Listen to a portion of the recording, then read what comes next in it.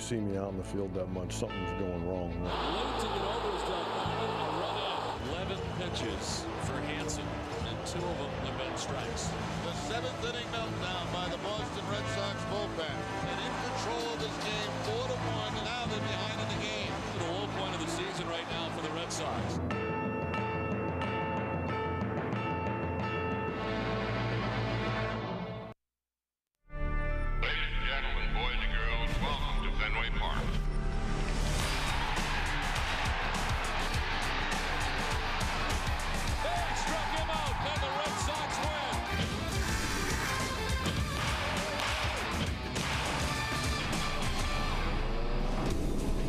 Welcome to Yankee Stadium in the Bronx for Game 1 of a 4-game series between the Red Sox and the New York Yankees.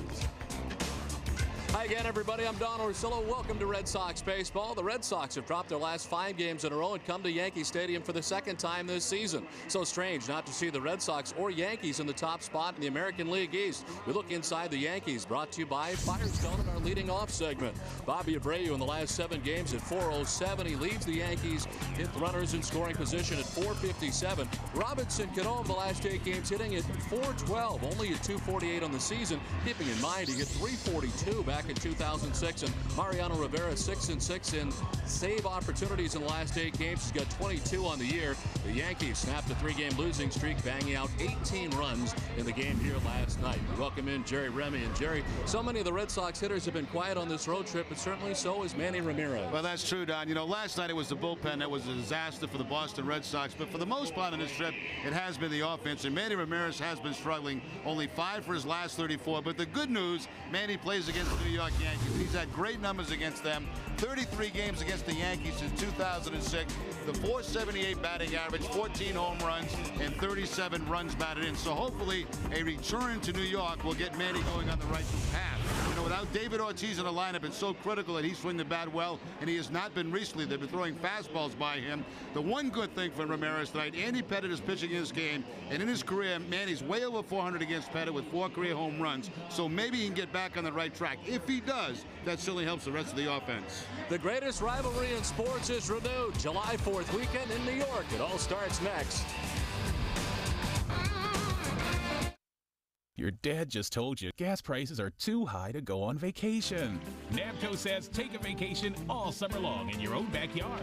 Namco's great sale is going on right now. Get an instant rebate of $100 to $1,000 on a pool or patio set. Take up to 2 years to pay. That's with no interest, no money down. And the great thing about Namco's great sale is you'll vacation in your pool or patio this year and the next, and the next, and the next. Visit NamcoPool.com for store locations.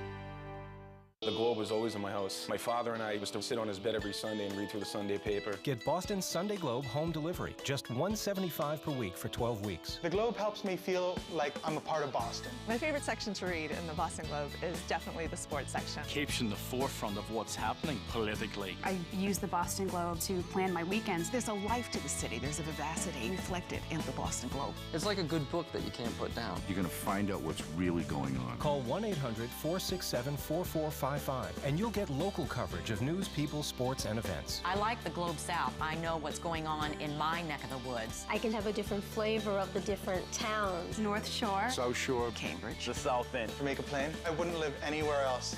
Call 1-800-467-4455 for Sunday home delivery and get 12 weeks for $175 per week, a 50% savings. It's the best feeling in the world on a Sunday morning to wake up and know that the Globe is right outside my door.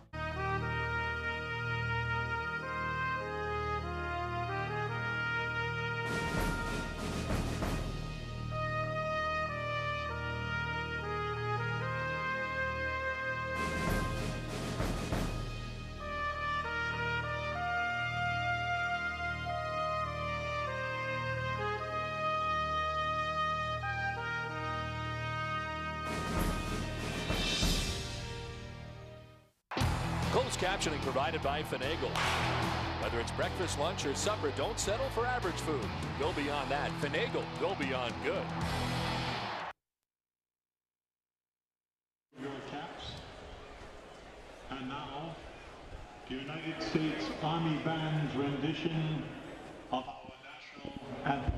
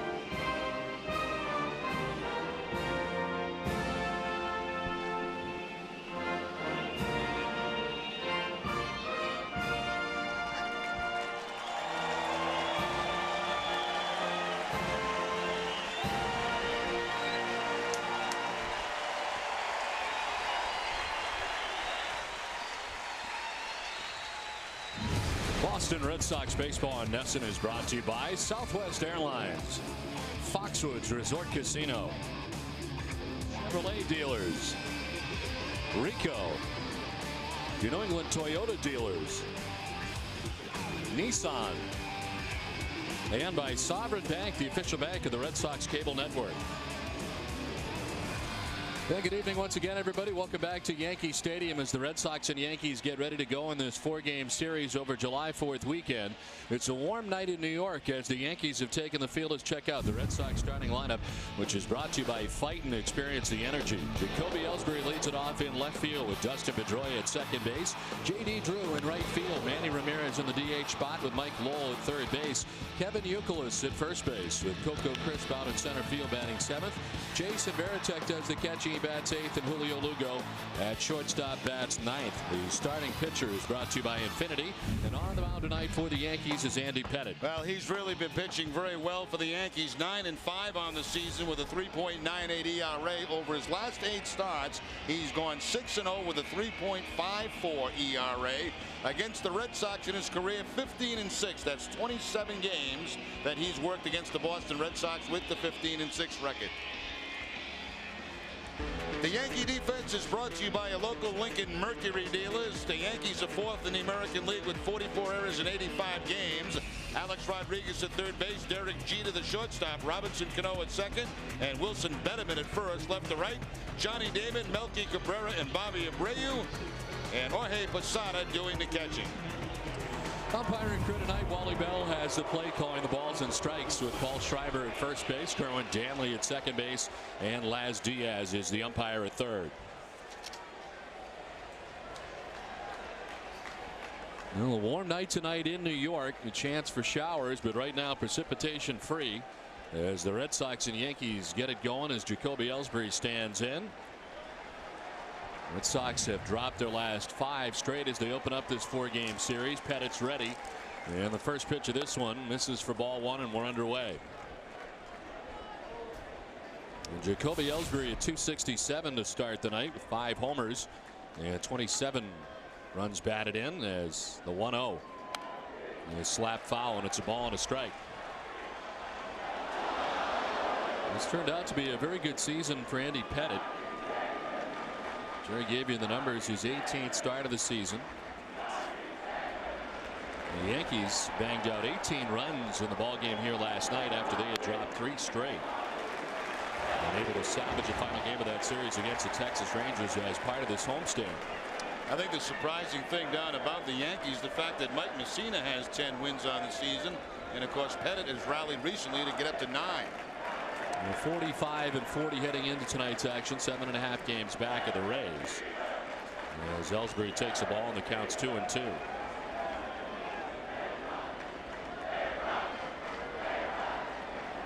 Yankees are 23-20 here at Yankee Stadium. And a 500 record against the American League East at 15-15.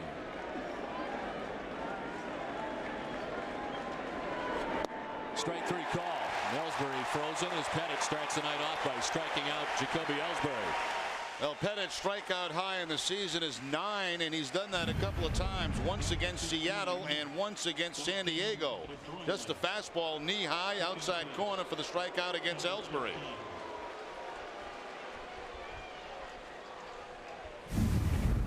So 1 down, and it brings up Dustin Pedroia.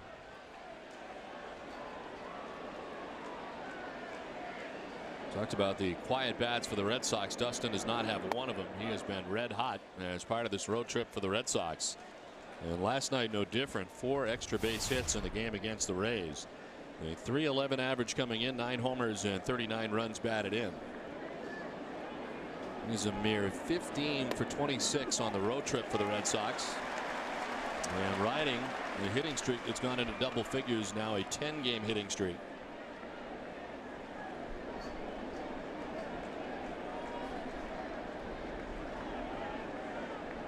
The 1-1 to Pedroia is in the air, foul off to the right, and it's 1-2.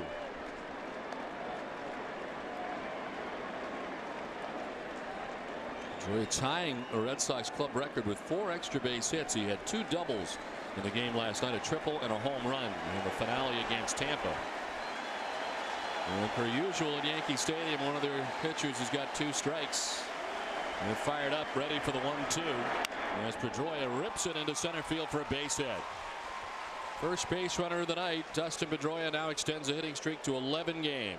Right now, you just can't get this guy out. It doesn't matter what you throw him, fastballs, changeup, breaking balls. That time it looked like the breaking ball from Pettit, and right back up the middle for the base hit. Number 7. That more of a slider right there instead of the cut fastball from Pettit. Because Pedroia waited to find out if he won in the voting for the American League second baseman, the starter in the All-Star game. So a 1-out base runner for the Red Sox. Here's J.D. Drew. On the ground, right side, into right field, a base hit. As Pedroia up to second base, 2 on with 1 away. Back-to-back base hits for Boston. Now J.D. Drew's had good success against Pettit. 300 coming into the ball game, a couple of home runs. He gets the curveball from Pettit and finds that hole between first and second. But here's the guy the Red Sox really need to get hot, Manny Ramirez.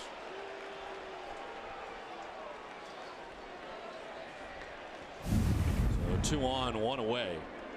And here's Manny. Manny at 279 to start the night, 16 homers and 53 runs batted in. He's hitless in his last 11 at bats. Since his 7th inning homer on Sunday in Houston. Does not have a base hit since.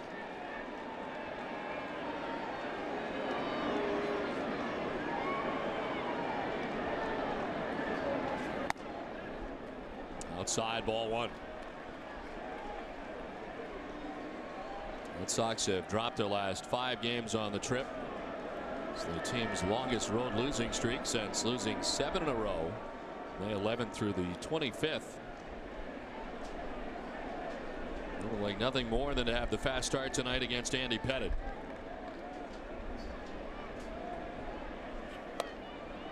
This thing up top, and it's 2-0. That's the pitch right there that Manny's been having some problems with, the high fastball, and at least that time he's able to stay off it.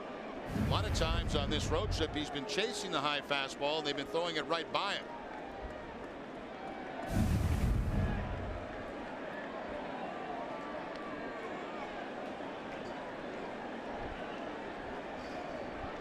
Outfield about straight away on Ramirez. Damon a step or 2 in left field towards the line.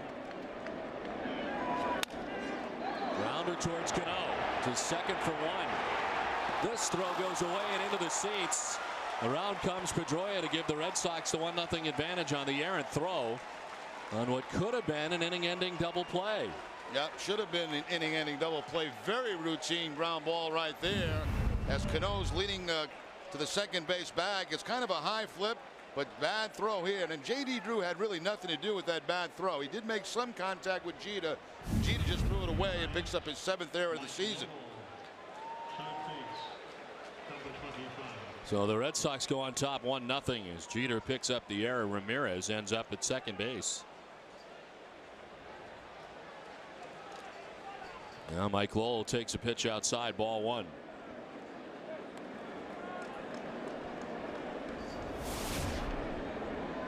.298, 12 homers and 47 runs batted in for Lowell.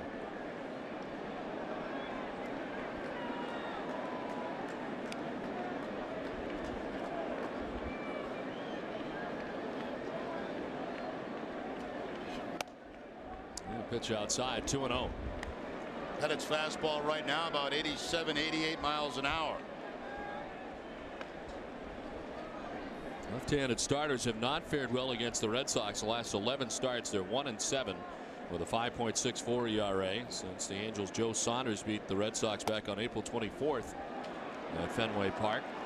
The lone victory recorded during that span. After that, Cole Hamels, the Phillies on June 16th beat the Red Sox, but 1-7 are left-handed starters.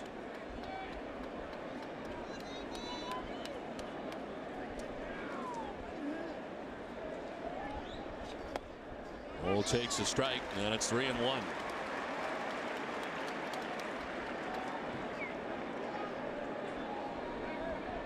Lowell hitting at .326 off lefties and 3 of the 12 home runs he has on the season against left-handed pitching.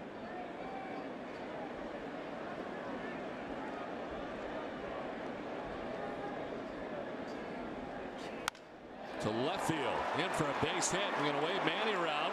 Johnny Damon's throw is going to be not in time. Ramirez in, and up to second goes Lowell. Red Sox lead it 2-0. I don't know about the arm of Johnny Damon, and the Red Sox certainly are going to test it, and scoring without any problems is Manny Ramirez. Well, you know, two things here. First of all, yes, they are going to challenge the arm of Johnny Damon. It's well below average out there in left field. The other thing, where was the cutoff man? I mean, there's no cutoff man. A-Rod was just kind of watching the play, and when the ball goes in, look, nobody there to cut the ball off, and that allows Lowell to get in the scoring position. So Lowell at second base now, 2 down in the inning.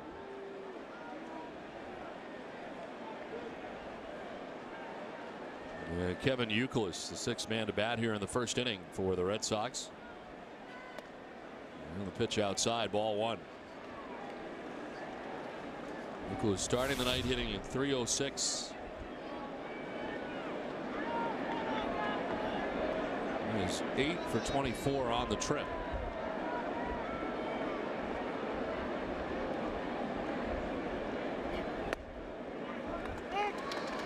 A particularly quiet series against the Rays, going just 1 for 10 in that series against Tampa. And 0 for 6 the last 2 nights. It's been a 20-pitch first inning so far for Andy Pettitte, who's not yet out of it.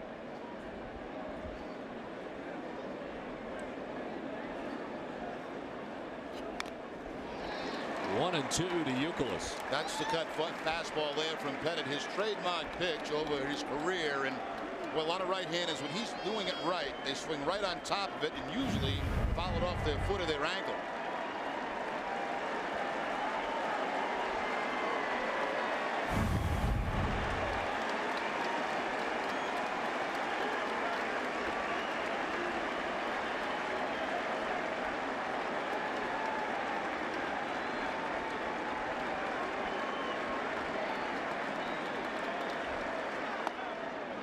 Inside to Youkilis, and it's 2-2. Well, the Red Sox getting 2 runs in the inning. A costly error by Jeter, as the Yankees could have been out of the inning unscathed, but instead the Red Sox get a run and add another, as Pettitte's got to work extra hard in the inning. Youkilis fouling it straight back, still 2-2.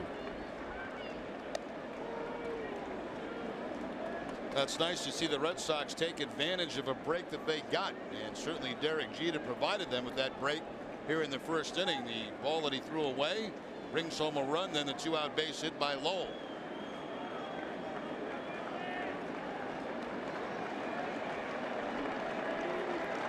Lowell at second base, 2 down.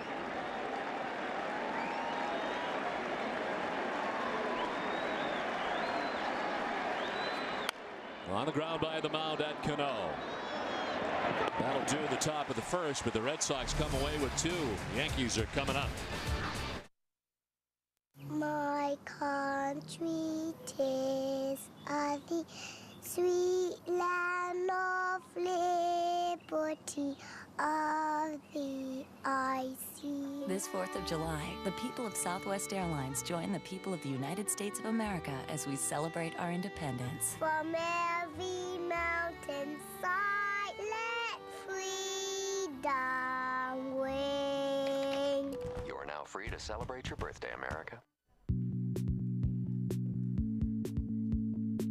It's the latest in communication, entertainment, and exhilaration. The 300 horsepower Acura MDX.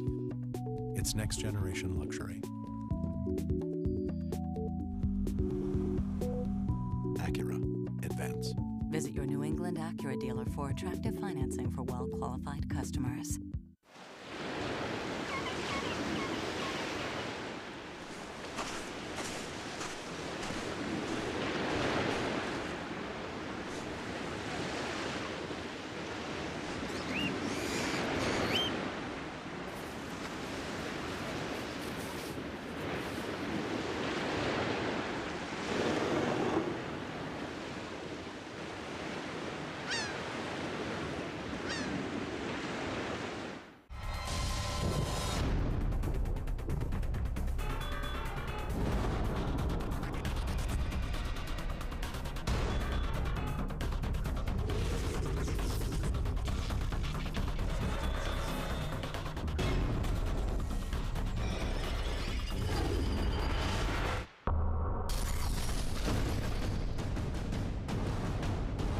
Experience the energy.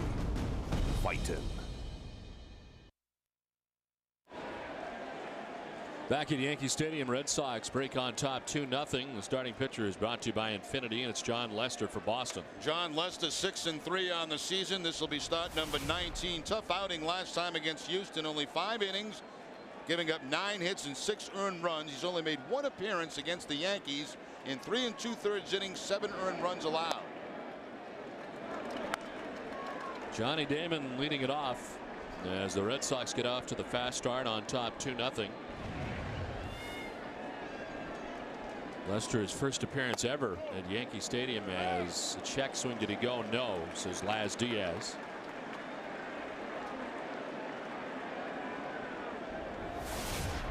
How about the month that Damon had in June? He hit .363. It was the highest that he's had since hitting .365 for the Red Sox back in April of 2005. And he's ahead 3-0 against John Lester.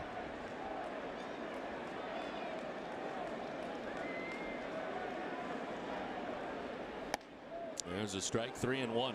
Even though Lester had that tough outing last time out, did not walk anybody in the 5 innings.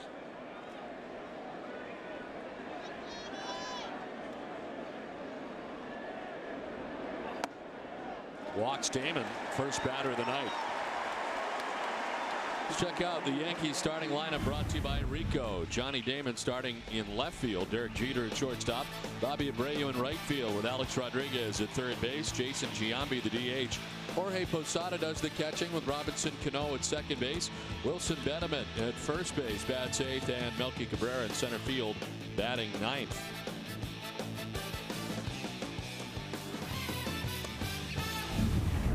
Johnny Damon on to begin things here in the bottom of the first inning on a walk. And here is Derek Jeter. Jeter with an error in the top half of this inning. Red Sox grabbing a couple of runs after the error. Sends it foul down the right field line, back and out of play. Well, among active major league players, Derek Jeter has got the most hits against the Red Sox, 220 career hits against Boston. And he starts tonight hitting at .279 with 4 homers and 35 runs batted in.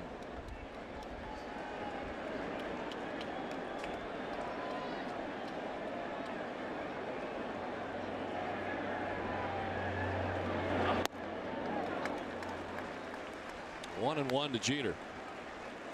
Most recently turning 34 years of age. And the numbers down for him this season in almost every category. Certainly the batting average is not running as much, only 5 steals on the season.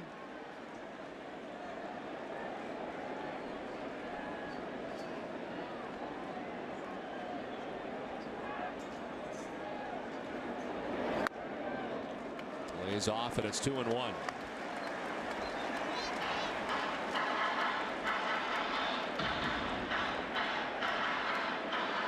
In American League history, only Ty Cobb and Robin Yount have accumulated more hits than Derek Jeter before turning 34 years of age. 2,438 career hits.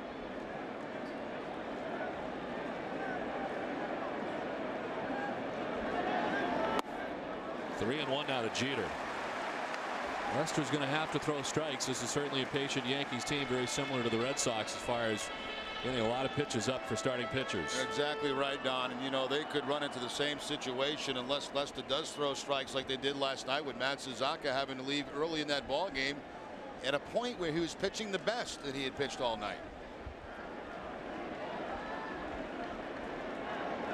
There goes Damon. Jeter swings and fouls it off. Full count. Damon taking off at first base on the 3-1 count. 13 steals for Johnny so far this season. He has been thrown out 6 times.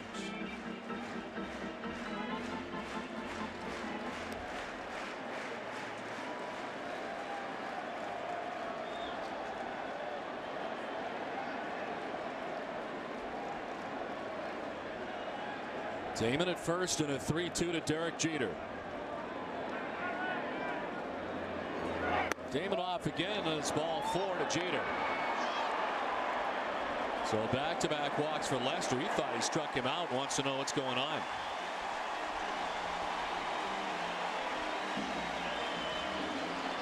Two on, nobody out. Lester trying to figure it out. Now Lester and Varitek both thought they had strike three. It's a fastball apparently called for being too low, and then of course it would have been interference on Jeter because he came in front of Varitek, but that's all a moot point because it was not called a strike. The Red Sox defense tonight will have Mike Lowell at third base, Julio Lugo the shortstop, Dustin Pedroia at second, and Kevin Youkilis at first. Left to right, Jacoby Ellsbury, Coco Crisp, and J.D. Drew. And Jason Varitek doing the catching for Lester. The Red Sox are currently 9th in the American League. They've made 50 errors in 87 games. You know, tonight we mentioned the conditions are pretty good. 90 degrees with 29% humidity. Wind in from left at 14 miles per hour. And there is a chance both tonight and tomorrow for the day baseball portion against the Yankees of showers. 2 on, nobody out. Bobby Abreu. He's got a guy in scoring position, which is something to keep in mind when talking about Bobby Abreu this year.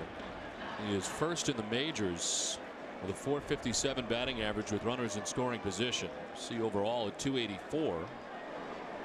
With 10 homers and 55 runs batted in.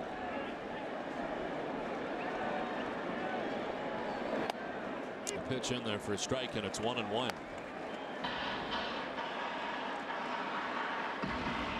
And remarkably consistent in games played. He's played at least 150 games in each of his last 10 seasons. And he bats with Damon at second, Jeter at first. Yankees trying to answer here in the bottom of the first.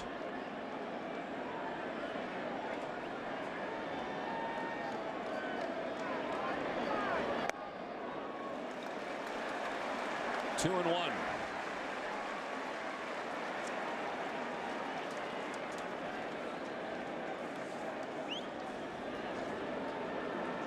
Mentioned the walks for Lester certainly been a problem in the past. The most he's walked in any game is 5. That was at Cleveland back on the 14th of April.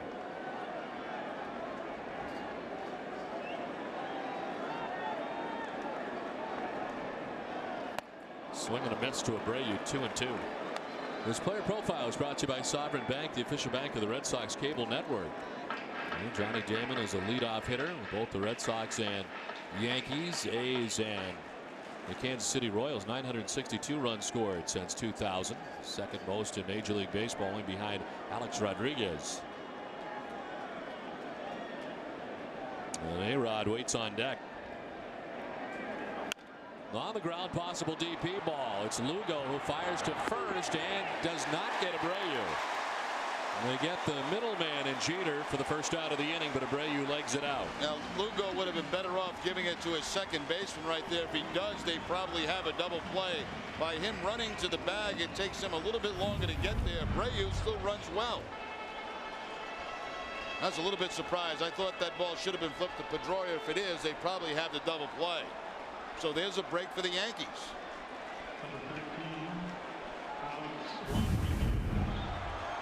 So first and third, 1 out. And here's A-Rod.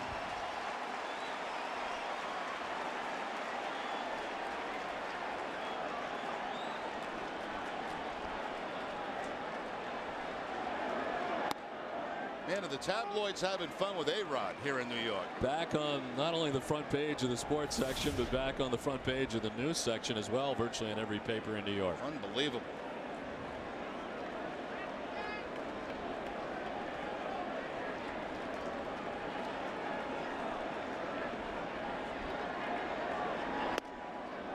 In there for strike 2, and it's 0-2. I think what I'm going to do after the game, Don, is I'm going to tip off paparazzi, and I'm going to come out of some celebrity's apartment and have them just shoot me, you know, and say, wow, look at Remdog. I wasn't going to mention the A-Rod thing because I know you've been linked to Madonna in the past, and I know it's a sore subject for you too. I tell you, stuff that swirls around this guy is absolutely crazy. Well, Joe Girardi, his manager, was asked about it before the game, and part of being high profile and on the stage of New York, but something that he had to deal with as a player here in New York, and certainly he was ready for it when he took over at the helm. But You get to A-Rod. It's been very interesting in his stay here in New York.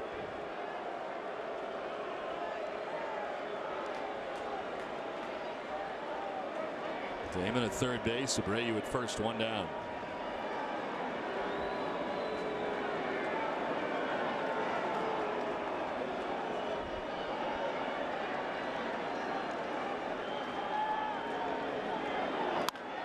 Rip foul back into the seats. Not a lot of history between Lester and these Yankees. Of course, we mentioned the one performance which was not a good one for John, but very few at bats for many of these Yankees. A-Rod only faced him once, 0 for 1.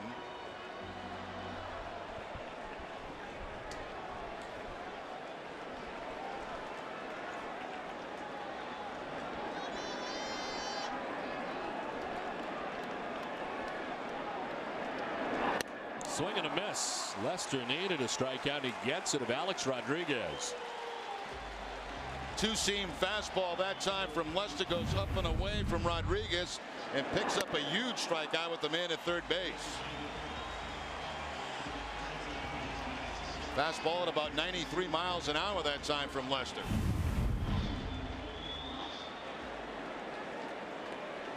So first and third, two down. Jason Giambi coming up.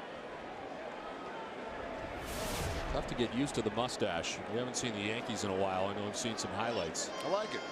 Of course you do. Giambi, 268, 18 homers, and 52 runs batted in. And a grand slam as part of an 18-run attack last night by the Yankees over the Texas Rangers. They had lost 3 in a row and able to come up big last night. What they expected from this Yankees offense all season long. Seen very little of it, but last night able to explode. I would offer the mustache does not look real. You think it's a fake mustache? I think it's fake. 0-1 to Giambi. Why don't you ask him after the game? The strike will surprise Giambi, and it's 0-2.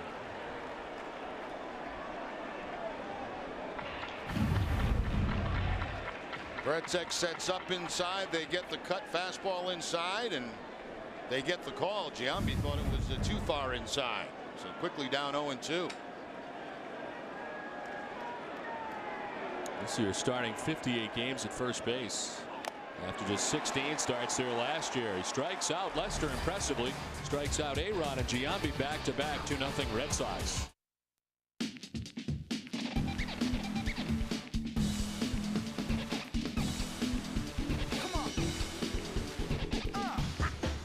It's Mazda's 10-car dash.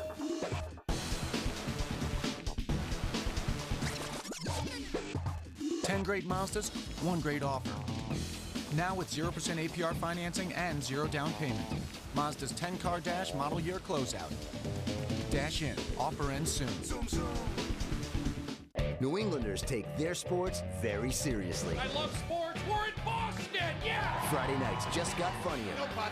This summer on Nessun with the premiere of the Nessun Comedy All-Stars. I'm an avid tennis player. I play tennis on grass because I hit the ball better when I'm high. Come on, people. Everyone else is laughing. Why not us? These guys did steroids and still hit only .218. The Nessun Comedy All-Stars premieres Friday, July 25th, only on Nessun. Presented by aceticket.com. Hancock, 4 stars. Would you want a cookie? Rolling Stone raves Hancock is hugely entertaining. People love you. Do I look like I care what people think? Celebrate the 4th with Will Smith in Hancock. Rated PG-13. Now playing in theaters everywhere. KFC Famous Bowls. Freshly prepared with our home-style mashed potatoes, layered with sweet corn, all-white meat, crispy chicken, and topped with our signature gravy and 3-cheese blend. Life tastes better with KFC. Lindsay, check this out. Tall, fun-loving, and spirited single seeks woman for long-lasting relationship. Currently employed by the Boston Red Sox. Ooh, an athlete. Outgoing, friendly, great with kids. Let's see his picture. That's funny, there isn't one. This year, the game isn't on the field. Sox appeal. I'm gonna take a chance. He's got to be better than some of the monsters I've been dating lately. Top half of the second inning, Coco Crisp leads it off for the Red Sox. His return after serving his suspension.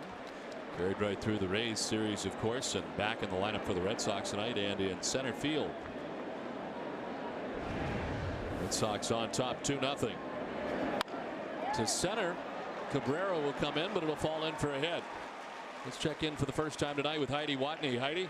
Well, Don, Coco Crisp told me he's happy to be back in the Sox lineup after missing the last 5 games due to his suspension. He and Terry Francona both said that they hope his return will help the Sox return to their winning ways.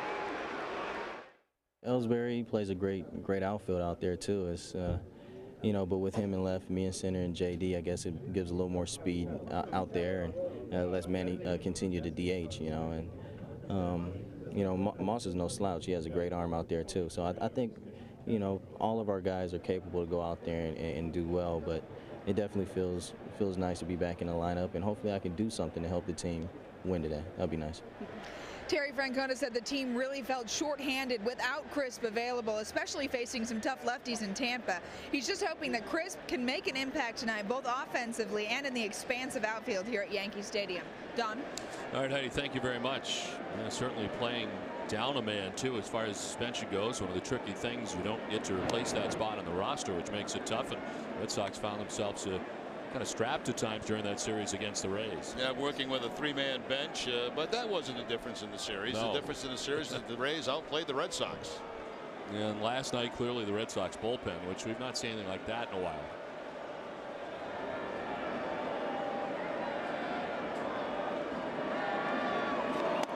Veritek in his slump takes a pitch up top for ball 1.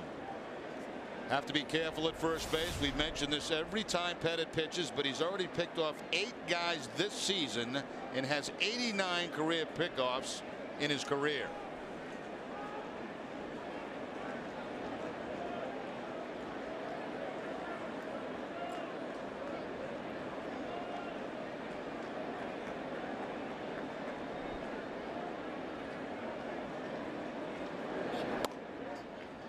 Ball 2, 2-0. The league leaders are brought to you by Olympia Sports. And it is that category, pickoffs. American League leaders 8 for Pettit.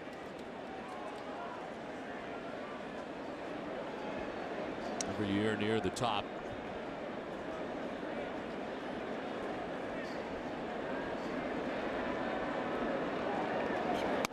Well, since it became an official stat, and that was back in 1974 when they started to count pickoffs, 89 puts him 3rd.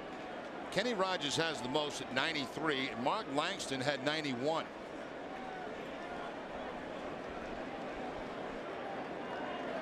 Jason Veritek hitless in his last 17 at bats, 9 strikeouts in his last 17 at bats.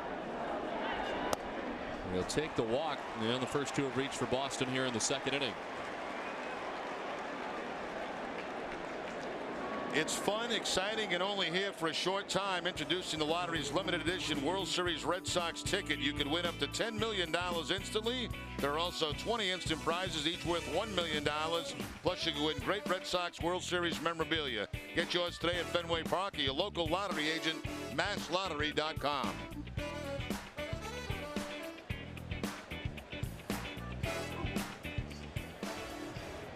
So 2 on, nobody out for the Red Sox, who scored twice in the first. You have the number 9 man Julio Lugo coming up. 270 with a home run, 18 runs batted in for Lugo. He's just 1 for 7 in the series against the Rays. And you've seen that average dip down to 270. Snap throw to second, and diving back to the bag is Crisp. You know, one thing you'll notice, you'll see a lot of pickoff attempts when this play is on, first and second, and you'll also see it when it's an off-speed pitch. That time you saw Pettit throw a curveball. That means the runner at second base, because of the slowness of the pitch, gets off more, and that's why you see more pickoff attempts on that particular pitch.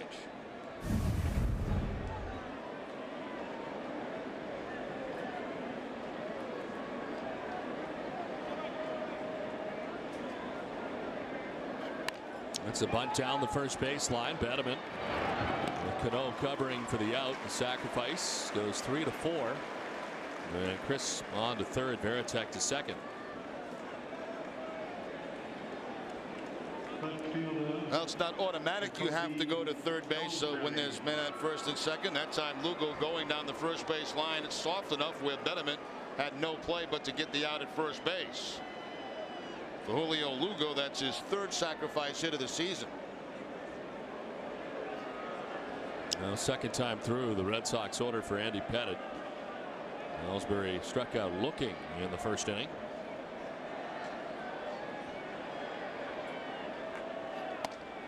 And it takes ball one inside. Ellsbury 4 for his last 23. And over the last 15 games is hitting at just 186.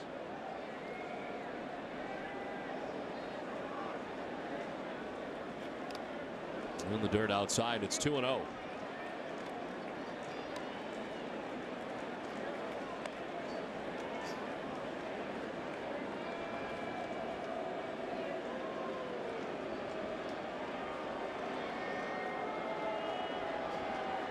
Thirty-fifth pitch of the outing for Andy Pettitte coming up. Second and third, one out.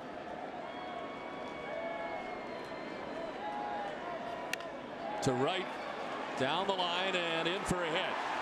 From third comes Chris. Baratek be waved around. Throw goes to second where Ellsbury's safe, and the Red Sox lead it 4-0.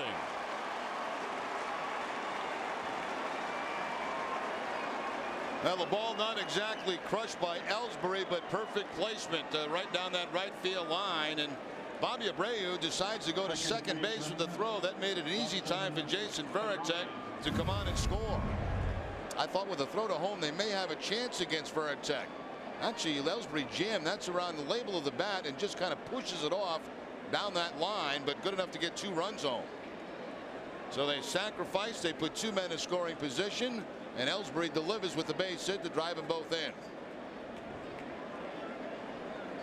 Dave Eiland, the pitching coach out there for New York, as Jacoby Ellsbury stands at second base with 1 out. Pettitte giving up 2 runs in the first, 2 runs in the second.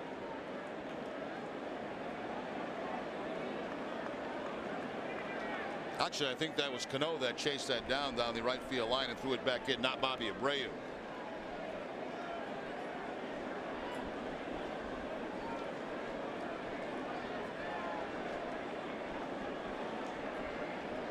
So Ellsbury at second, 1 out. And Dustin Pedroia single his first time up in the first inning. Now take strike 1 from Pettitte.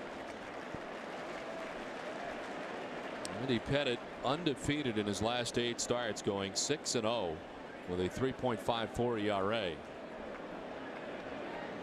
So on 6 straight decisions for the first time since 2007, which he did in August and September.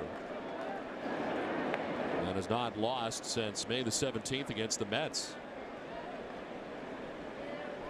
Cano trying to keep Ellsbury very close because Pettitte, even though he has a great pickoff move to first base, he is very slow going home. So an excellent opportunity for Ellsbury maybe to steal third base. Takes off, and now they'll go to third and get him in a rundown. It's Pettitte who will apply the tag. Very smart play by Pettitte. Ellsbury got a little bit anxious at second base as he started to take off, and Pettitte wisely steps off.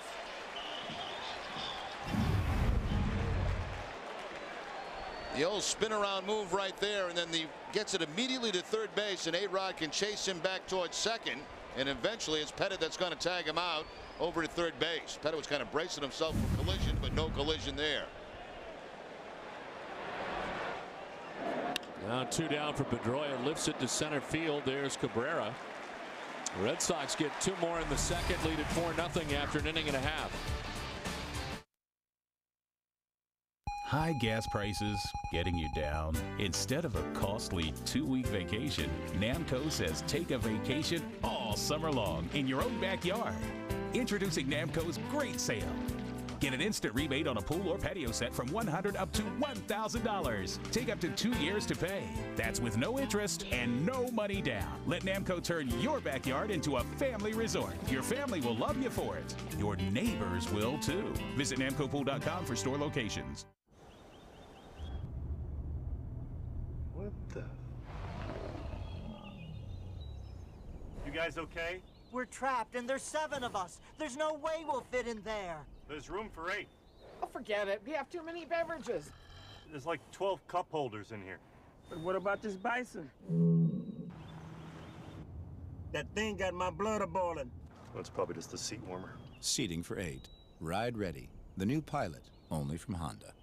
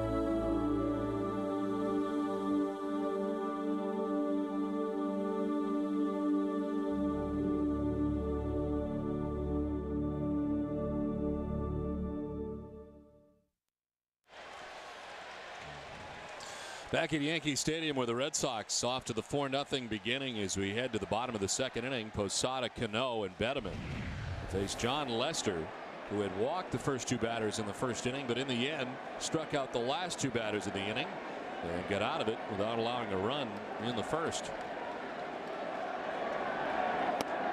Posada with a swing and a miss. Posada spent a long time down on the disabled list with that rotator cuff problem that he had to rehab. Did a lot of DHing before going on the DL. Started to catch a little bit on that rehab assignment, and back behind the plate there tonight. That's Molina, who did most of the catching in his absence. When you think about it, for Posada, all the years that he has played, it was only the first time he'd ever been on the disabled list. That's amazing, especially a guy, a catcher behind the plate. So many things can happen. Broken fingers, all kind of things. At the time he was placed in the DL, only one of 6 players with at least 10 years of major league service had never been placed on the DL. And it started at least 120 games behind the plate in each of the last 8 years. The streak equaled only in the major leagues by Jason Kendall.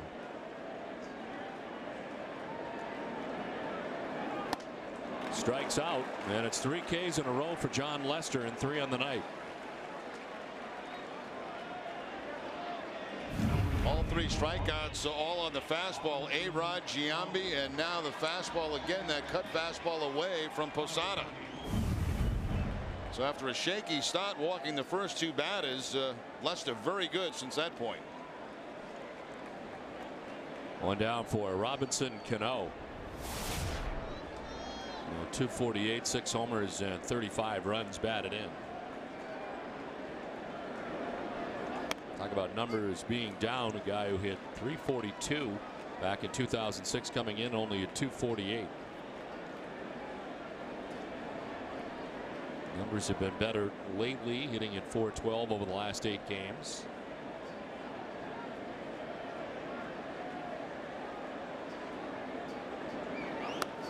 Kind of similar in the last year. He had a slow start. First half of the year prior to the All-Star break in 85 games, he hit at 274. But then in the second half, hit 343 in the final 75 games of the year for the Yankees. Down to the count, 1-2. Well, what's Steinbrenner's name? Hank. He ripped them. He ripped the Yankees, saying they didn't score a lot of runs, enough runs. And so what did they do last night? They scored a bunch of runs. He knows what he's doing. You get the message from him, and you just got scoring runs. Well, it's starting to appear that way last night as they bagged out 18 runs. Can you imagine him down in Tampa going, ha, yeah, I told those guys. I was the difference. Yes. He also suggested that there are some other distractions off the field, which I'd say he might have a point. There's some of that too. Joe Girardi very cool, calm in his press conference prior to the ball game today. He does a nice job in those press conferences.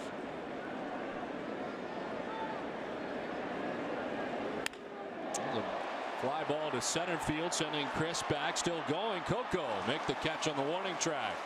He'll go a long way to grab that. This big outfield in New York, out to right center, 2 down. Well, that's exactly what Heidi was speaking about earlier in a hit. You know, speed in the outfield, in this big outfield at Yankee Stadium between Ellsbury and Coco. Plenty of that. JD also has speed, and Coco right back to the warning track to make the basket catch on a ball hit very well by Robinson Cano.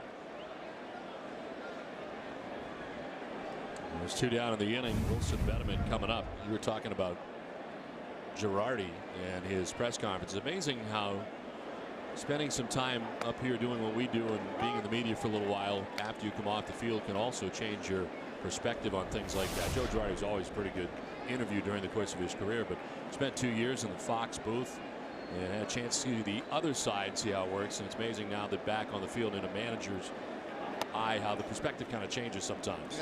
Yes and no. Yes, he does have an idea what this is like, but at least he gets it, I guess, is my point. Yeah, when you're managing a team, the daily pressures are incredible. Not only, you know, here in New York, but in Boston, places like Philadelphia, and it's very difficult to keep your composure at times when things are not going well. And it will be tested. It has been already. Yep. Euclid is by the tarp, and it's back into the seats. And there's already been stuff in the New York media about how he hasn't handled things the way Joe did. And, you know, that's natural after Torrey being here for so long and, you know, kind of keeping most things in-house and getting the most out of his players. Anybody that replaced Joe Torrey is going to be under scrutiny. And certainly that's the case with Girardi. So he has to prove himself to the media, to his team. I think he's proved himself to his team, but still it's the media that's, you know, he's got to deal with daily. And as we know, things pop up.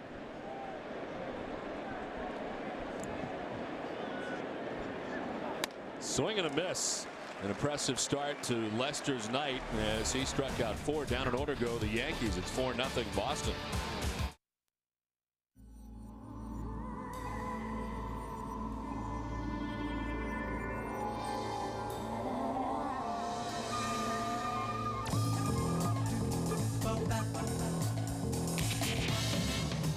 Introducing an entirely new, altogether inspired resort destination.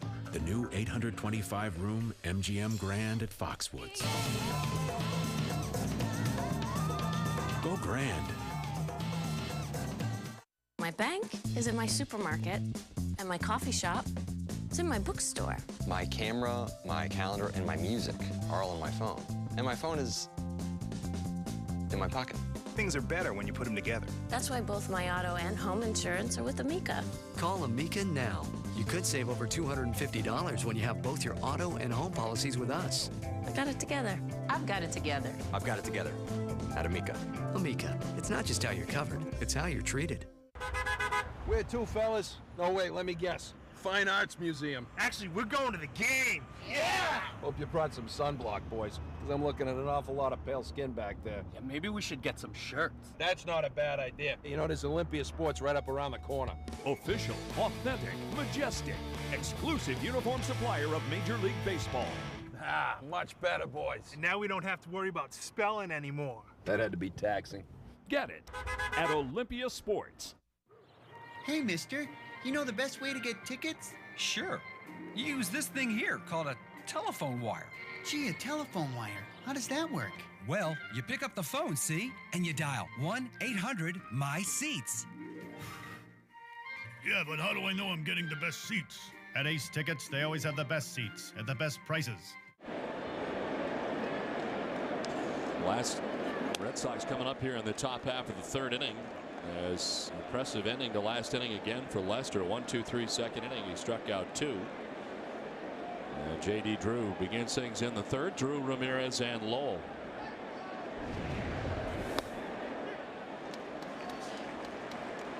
J.D. with a single to right field in the 1st inning. Red Sox with 5 hits and 4 runs already against Andy Pettitte through the first 2 innings.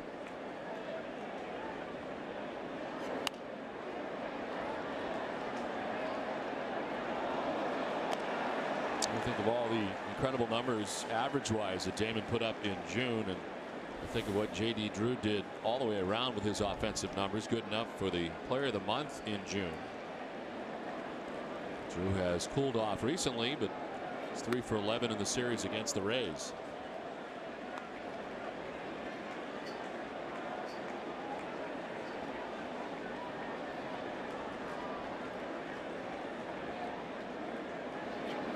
Swing and a miss, and Drew strikes out to begin the third inning. Second K for Pettit. Looks like more of a slider this time here than the cutter from Andy Pettit to pick up the strikeout. His second of the ball game. Got Ellsbury on a fastball to start the game off. And there's the breaking ball down and away from J.D. Drew.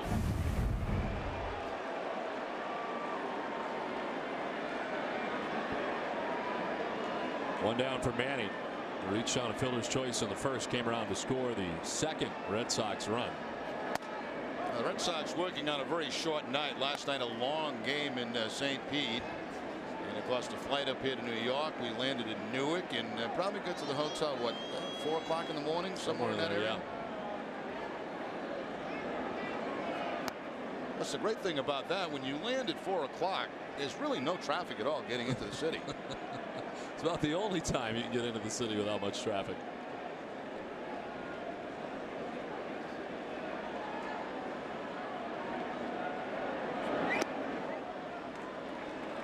Of course, waiting to find out who the starters will be in the All-Star game coming up right here at Yankee Stadium.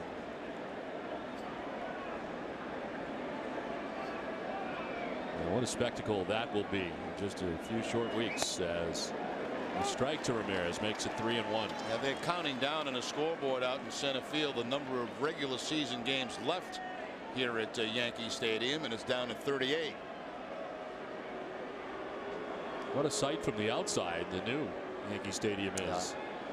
As we saw it coming in today, they've done quite a bit more since we were gone. Ramirez down to first base with his second base on balls given.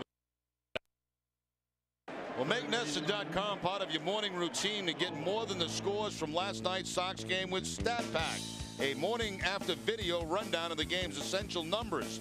Stump your friends, impress your boss, Don, and get in the game with features you can only get at the all-new NESN.com. Was that in the copy or did you add that? Oh, I think what you should do is go to the website and then stump Sean McGrail. Call him, call your boss, and try to stump him on one. That's what the promo says to do. Stump your boss. 1 out, 1 on for Mike Lowell. He singled in the first and knocked in a run.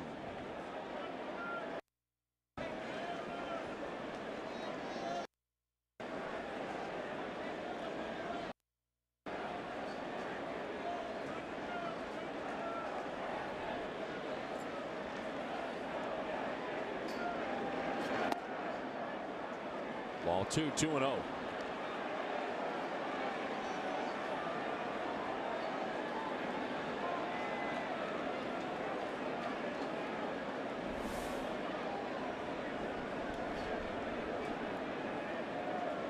Pitch 50 of the night for Andy Pettit. That's ball 3, 3-0.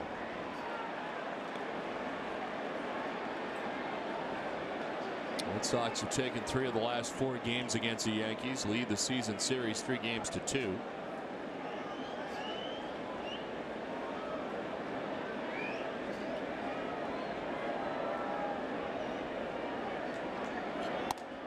Ball 4, back-to-back walks. We're here at Yankee Stadium in the Bronx. Don Orsillo, Jerry Remy, and Heidi Watney bringing you Boston Red Sox baseball in high definition on NESN. The coordinating producer of Red Sox baseball is Russ Ken. Senior coordinating director is Michael Narachi. Associate producer Jeb Fisher. And our executive producer is Joel Fell.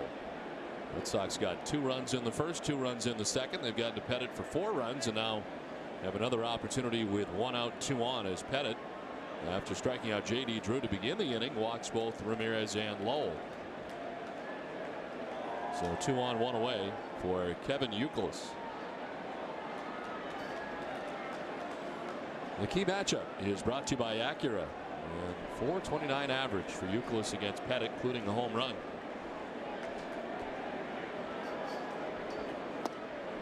Strike 1 over the outside corner.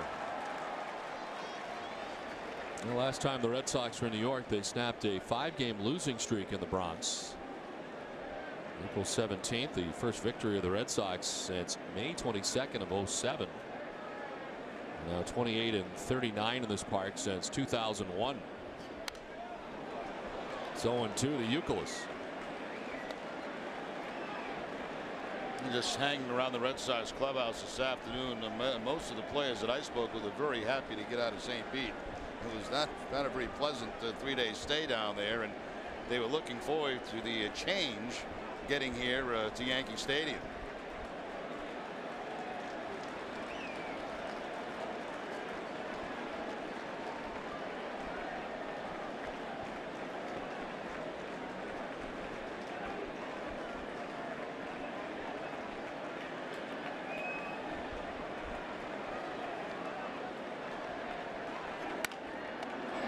Picks it. The second for one. Cano on to first. They turn it. After the 2 walks, he needed that. And the Red Sox don't score for the first time tonight. 4-0 Boston. American technology protected the world. We went to the moon not because it was easy, but because it was hard. John McCain will call America to our next national energy security. A comprehensive bipartisan plan to lower prices at the pump, reduce dependence on foreign oil drilling, and champion energy alternatives for better choices and lower costs. Putting country first. McCain. I'm John McCain, and I approve this message. Bob's Value Team versus the Gimmick Store Team. McGillicuddy throws the sleaze ball. Free financing isn't free, it's built into the price. It's a hit. 2-piece twin mattress set, only $199. Here's the pork ball. Free delivery, it's built into the price. Another hit. 2-piece full set, only $299. The split finger zinger. Free bed frame, that's built into the price too. Another hit. 2-piece queen set, only $333. Bases loaded. Here's the pitch. Lowest price guarantee compared to what? No 2 stores carry the same thing. Grand Slam. 3-piece king set, only $499. The Bob's team wins again, and they take away your old betting. When you have 2 good teams, who wins comes down to who wants it more. Same goes for banking.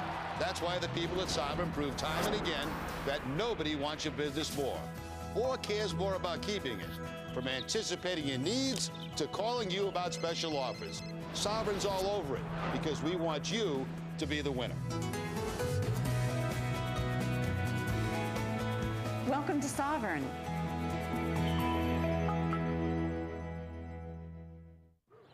Hey, mister, you know the best way to get tickets? Sure.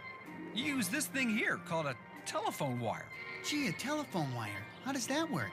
Well, you pick up the phone, see? And you dial 1-800-MY-SEATS. Yeah, but how do I know I'm getting the best seats? At Ace Tickets, they always have the best seats at the best prices. Because when you call, they search through their high-tech database for the best seats and always at the best value. So call today. Operators are standing by.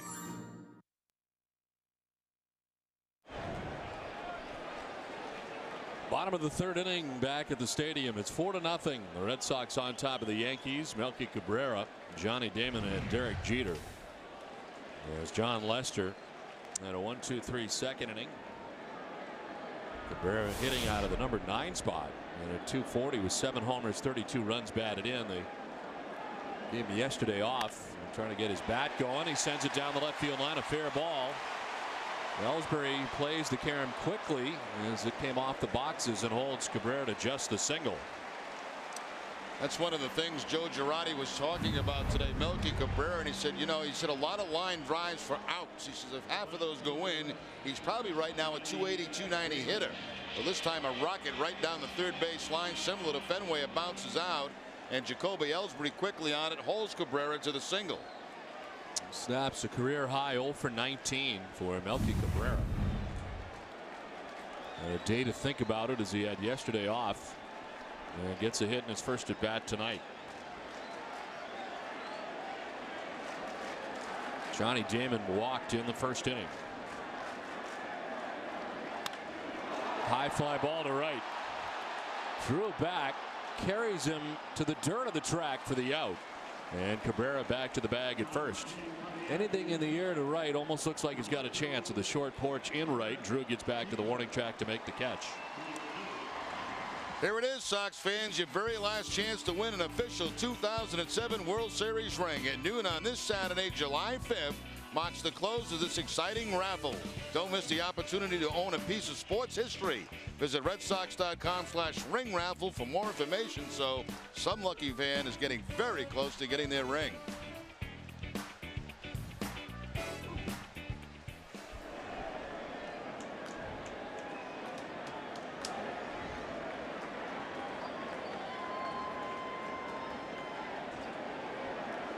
Here's Jeter with one out and one on. To third, Lowell had to go up to get it. To second for one, on to first. They turn it. Around the horn they go to end the bottom of the third inning. It's 4-0 Boston after 3.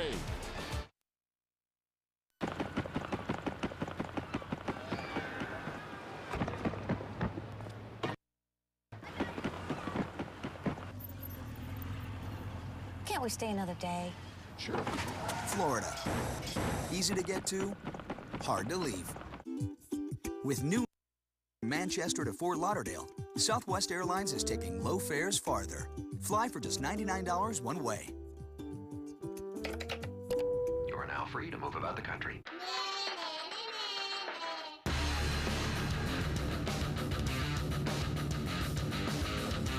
Two biggest rivals in 1 week. This 4th of July week, the fireworks are on the field. It's a division collision. Tomorrow, the division collision continues with Sox-Yankees coverage beginning at noon on NESN. It's why we watch. New Englanders take their sports very seriously. I love sports. We're in Boston, yeah! Friday nights just got funnier. This summer on NESN with the premiere of the NESN Comedy All-Stars. I'm an avid tennis player. I play tennis on grass because I hit the ball better when I'm high. Come on, people. Everyone else is laughing. Why not us? These guys did steroids and still hit only .218. The NESN Comedy All-Stars premieres Friday, July 25th, only on NESN. Presented by aceticket.com. It's bigger. It's crazy. It's crazy. Better. Oh, wait a minute. And badder. The Mad Fisherman, baby. The greatest show on H2O is now in HD. Yes. Catch all new high-def episodes of Charlie Moore Outdoors. Here in NESN HD. All summer long. Oh my gosh, this is crazy. It's a Charlie Moore Summer of Fun. Sunday at 8 on NESN. Any questions?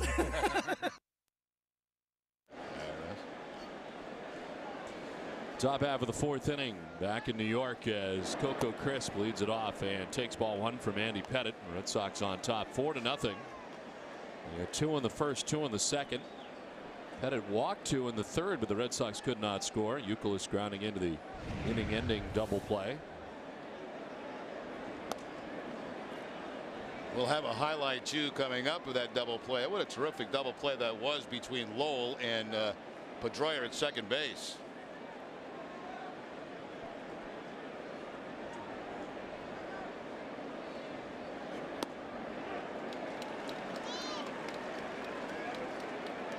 Pedroia kind of got taken out at second base and checking on the eye or maybe a contact thing or something. His trainer Paul Lassard trying to help out. Here's a nominee for this week's DIN Trophy award-winning Player of the Week. Lowell has to jump and then quickly gets to Pedroia, who gets cleaned out by Melky Cabrera, but still able to turn over the double play. So that's certainly a nominee. Turn into the pregame show this Friday. Coco's return's a good one. He's 2 for 2. Wide turn at first, throws the brakes on and get back to the bag at first.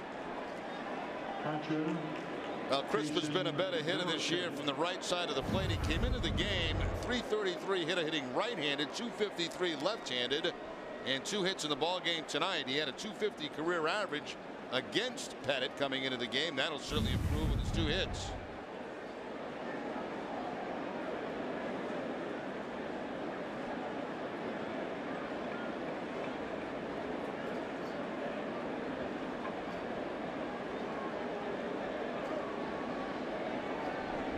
Tech walked his first time up. Came around to score the Red Sox 4th run of the night. And takes ball 1.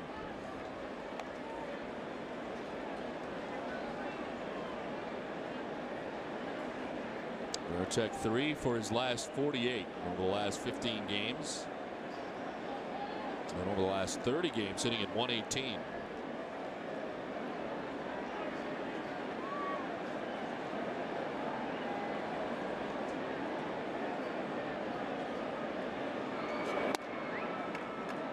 Two and 0.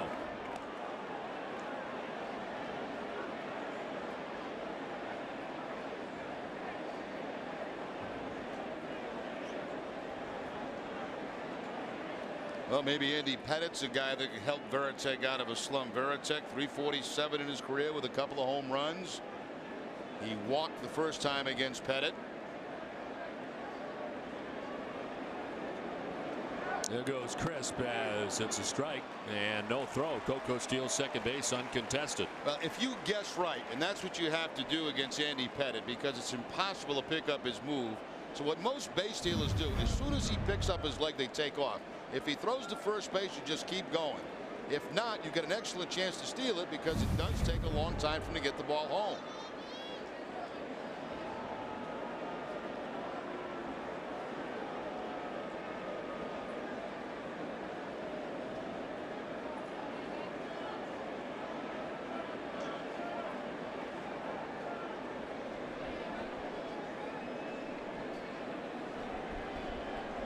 Andy Pettit now 36 years of age. His second stint, of course, with the Yankees, breaking in with the Yankees. Originally a 22nd round pick of the Yankees back in 1990. His brief stint in Houston, which lasted 3 years. Broke into the big leagues in '95 with the Yankees from '95 through 2003. 3 years with the Astros and back here last year and won 15 games in his return to New York last year, 15-9 with a 4.05 ERA.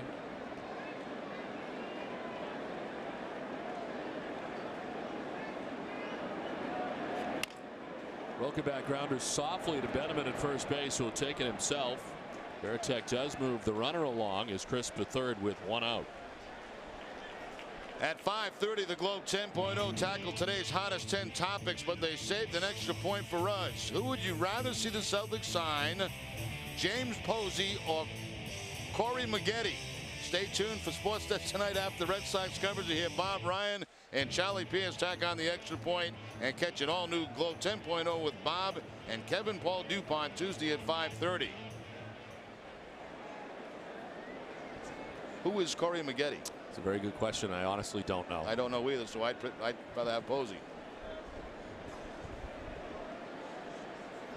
Infield in all the way around now with Crisp at third base and one out as Julio Lugo takes ball one.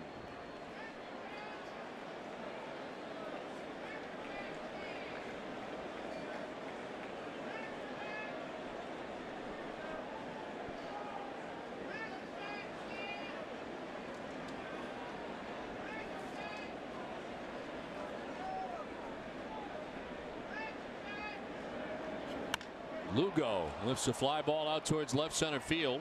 Back goes Cabrera to make the catch as Crisp readies himself, easily tagging and heading plateward with the 5th Boston run of the night. Lugo on the sacrifice fly puts Boston on top 5-0. 2 sacrifices for Lugo. One to move runners in a scoring position, would eventually end up in 2 runs on an Ellsbury double, and this time the sacrifice fly to center field to pick up his 19th RBI of the season.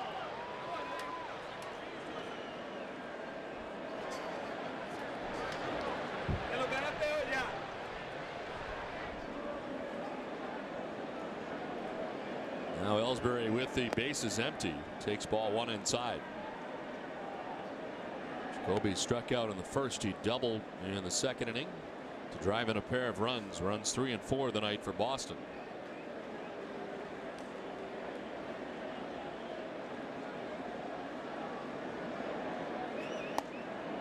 One and one.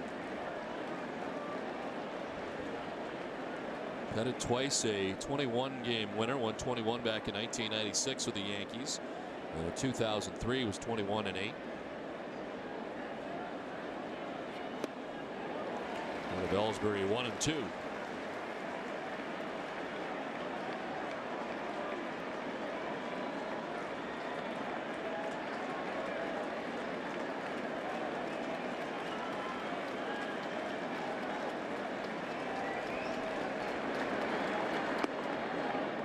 Two and two.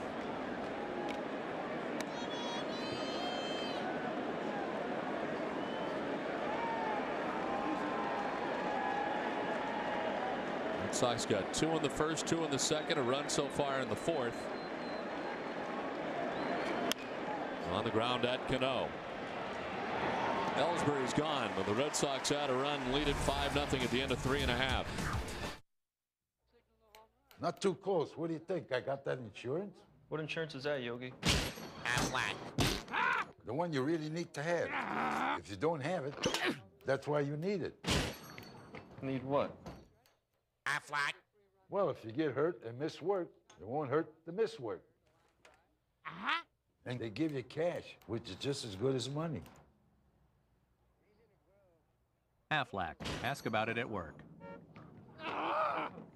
During Cardi's Furniture Superstore's grand opening in Braintree, get 22% off any one furniture item. Choose from a vast selection of living rooms, dining rooms, bedrooms, home office, kids furniture, along with 65 mattress choices. Take 22% off any one item. Get 12 months, no interest, and Cardi's same-day delivery 7 days a week. Cardi's Furniture Superstore's newest location in Braintree is now open at 180 Pearl Street, a convenient 3-minute walk from the Braintree stop on the Red Line and the Old Colony Line.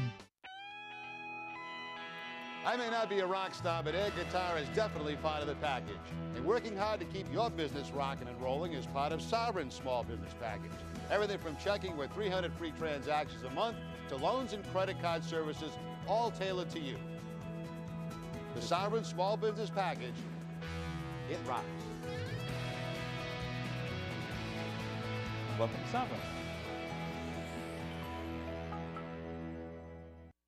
Third base side front row. Yeah! Where's the kid's glove, buddy? Foul balls, pal. What if a screaming lion is coming at that kid's head? You're not gonna catch it. You're gonna have a beer in one hand and a sausage in the other. We'll stop at Olympia, grab the kid a glove. There's one right around the corner. The best brands, the lowest prices, the greatest service. Get it at Olympia Sports. I got a glove and a new hat. Nice. Now to break it in. Spit in the middle and rub it around. The glove, kid. Spit in the glove. Uh-oh. Get it at Olympia Sports. Bottom of the fourth inning back in New York. Red Sox on top 5-0. Out hitting the Yankees 6-1. As John Lester returns to the mound for Boston. He's thrown 41 pitches through the first 3 innings. It's Abreu, Rodriguez, and Giambi in the bottom of the fourth inning. Abreu reached on a fielder's choice in the first inning.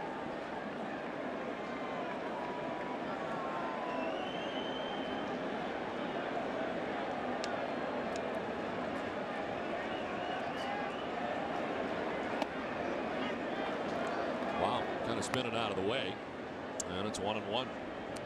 55 RBI for Abreu. That puts him 5th in the American League in that category.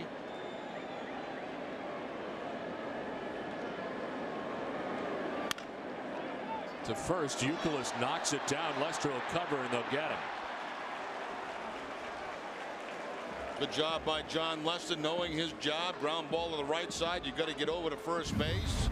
He does, and even with the bobble by Kevin Youkilis, because he did his job, they still get the out.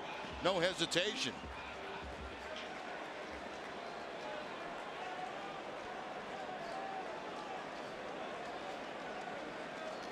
Gives Youkilis a good target, and they record the first out of the inning.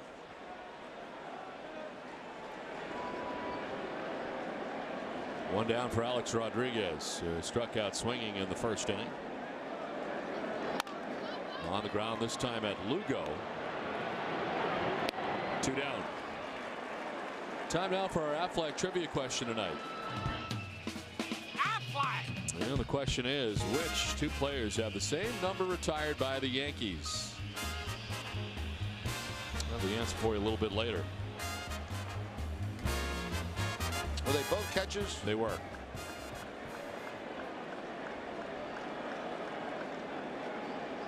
Then I think I know the answer. John Lester at 45 pitches with 2 outs here in the 4th inning. He's not walked anybody since the first one. He walked the first 2 batters in the bottom of the first, Damon and Jeter. Giambi pops it up foul off to the left. How many times we see a Yankee team have a 4-pitch inning against a pitcher? That's very unusual. Very unusual. And the inning, the 4-pitch inning, started with a single from Melky Cabrera. A fly out to right for Damon, then the 5-4-3 double play grounded into by Jeter. I think theirs is as real as the one that he's got on right now.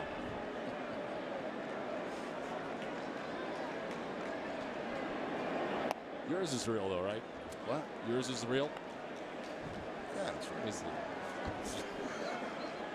Don't touch me, Doc.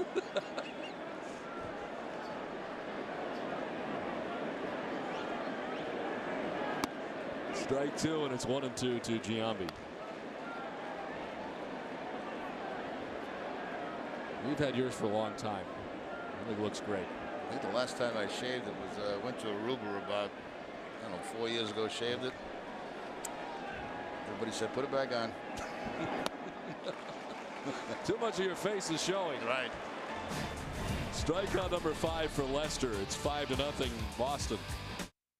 At 429 miles per tank, Mercury Mariner takes you farther on a tank of gas than Honda CR-V. One more reason why Mariner is winning over so many import owners. Find out why the switch is on at the Mercury Summer Clearance. I don't have to be home to get more from my home phone service. With Comcast, I can just go online to see who called, when they called. Stevie, it's me. What's up, buddy? You can listen to messages. It's like caller ID and voicemail on my computer. I like having phone service that works for me, even when I'm nowhere near my phone. Get a world of features to keep you in touch, like Digital Voice Center with Comcast Digital Voice. Just $29.99 per month for 6 months. It's Comcastic. Who could that be? Oh, wow. I'm there for you, buddy. That was Brad. He really wants to vent. We should go. Ready to vent? Let's vent. Let's vent. Let's vent. Introducing the vented wide mouth can from Coors Light. It lets in air for a smooth, refreshing pour. Is he okay? I think we'll be venting a little longer. Frost brewed Coors Light, the world's most refreshing beer.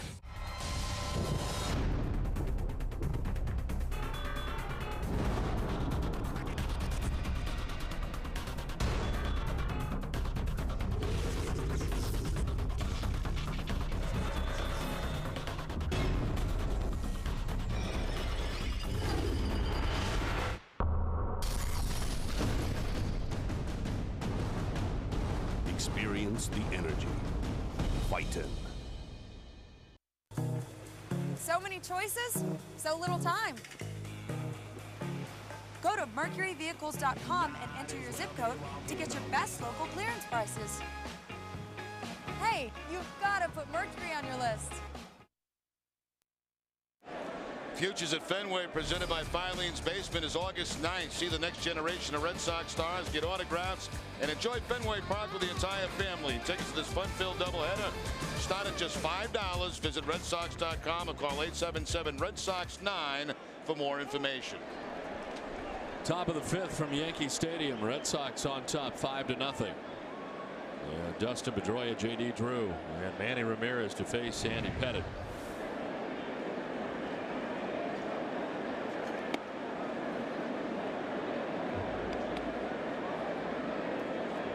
Pedroia with a single to center field in the first.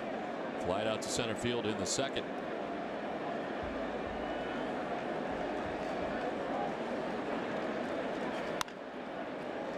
Outside of the line foul, and it's 1-2. Of course, tomorrow will be the anniversary of the no-hitter thrown by Dave Righetti. Is that 83 or 84? It's been 83, I think. Not sure. You were there, though. I was.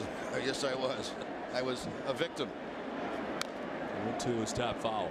What stands out most in that game, and I think it was the game just before the All-Star break, if I'm not mistaken. And what stands out the most to me is how hot it was. And it was a brutally hot New York muggy day, you know. And boy, did he just put it on us. And hey, have a nice All-Star break.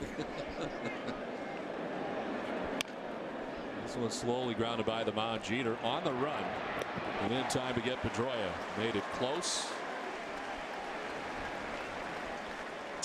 And here's the answer to our Aflac trivia question from last inning. Aflac! Which two players have the same number retired by the Yankees? And the answer is Bill Dickey and Yogi Berra, both wearing the number 8.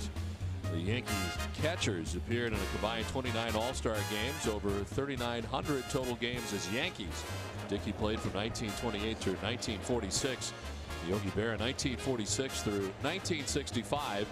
And when Yogi was inducted into the Hall of Fame in 1972, the Yankees retired number 8 for both of them. This is just over the outstretched glove of Bobby Abreu. And into second base with a one-out double goes J.D. Drew. That's a misplay by Abreu out there. The ball was hit very hard by J.D. Drew, but it certainly looked like one that Bobby Abreu could get to. It almost like it fooled Abreu how hard it was hit.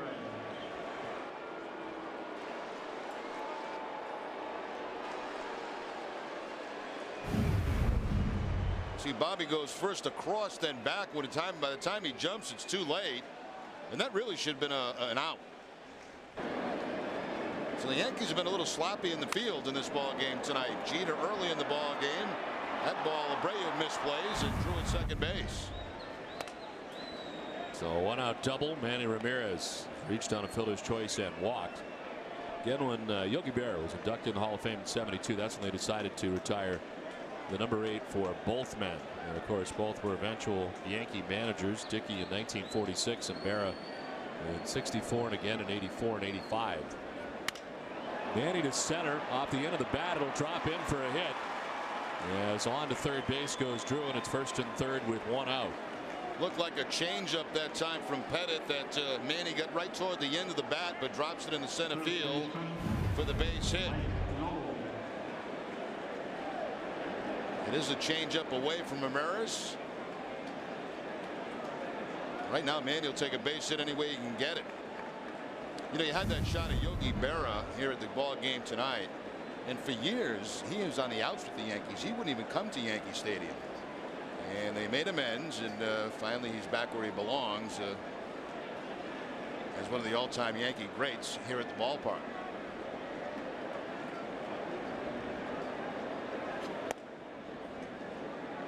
Mike Lowell singled in the first, walked in the third inning.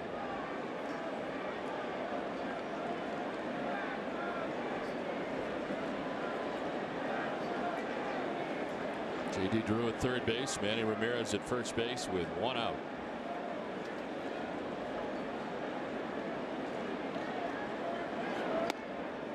Strike evens the count at 1-1. Action for the first time, and Geese up in the pen.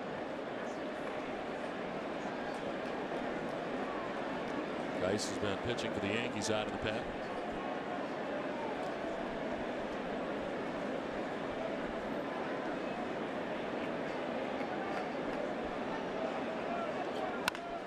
Ball to left, struck well. Damon headed back, spun around once and makes the catch.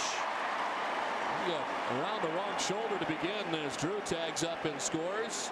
And the Red Sox take a 6-0 advantage. Mike Lowell picks up his 49th RBI of the season, second RBI of the game, and a 6-0 Red Sox lead.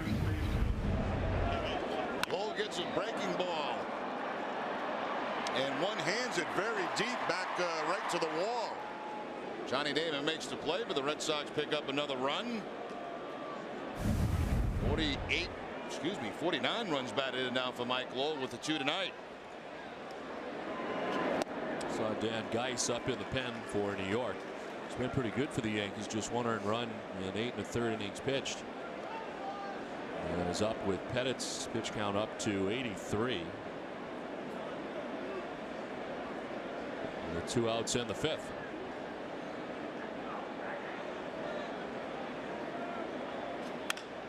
To right, down the line towards the corner and foul.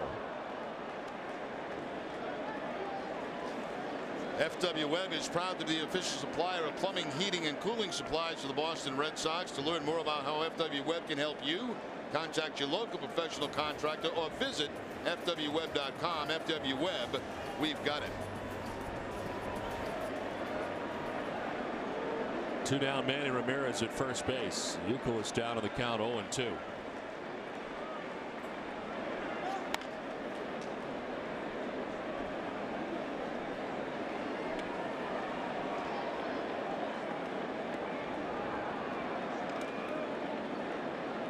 Red Sox with 2 in the first, 2 in the second, a run in the 4th, and a run in the 5th so far.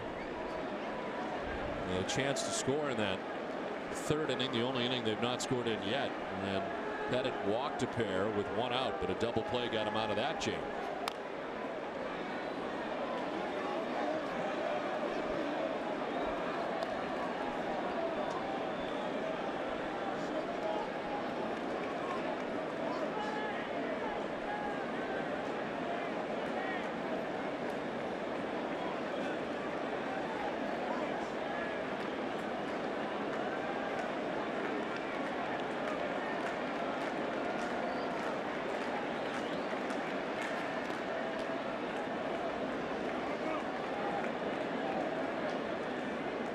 Youkilis has grounded out twice tonight. Once to second base and back to the mound. Started a double play, did Pettit, in the third.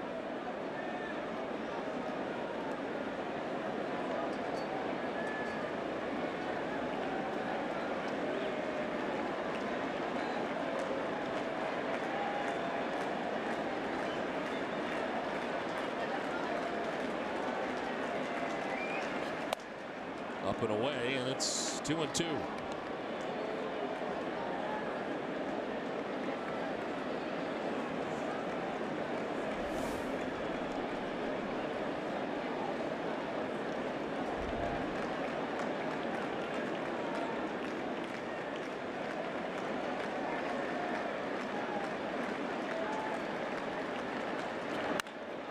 To left and in for a hit. Jumps up into these seats and a fan grabbed it. It'll be two bases for Youkilis. Manny Ramirez will be stopped at third. And it's second and third now with two down. First hit of the night for Youkilis, and it snaps an 0 for 8 stretch. The Amica Pit Zone is brought to you by Amica Insurance. Get the right auto and home coverage at AmicaCoverage.com.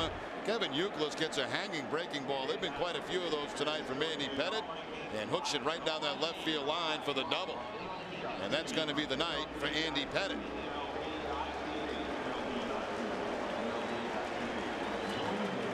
So a 6-run attack so far for the Red Sox. They get second and third, 2 outs. The pitching change from Yankee Stadium with the Red Sox on top 6-0.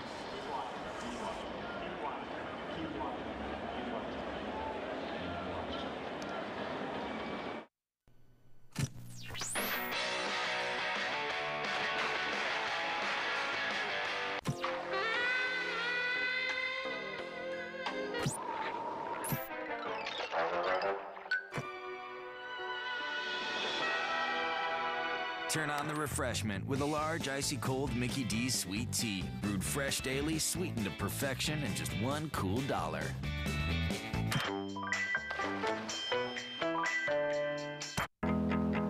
For one magical night this summer, baseball history will take over New York City. I've been waiting for this moment all my life.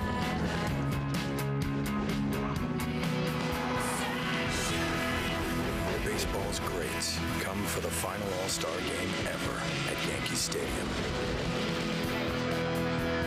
The 2008 All-Star Game, July 15th, only on Fox. Lindsay, check this out. Tall, fun-loving, and spirited single seeks woman for long-lasting relationship. Currently employed by the Boston Red Sox. Ooh, an athlete. Outgoing, friendly, great with kids. Let's see his picture. That's funny, there isn't one. This year, the game isn't on the field. Sox appeal. I'm gonna take a chance. He's got to be better than some of the monsters I've been dating lately. Hess is a proud sponsor of the Red Sox and Nesson's coverage of the Red Sox. During the 2008 Red Sox season, Hess will donate $500 to the Red Sox Foundation for every home run hit by the Red Sox. Hess committed to helping the cause. Well, after 4 2/3 from Andy Pettit, Dan Geis into the game as his call to the bullpen is brought to you by New England Ford dealers. He's made a couple of starts for the Yankees. This will be his 8th appearance overall, 1-3. Geis signing as a free agent back in November. Came over from San Francisco where he made his major league debut last season. See the rest of the numbers for Dan Geis.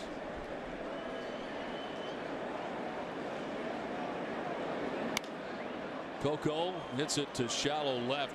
Damon coming on, and Geis gets out of any further trouble.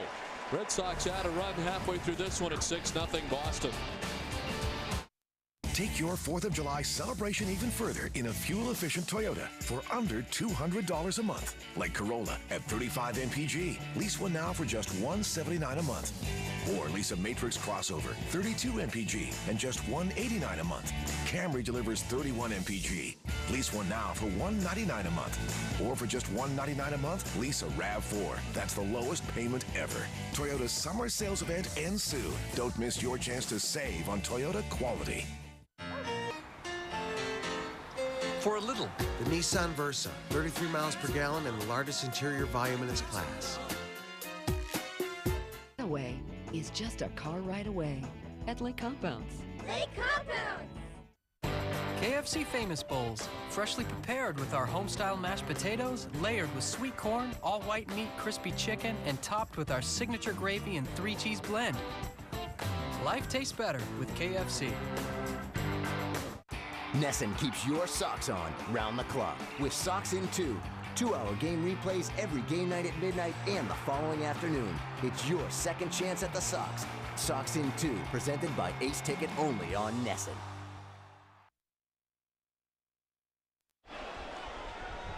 Tomorrow at noon, tune in Nesson for Olympia Sports presents the Boston Globe pregame show with Tom Caron, Dennis Eckersley, and Heidi Watney.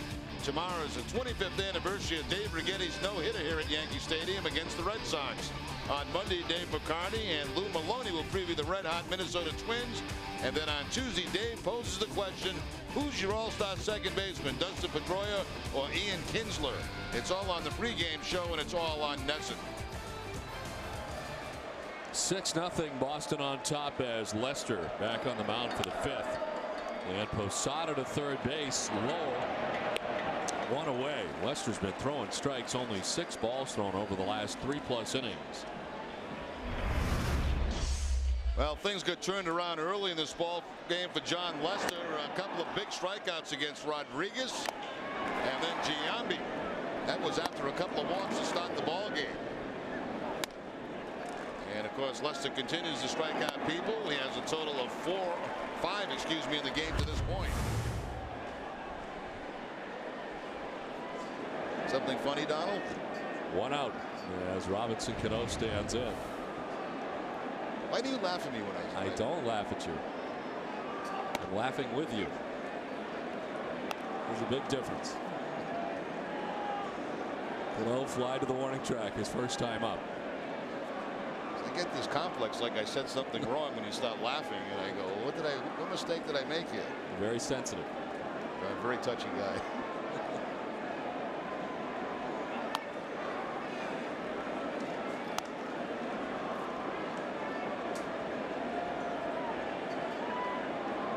Six in a row retired by Lester, who's given up only 1 hit in the game. The Red Sox are out hitting the Yankees 9-1.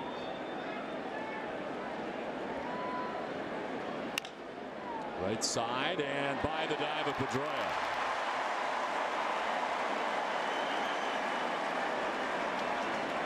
A 1-out single for Robinson Cano. That's one of those in between, as you know. Youkilis looked like he wanted to try to make a play on this, then decided to put the brakes on, thinking Pedroia could get there. Pedroia could not, so he gets the base hit. There's Youkilis committing himself. The dive by Pedroia, but can't get it, and the base hit.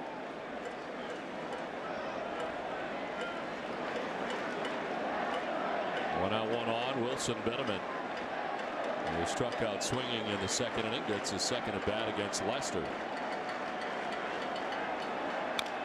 Wow, there's a lot of first ball swinging tonight at this Yankee ball club, and this kind of works right into the hands of the Red Sox and John Lester. Well, the Yankees this year 6th in the league in walks. The Red Sox lead the league in walks. The Red Sox really have the Yankees in most of the offensive categories. Not used to seeing this kind of aggressive approach, no, though. Not at all from New York, no.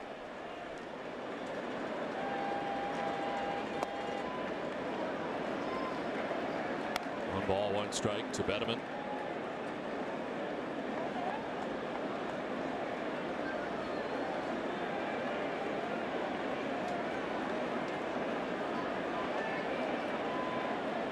Played in 38 games this season. Played at first base, third base, shortstop. Came over from the Dodgers. A deal for former reliever Scott Proctor. That was one of the funnier ones. Joe Torre completely blew out Proctor here in New York. Pitched him about every day, and then he ends up with him in L.A. I bet you when Joe cut manager over there, Proctor said, "Oh my God, here I go again." Great, I'm going to have 80 appearances again.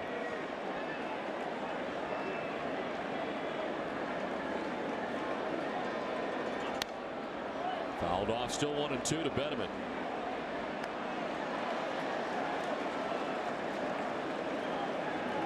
Spent time on the disabled list with a strained right hamstring, missed 12 games and then went on the DL again. Had some conjunctivitis that made him miss 19 games.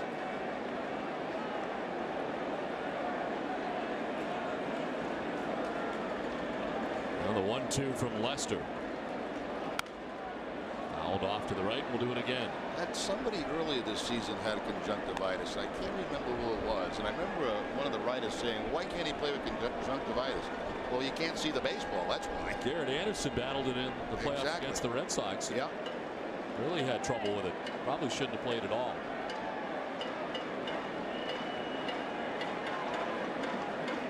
If you can't see out of one eye, it's tough enough to hit with two. There's a swing and a miss as Bedeman strikes out and there's 2 down. Bedeman's one of those guys, you know, unlike a Yankee hitter who is a free swinger. I mean, he's only walked 3 times on this year. 3 times this year, and he struck out twice tonight to give him a total of 27. Chases the breaking ball there from Lester that's out of the strike zone.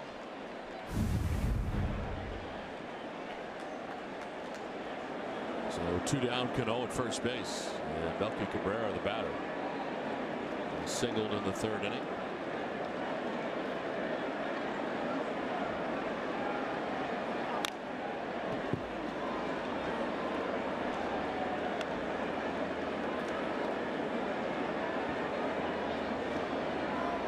Pitching line is brought to you by Nissan. For John Lester at 60 pitches. With 4 2/3 innings, just the 2 hits. A nice bounce back outing after a tough outing last time out in Houston. Just a 5-inning effort, giving up 6 runs on 9 hits. And for John, 6 runs are the most that he's allowed since a career high 7 back in 06 at home against the Yankees.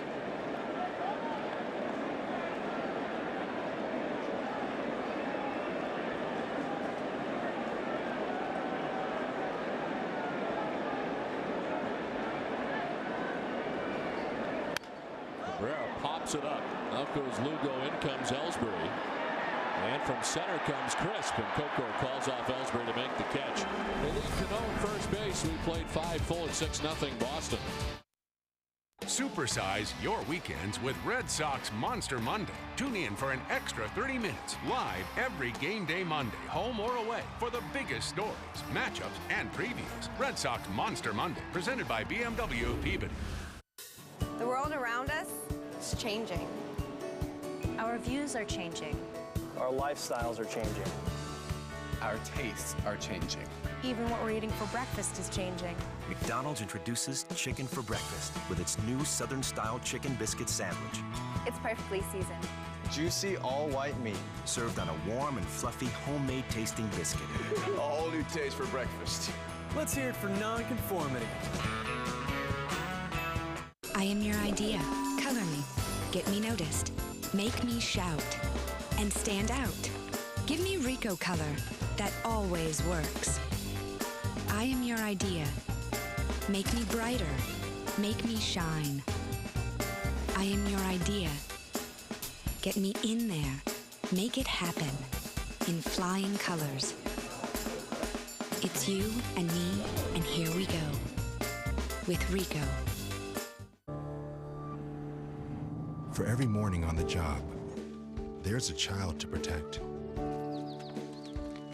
For every mission, a family.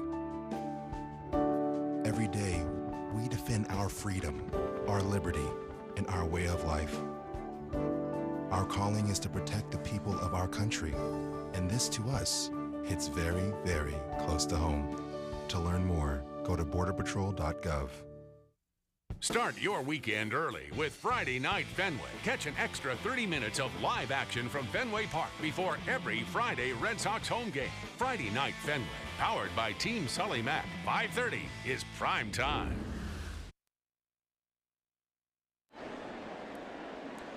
Back at Yankee Stadium, where a light rain starting to fall here. It's 6-0. The Red Sox on top, so we head to the top half of the 6th inning.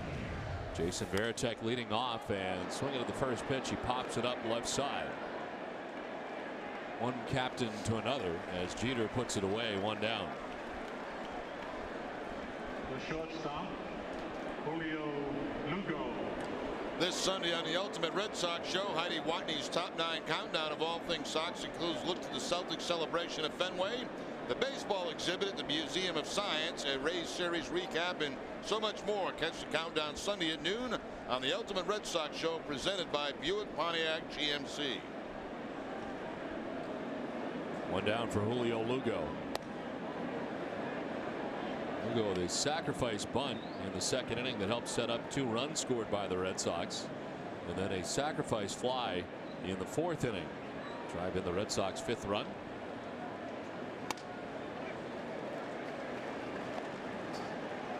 Dan Geis came into the game in the 5th inning to relieve Andy Pettitte.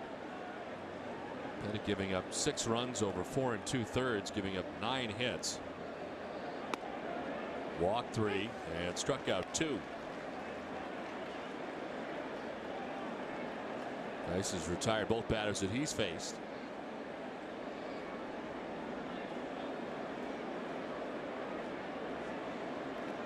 Check swing by Lugo, gets away briefly from Posada, and the put out 2-3, 2 down in the inning.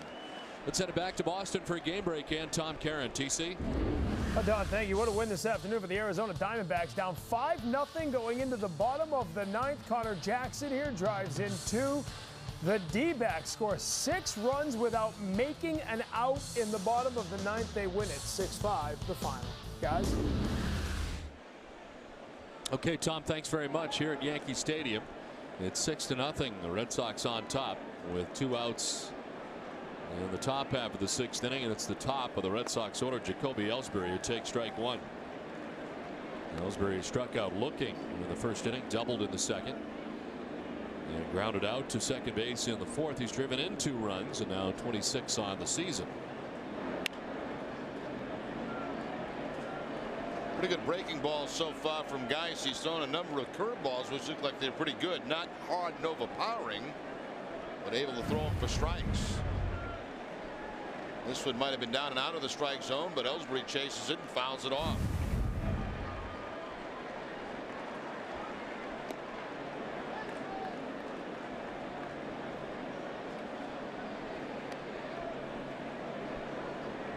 Quite a couple of new names in this bullpen for the Yankees since the last time we saw him. Dave Robertson, Dan Geis.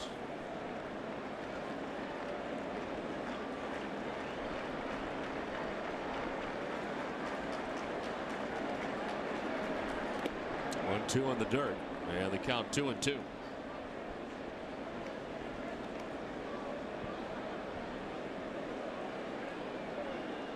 Rivera this year 22 for 22 in save opportunities. I was going to say there's been one constant. There have been some changes, but not when it comes to their closer. That's a career best start for him on a season. And of course, last time the Red Sox were here, Jabba Chamberlain was in the pen. He'll be starting here in the final game of the series. A-Rod down at third base, just gets Ellsbury at first base, and it's a 1-2-3 6th for Dan Geis. 6-0 Red Sox through 5.5.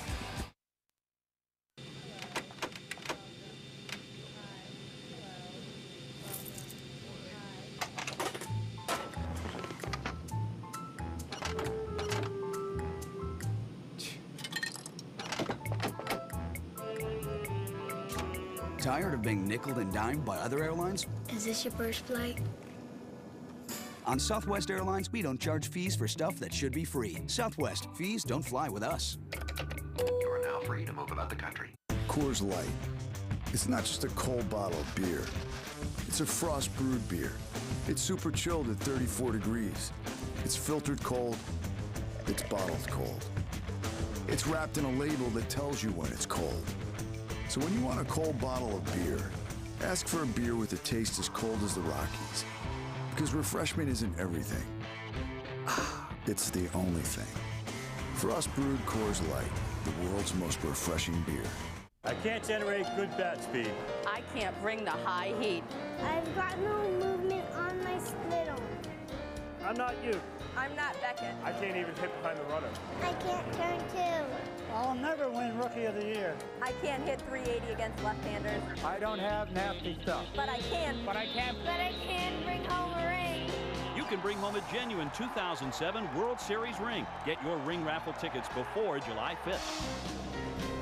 New Englanders take their sports very seriously. I love sports. We're in Boston, yeah! Friday nights just got funnier.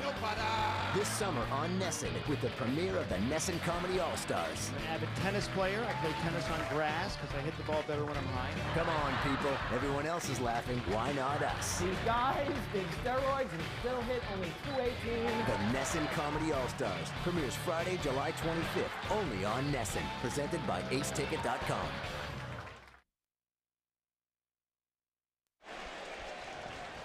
Bottom of the 6th inning back at Yankee Stadium, 6-0 Red Sox as Johnny Damon leads it off and takes ball 1 from John Lester. Damon with a walk in the first, flied out deeply to right field of the warning track in the 3rd inning.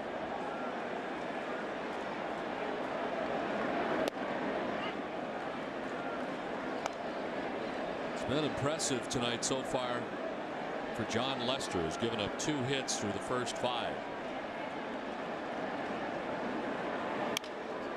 Broken bat grounder at Pedroia, and there's 1 away in the 6th. The Sox fans All-Star voting isn't over quite yet. From July 6th through the 10th, you can vote for the 32nd and final player for each league's roster. Go to MajorLeagueBaseball.com and cast your final vote. And don't forget to watch the All-Star game on Fox live from New York on July 15th at 8 p.m. Eastern Time.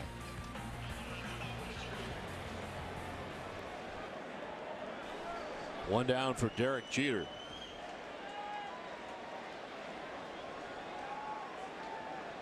Jeter walked in the first inning, grounded into a 5-4-3 double play in the 3rd inning.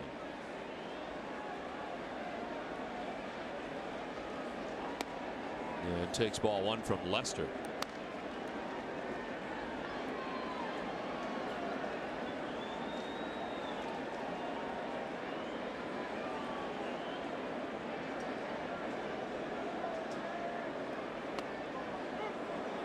Ball and a strike now to Jeter. Bobby Abreu waits on deck. Yankees batting here in the bottom of the 6th inning.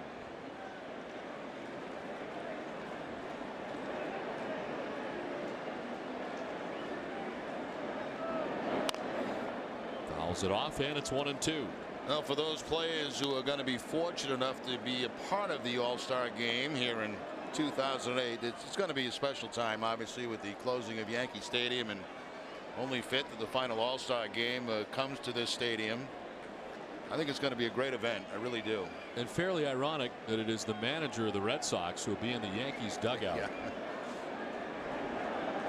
Very strange for Terry Francona and for Yankees fans, as Jeter down on strikes, 7 Ks for John Lester. Well, Lester just continues to mow him down as he goes, looks like to the cut fastball again, down and in. And no contact by Jeter. This kind of guy that Francona is, you know, obviously the Yankees have to clear out their clubhouse because that's where the American League team will be setting up shop. And he's told Joe Girardi, don't move a thing out of your office. Leave everything where it is. I'll throw my bag on the floor. That's how I'll get dressed. You know, just want to be respectful of you and your office. And that's going to be a strange feeling to walk in as a Red Sox manager into the Yankees clubhouse and of course manage the All-Star game. Sitting on the other side for the first time in that first base dugout.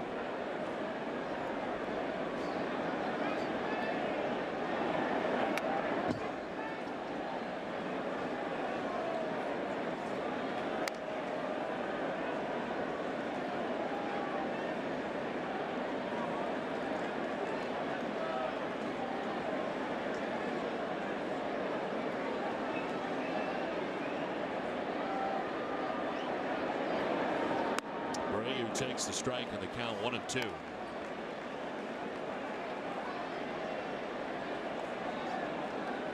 Abreu reaching on a fielder's choice in the first, grounded out to first in the fourth.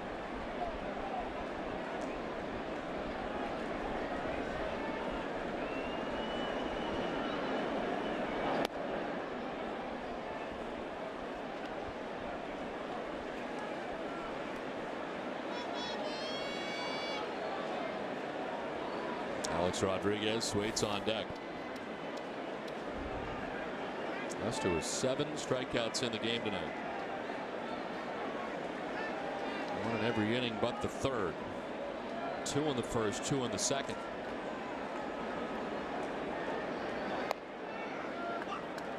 Yankees team are the second toughest to strike out in the league. The only team tougher to strike out, the Seattle Mariners.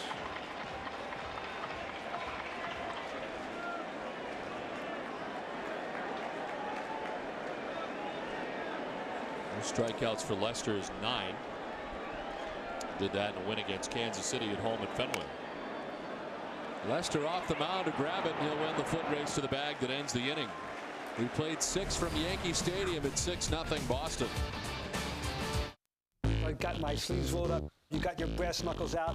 Welcome to Fenway Park, everyone. Tom Caron with you here as we get you started a little bit early. All right, who do you like tonight? This is a great, interesting matchup. Pestilence, cats and dogs living together. Yes, everything is upside down. Ness over here getting you ready for the first pitch. I think we've heard this one. I think we've heard this one before, but we're going to do it again so you guys get the message. It's Nesson's First Pitch, Monday through Friday at 5:30 with Monster Monday, Globe 10.0, and Friday Night Fenway, only on Nesson. No one knows New England sports like Bob Ryan. I live for this stuff. But many will try to contend. It's Bob Ryan against Boston's best sports writers. We've got it all wrong. I'm not even sure. I am very sure. No. You can't have it both ways. Listen, I'm sorry. I'm not apologizing for that. You've got 10 sports questions. He's got all the answers. Don't miss the next Globe 10.0 every Tuesday through Thursday, only on Nesson. If you miss Globe 10.0, you missed the point. It's the ultimate Red Sox show for the ultimate Red Sox fan. Join Heidi Watney as she counts down the 9 must-see stories each week from Red Sox Nation. Plus one-on-one with Sox players, special features, and highlights. Nesson's Ultimate Red Sox Show is the ultimate way to keep up on all things Red Sox. Nesson's Ultimate Red Sox Show with Heidi Watney, presented by Buick Pontiac GMC. Sundays only on Nesson. Celebrate 25 years of Nesson. This thing is addicting, this thing called fishing. Charlie Moore first appeared on Nesson's Front Row program back in 1996. New England's fishing holes and Nesson have not been the same since. This one's already loaded, Doug. Take a pop. Take a pop. Go ahead. How many? Ooh, lost it. We are crazy here on the show. It's a keeper.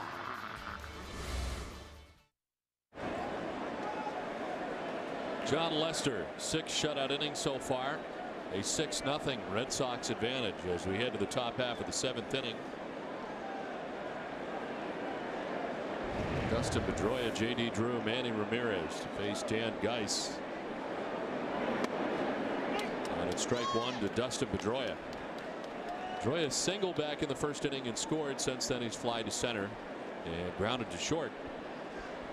Geis has retired all 4 batters he's faced since coming into the game in relief of Andy Pettitte.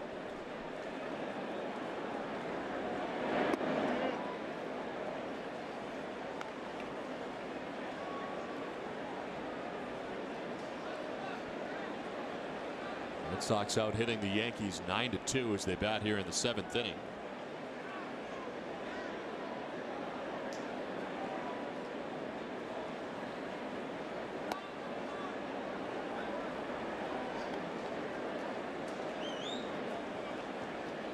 It's game 1 of a 4-game series between the Red Sox and the Yankees. Will play day baseball tomorrow.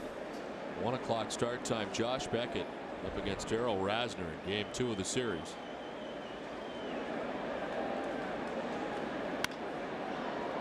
To right field, Bobby Abreu's got it lined up. And he makes the catch for the first out.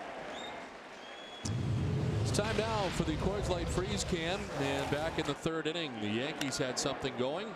As grounding into the double play was Jeter, started by Lowell at third base, and Pedroia being taken out at second base by Melky Cabrera, but the Red Sox turn it to end the inning. Coors Light Freeze Can is brought to you by Frost Brewed Coors Light, the world's most refreshing beer. One out in the seventh inning, and it's number 7, J.D. Drew. Takes strike one. Pretty good, Don. Yeah, you like it. There's more to follow. I can't wait. Just getting warmed up. Fouled it off to the right. Coming up after the game, it's W.B. Mason's Extra Innings with Tom Caron, Dennis Eckersley, and Heidi Watney. You'll get all the reaction from the Red Sox clubhouse from this series opener. Plus, we'll break down John Lester's performance tonight. It's all coming up right after the game, and it's live on NESN.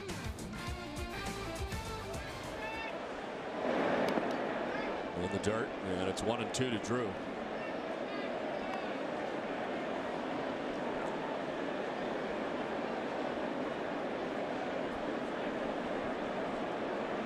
Red Sox are their fewest road wins after 46 games since 1996. Gone 13-22 on the road since the end of April. Drew strikes out, and it's a second strikeout for Geis, who's been pretty impressive coming out of the Yankees pen tonight. Yeah, I mean, nothing overpowering from him. His fastball tops out at about 87, 88. A pretty good curveball, slider. It's a slider right there to pick up the strikeout against Drew.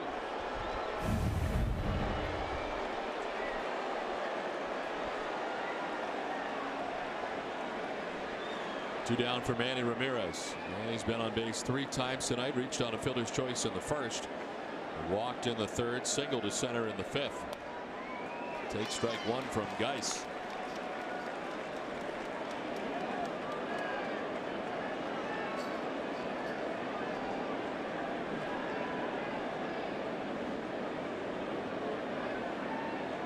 It's not been a lot of fun for Yankees fans so far tonight. Either that or they've been married for 40 years.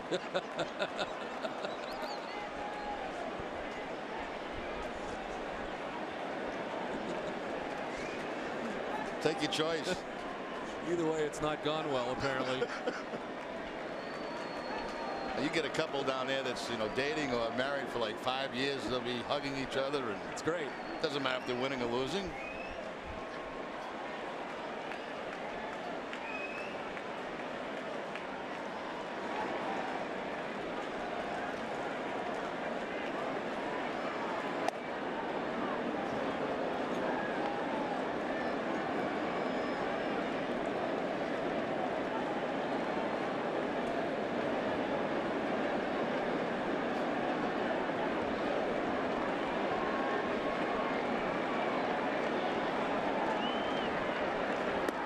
Outside 2-2. And with 160 RBIs against the Yankees. It's the most against any club.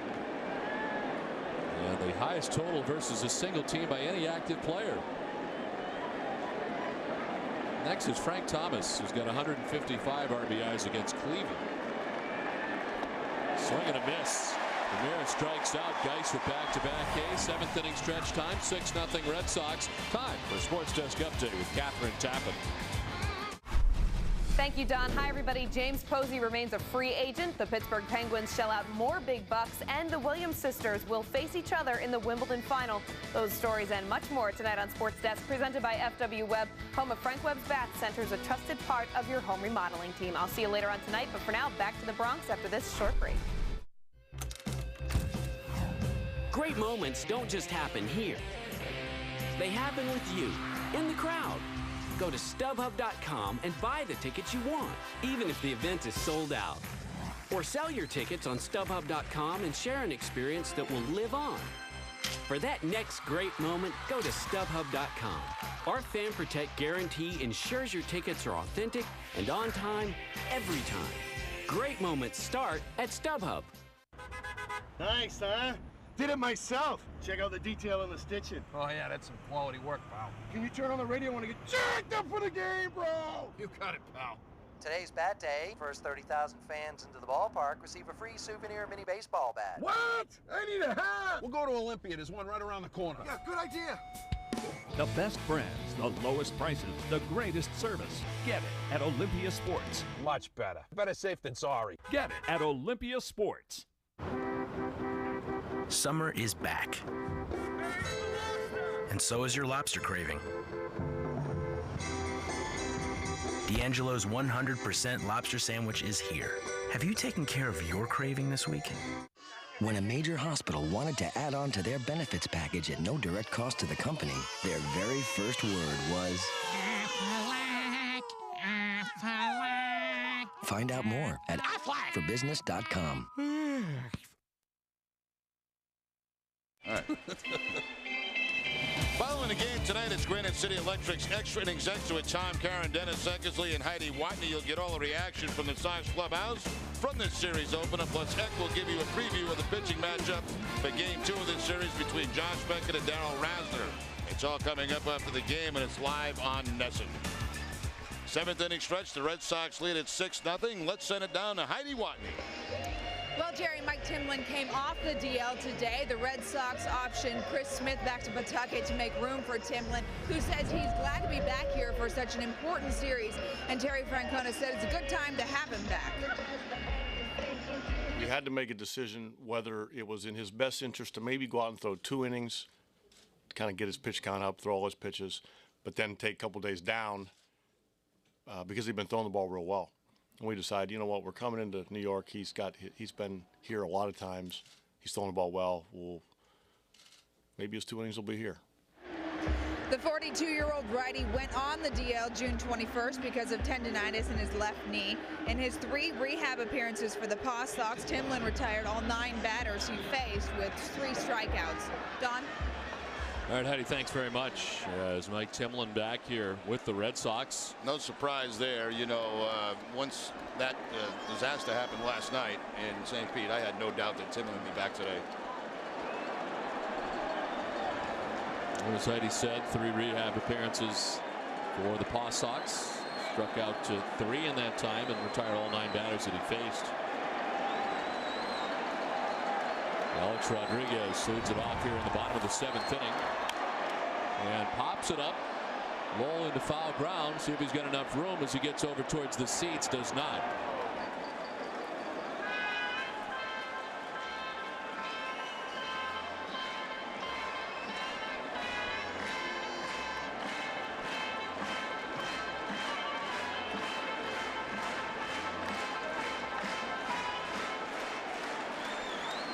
Rodriguez had a quiet night. He struck out in the 1st, grounded out to short in the 4th.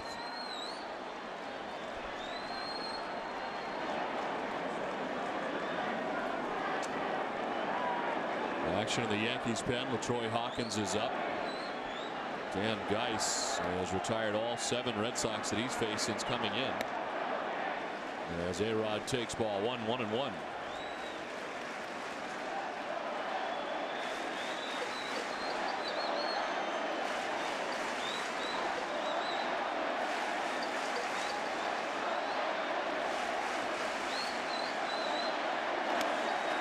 Inside 2-1.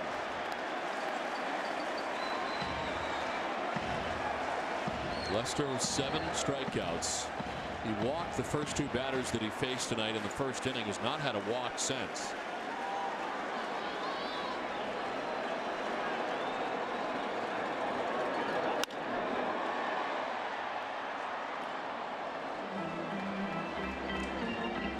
Less beverages, but they have the baseball.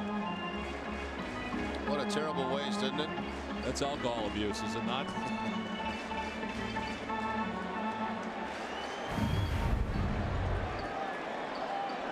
Wow.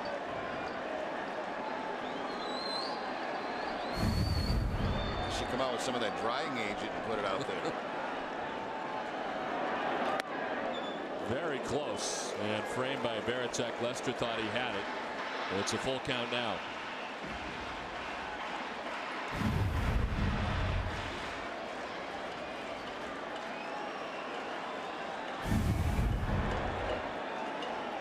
Pitches.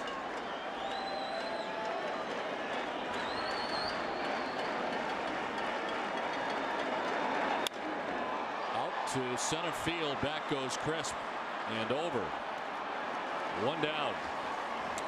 Red Sox fans, remember, every game night at midnight, tune into NESN for Sox in 2. It's the Sox latest matchup at a convenient 2-hour format presented by Ace Ticket, efficient ticket partner of the Boston Red Sox.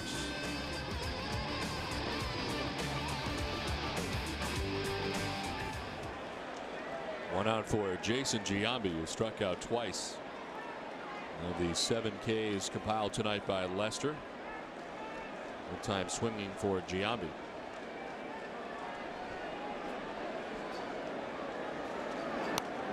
Check swing foul.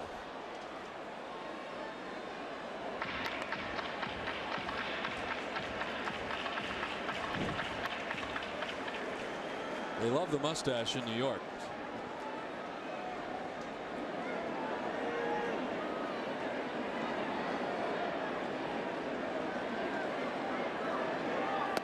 Swing and a miss, and it's 0-2.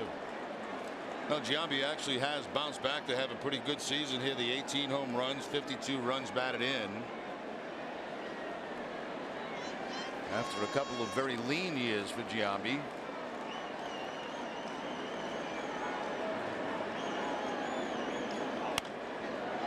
Pops it up mile high. Veritek settles underneath into foul ground and makes the catch for out number 2.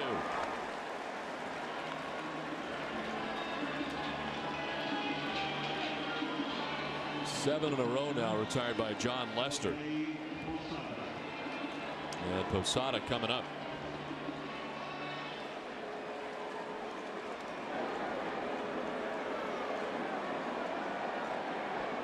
Not sure what that was about as Wally Bell made his way out and had a few things to say to John Lester. Lester was not pleased, but really did not say anything after not getting the strike call on Alex Rodriguez.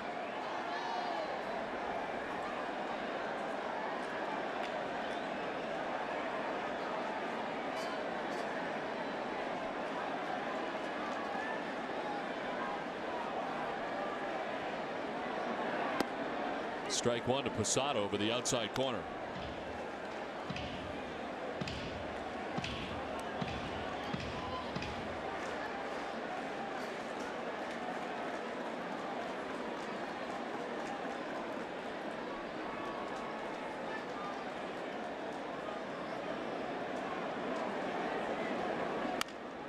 To right field, struck pretty well. J.D. Drew headed back. At the wall, he leaps and makes the catch in right field. Posada's going to say it hit the wall, but Drew makes the catch. Posada trying to sell it. They're not buying it. It's 6-0 Red Sox.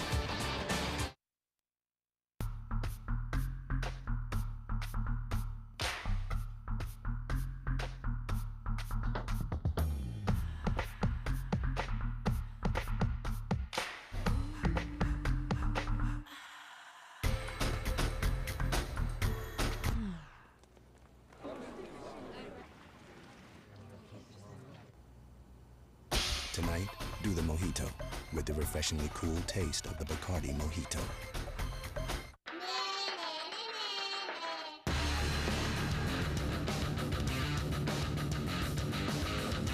Two of the biggest rivals in 1 week. This 4th of July week, the fireworks are on the field. It's a division collision. Tomorrow, the division collision continues with Sox Yankees coverage beginning at noon on NESN. It's why we watch. What makes a classic? Something that you really love, but it's passed on from generation to generation. My mama's Pomodoro sauce. It's as great today as it was 100 years ago. And I love that sauce, Johnny, especially on chicken parmigiana. Breast of chicken with fresh homemade breadcrumbs and melted mozzarella cheese. I love it on my favorite Italian classic, lasagna. Layers of fresh pasta, meat sauce, Romano, and mozzarella cheese. I can have that every week, every other day. That's a classic. You're the folks that bought the old Miller place, in spite of what happened there. Excuse me? It's a dead zone. Calls have been getting lost in there for years. The last residents went completely insane. We have the Verizon network. You good? Well, you've got crabgrass. We test our network every day to be America's most reliable. Verizon Wireless. Get up to $100 off select Motorola phones, like the Z6C for $79.99. 6-0 Red Sox on top. Time now for the Comcast Triple Play Game Summary. Red Sox scoring twice in the first inning. And it includes an RBI single for Mike Lowell in the first inning off Andy Pettit. They would score Manny Ramirez with the Red Sox second run. Then in the second inning, the Red Sox would get two more. Jacoby Ellsbury with a double to drive in a pair. Both Crispin and Veritek able to score for Boston. And the 4-0 start. Red Sox have upped their lead to 6-0 and behind great shutout pitching from John Lester, who's 7 shutout innings so far. He's retired the last 8 batters he's faced. They've thrown 86 pitches tonight, only given up 2 hits. New Yankees pitcher becomes the 3rd pitcher of the night. It's LaTroy Hawkins. This will be the 29th appearance of the season for Hawkins. He's worked 35 1/3 innings, 36 hits allowed, and 23 earned runs. Opponent sitting 275. The ERA is 5.86. Lowell, Youkilis, and Crisp expected here in the top half of the 8th inning.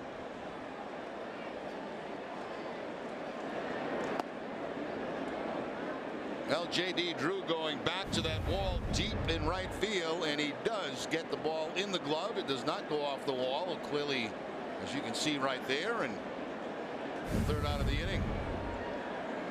Well, Posada thought that he got it on the ricochet out there in right field, but Drew making the grab for the out. It's amazing, Don. You look at this bullpen for the New York Yankees. They do not have one left-hander in the bullpen.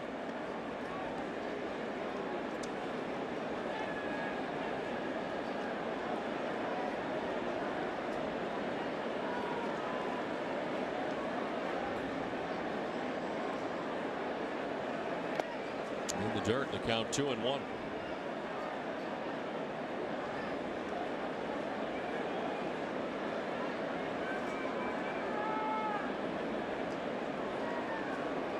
Tonight they got 4 2/3 from Andy Pettit. He gave up 6 runs. All the runs the Red Sox have. Dan Geis retired all 7 Red Sox that he faced on 3 strikeouts. And he's 2 1/3.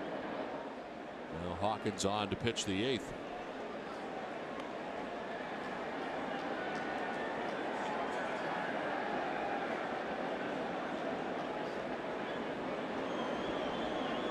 Terry Francona spending a lot of time these days meeting with Phyllis, who of course runs the American League, and trying to make those final decisions on the All-Star team. Very difficult process. You got the fans' votes, you have the players' votes, and then Francona has what, maybe 3 or 4 picks he has to make. Yeah, and it's tricky too, because you got to make sure every team is represented. If they have not been at this juncture, as Cano fires on to first to get Lowell, so it may minimize even the 3 or 4 picks that he may have left. He may really not have much of a choice on some of those. No, he's at the ballpark early today, of course, after a late arrival last night. Not much sleep, and getting here, meeting with the American League officials about the All-Star team. We have to go through the process too of picking the players who will be online for that final player, the 32nd player, which certainly Red Sox Nation knows all about. A lot of Red Sox players have gone as that 32nd player. Teki Okajima doing so last year. Which a strike to Kevin Youkilis in the past. Veritek, Johnny Damon on that online vote, but they got to figure out who those 4 or 5 guys are going to be. He's been on the phone along with Phyllis Marriage of the American League, and talking to other managers all around the American League to try to figure out their team, get their input on what players they think on their team should be there. Terry was saying there's a fair amount of lobbying going on amongst managers who call. You know what? There always is, and there should be. Yeah, if I was a manager and I had guys that I thought belonged on an All-Star team, I'd do the same thing for them too. Absolutely.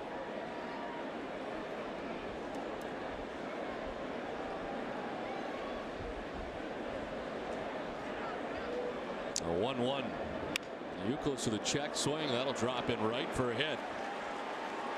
His 2nd hit of the night. And he's 2 for 4. Tonight, after our Red Sox coverage, stay with Nesson for Sports Desk with Catherine Tappan, presented by FW Webb, home of Frank Webb's Bass Centers. They'll take a look back at the top moments between these 2 rivals here at Yankee Stadium, plus the latest free agency news with the Celtics. This and more coming up on Sports Desk tonight, immediately following our Red Sox coverage, only on Nesson. One out, one on, and Coco Crisp, who has 2 hits in the game tonight, 2 for 3.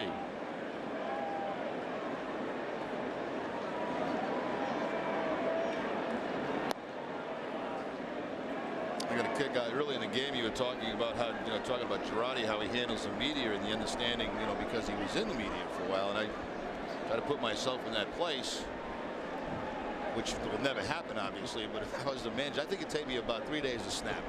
Like you go through a 3-game losing streak. I don't care how many years you've been up here. You get back down in that field, and some guy asks you some stupid question, and off I go. It'd probably be me. Jerry, in the 5th inning last night, take about 4 seconds. I think it depends on personality, Yeah. And lack of sleep. Lack of sleep. That could bring out a lot of bad stuff. A couple of losses and it could get ugly.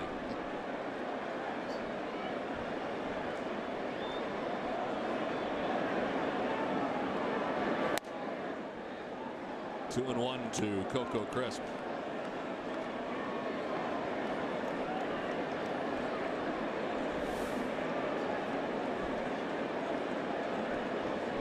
Think about all the things you need to do as a manager. I heard Terry Francona say it quite a bit.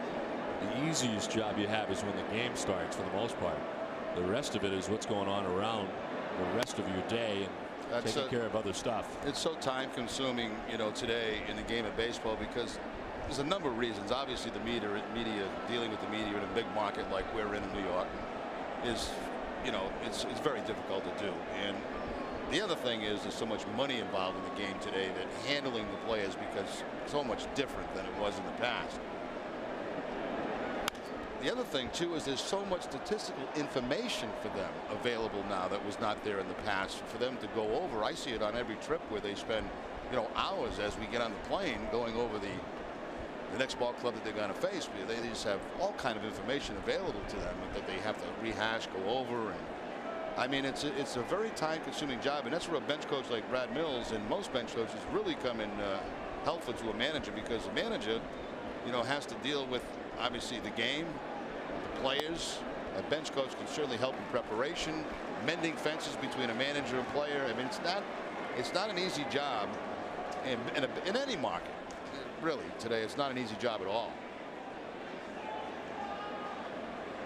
Managing on a hunch does not happen, it appears, so much anymore, at least from the new style managers. There are still some that, they'll basically go on their gut feeling at certain times, but there's so much preparation and information available. It really is amazing. And I'd say it has to make it easier. On the other hand, you do have to go on a hunch every once in a while, the way you feel, what you see from a player on a particular day,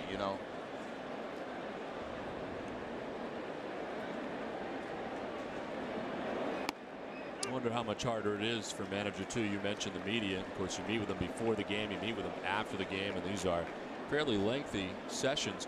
That it's better to have those numbers to back up why you made the decision at the end of the game. Much easier to say, well, just check the numbers. He was 1 for whatever against so and so. What would you do? Yeah, it's rather than go on the hunch and have it not work out. You and I get them at the best of times. That's before the game. Yesterday's forgotten, and or you're talking about different things. I wouldn't want to be down there after a game.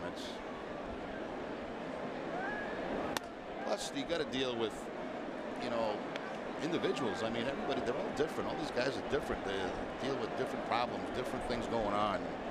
And you've got to be able to somehow be a good listener and understand where they are. And it's just a totally different game. I mean, Don, when I first started playing this game, if your wife was going to have a baby, you couldn't go home. You know what I mean? And that's what it was like. I mean, you didn't even ask to go home. So I mean, it's changed quite a bit, and in many ways for the better. Major League Baseball, of course, implementing the bereavement leave, which is covering a lot of area. Right. Deaths in your family. And players are able to leave now. You are able to take care of that roster spot. Like for example, on this road trip, Francona having to go through the Ramirez thing. That lasted what, 3 days. Fouled off by Veritek. You realize that if you ever did manage, you would have to stay after the game a little longer than you currently No, do. see, that should be different. I wouldn't do that. See, that's what I would do. My style would be, I would manage the game and immediately leave in uniform via limo. And I would leave the press conference up to my bench coach. It's a nice idea. Yeah, and so I could be back at the hotel well before the club returns. A little bit more responsibility.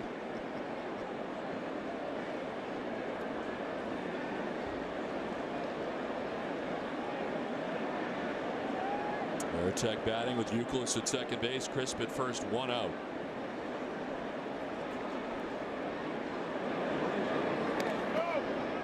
I played for managers that were so mad, so upset with us as a team that we'd land somewhere after a game. He wouldn't even take the bus with us.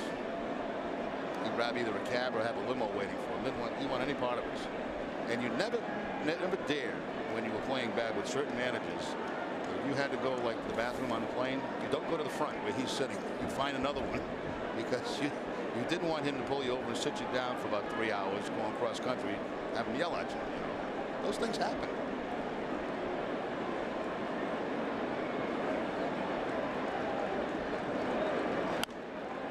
So a popped up foul backing out of play. It appears today's manager, used to hear all the time, he's a player's manager, player manager. It feels like all the managers today are more players managers than they were in the past. They have to be.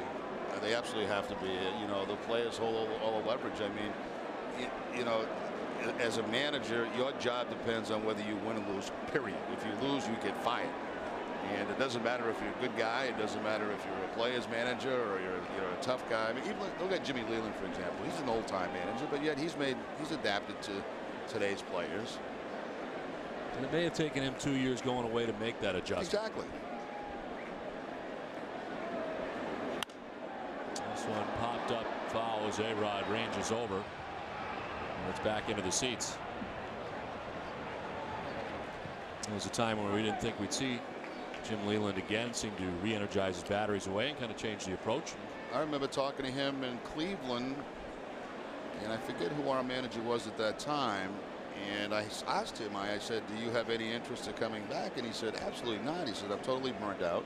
He said, the only thing I really miss is from 7 o'clock to 10 o'clock when you're playing the game. All the other stuff I don't miss at all. And I really thought at that time we'd never see him again as a manager. But the right opportunity came up for him. He had the right guy to work with in Detroit, guy that he was comfortable with. Wilson and Dave Dombrowski had already won a championship together in Florida.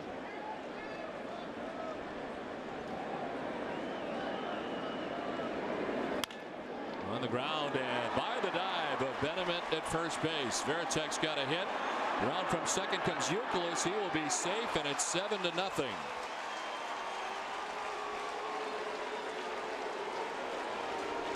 Long time coming for Jason Varitek, and he's got himself an RBI single.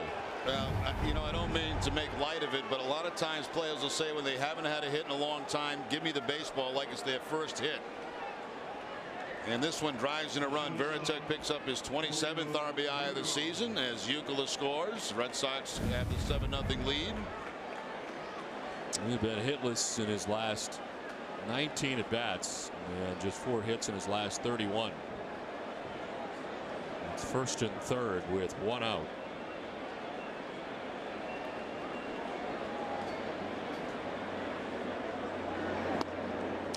I give today's managers credit because we both were in both press conferences today, Girardi's and Francona's, because they're held in the same room at different times.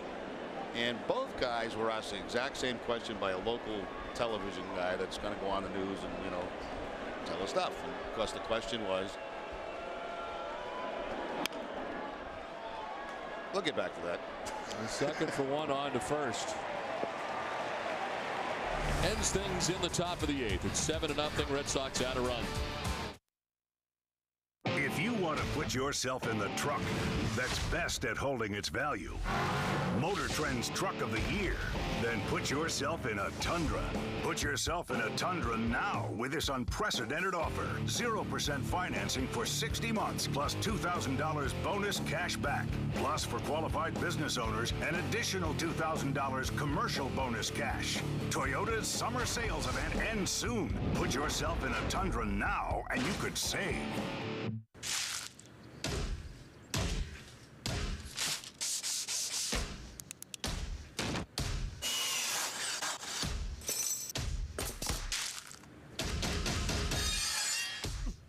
Don't miss a beat all afternoon. Introducing new oven-toasted flatbread sandwiches and personal pizzas. Dunkin' Donuts. America runs on Dunkin'.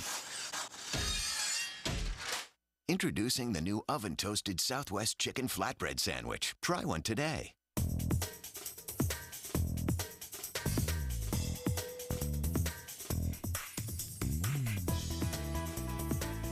It was designed to be practical, fuel efficient, and just the right size for today. But the fact it's so much fun to drive doesn't hurt either. The best-selling SUV in America. Something new to crave.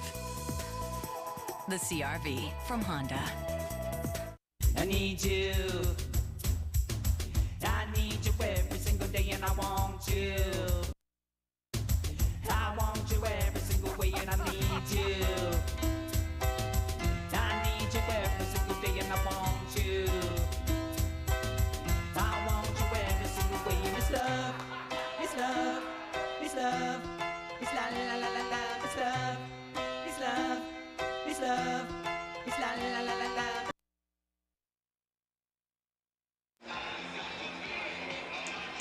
For every Red Sox game that goes into extra innings or the Sox record a save, CVS Pharmacy will donate $500 to Children's Hospital Boston. CVS Pharmacy is the official pharmacy of the Boston Red Sox. From the Bada Bing, Macho Man. 7-0, Red Sox on top. I gotta get a t-shirt like that. Friend of Tony Soprano's. 16-minute wait for John Lester. Robinson Cano leading it off. He's got one of only 2 hits for the Yankees, and into center field he's got another one. He and Melky Cabrera have been the only problems for John Lester tonight. A long wait for John Lester between innings as far as this game goes, and the leadoff batter Cano, the left-hander, picks up his second base hit of the night. Just to finish on the manager thing, Don, and I'll get off it, but this one guy was asking both guys the same question, and basically it was, the season's over for both of you. Now you're playing for the wild card. Right. And, you know, you could see both managers just like tense up, and, you know, are you kidding me? It's not even the All-Star break. Roll to second for one, on to first, double play. Yeah, they both had pretty good filters at that point. It's like you look at, you know, you listen and you stare, and then you say, how can I be polite about this, you know? And they both did a very good job, but I mean, those are the kind of things you got to deal with. It's hard not to snap on a guy like that. Yep, we're done. We're all done. We're just playing for the wild card. Playing out the string. Yep. 2 down for Melky Cabrera. It has been very economical for John Lester tonight. 88 pitches with 2 outs in the 8th. For a guy making his first start on the mound here at Yankee Stadium, it's been quite a night for John Lester.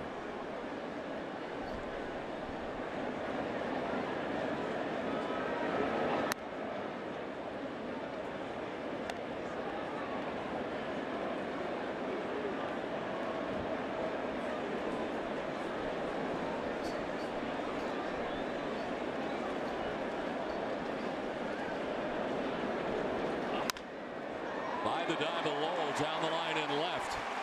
Ellsbury tried to play a fan man, grabbed it, reached over and did. So Cabrera will be given second base with 2 outs. That's the second time tonight he's hit a rope down that third base line. Back in the 3rd inning, he got a single that bounced off the stands, hit almost as hard and in the same direction. This time he'll get the double as the fan reaches out. So Melky Cabrera had the day off yesterday, bounces back with a couple of hits tonight.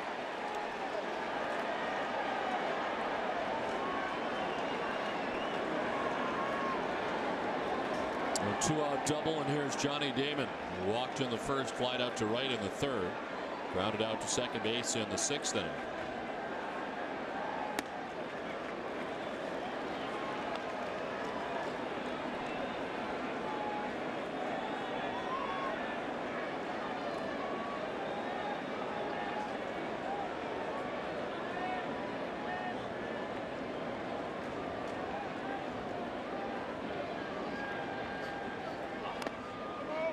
Check swing fouled. It's 0-2.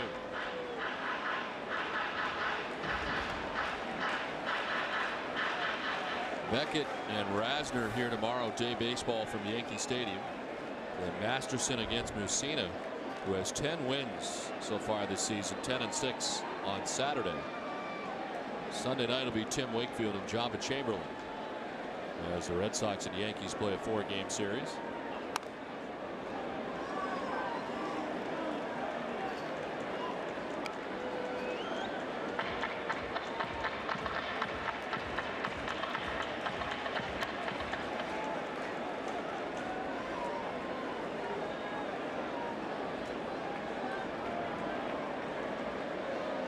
Tampa Bay Rays are off tonight, and they will start a series against Kansas City tomorrow.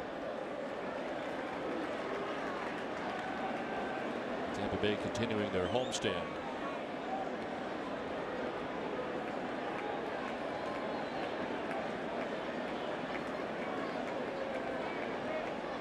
One ball, 2 strikes to Johnny Damon. Melky Cabrera at second base, 2 outs.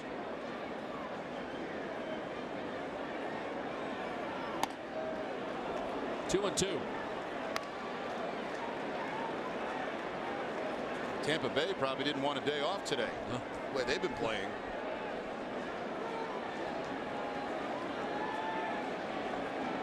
First game of that series, let Brian Bannister matched up against Edwin Jackson. We'll play tomorrow afternoon. Damon strikes out. It's 8 strikeouts for John Lester and 8 shutout innings for John Lester. It's 7-0 Boston.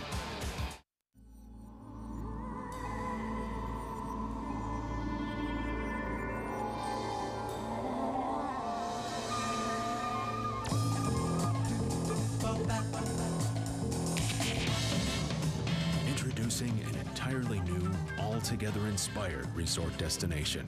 The new 825-room MGM Grand at Foxwoods. Go Grand. Lots. For a little. The Nissan Versa, 33 miles per gallon and the largest interior volume in its class.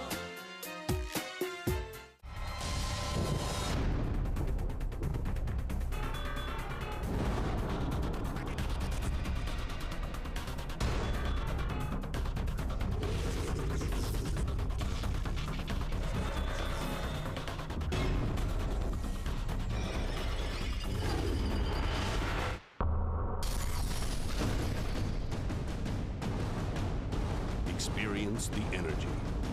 Fightin'.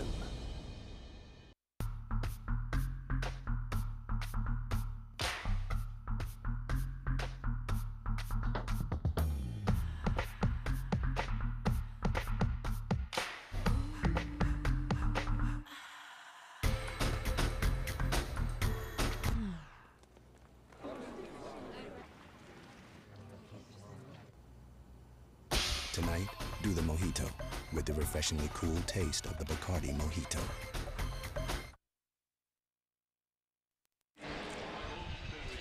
Coming up after the game, it's W. Mason's Extra Innings with Tom Karen, Dennis Eckersley, and Heidi Watney. You'll get the manager's perspective on the series finale as Heidi brings you Terry's take, plus highlights of Sports Illustrated cover boy and Giants ace Tim Lynchcomb. It's all coming up right after the game, live on NESN.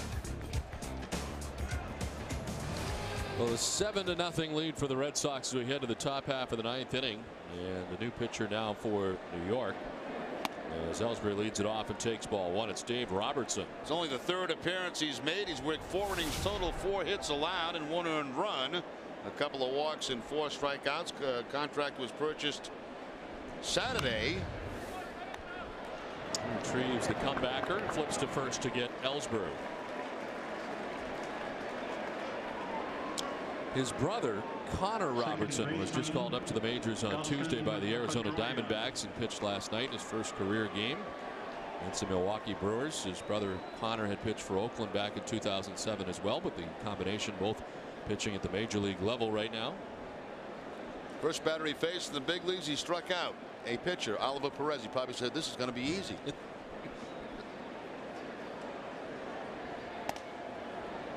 Robertson coming up through the Yankee system is their 17th round pick back in 2006 out of the University of Alabama.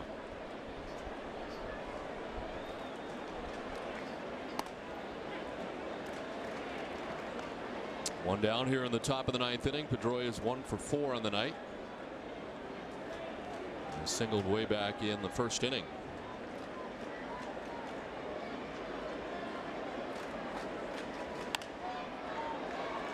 Popped up, foul ground first base way. That'll make it back into the seats.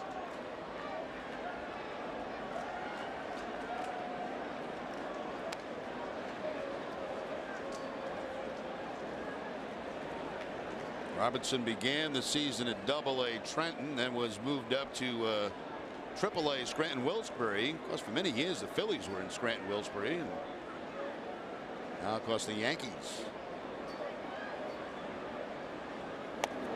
Pitch inside of the count, 2-2. Beautiful stadium there at Scranton-Wilkes-Barre in technically Moosic, Pennsylvania.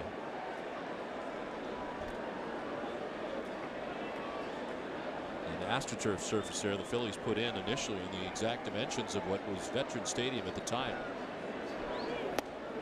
A swing and a miss. Pedroia strikes out, 2 down in the ninth. That's been a tough thing to do recently, is strike out Dustin Pedroia. 92-mile-an-hour fastball from Robertson.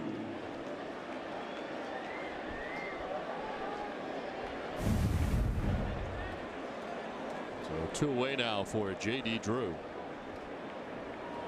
With a single in the first and a double in the fifth. 2 for 4 in the ball game tonight. Of course, the Yankees were in Columbus for all those years. A little easier getting from Scranton than it is from Columbus. Not like it's a long flight or anything, but easier to get him here the same day. Pitch in there for a strike, and the count 1-1.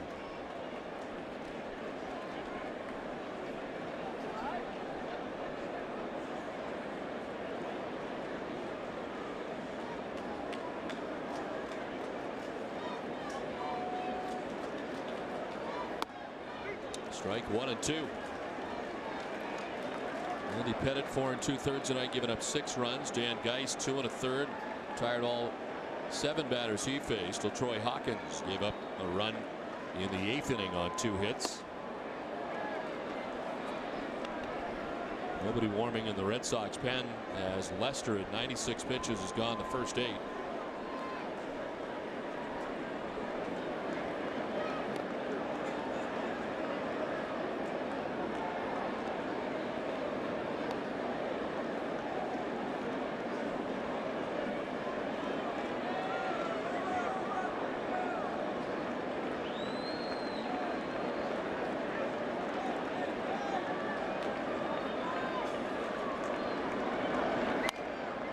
Off. Pinch hitter on deck for the Red Sox, Sean Casey. And bad for Manny Ramirez if this top of the 9th inning continues. There are 2 outs.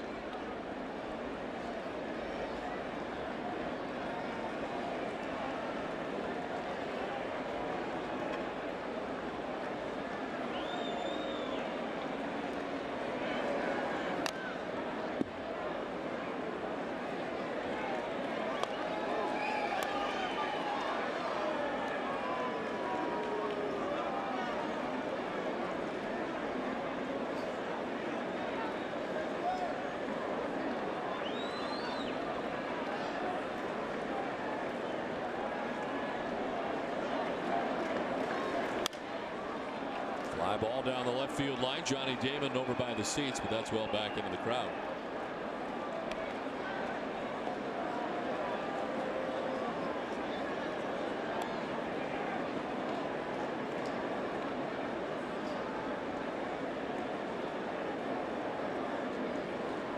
Red Sox with 11 hits tonight, out hitting the Yankees 11-4 and leading 7-0 as they bat with 2 outs in the ninth. One hopper that explodes on Jeter. He backhands and throws in time to get Drew and to end the top half of the ninth. Lester coming back out for the bottom of the ninth. 7-0 Boston. Your flight attendants will be coming through the cabin shortly, offering snacks for sale for $5. Also available, in-flight magazines for $3. If you'd like to rent a pillow or blanket, that'll be $2. You need to use the restroom? That fee's $4. If you need anything else, feel free to push that call button for a minimum fee of $1. How far are they gonna go? On Southwest Airlines, we don't charge fees for stuff that should be free. Southwest, fees don't fly with us. Your now, free to move about the country. If you want to put yourself in the truck that's best at holding its value, Motor Trend's Truck of the Year, then put yourself in a Tundra. Put yourself in a Tundra now with this unprecedented offer. 0% financing for 60 months plus $2,000 bonus cash back.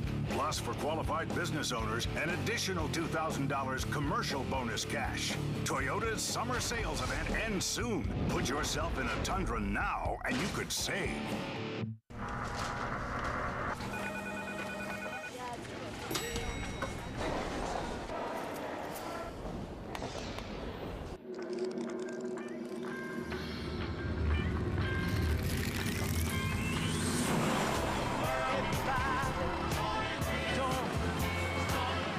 At the end of a long, hot day, grab a beer with a taste as cold as the Rockies. Frost brewed Coors Light, the world's most refreshing beer. Here's the pitch. I ain't playing ball with the gimmick team because free financing ain't as free as it seems. Bottom line, you just pay and pay, and I ain't signing my life away. Got a living room package for $9.99 from Bob's Value Team. There's 4 on the line. A sofa, love seat, 3 tables, 2 lamps, and I didn't have to give my bank account cramps. So don't go falling for the gimmick pitch because you don't get much and they get rich. Bob's Value Team never uses those tricks. We don't need no phony gimmicks, just pure value.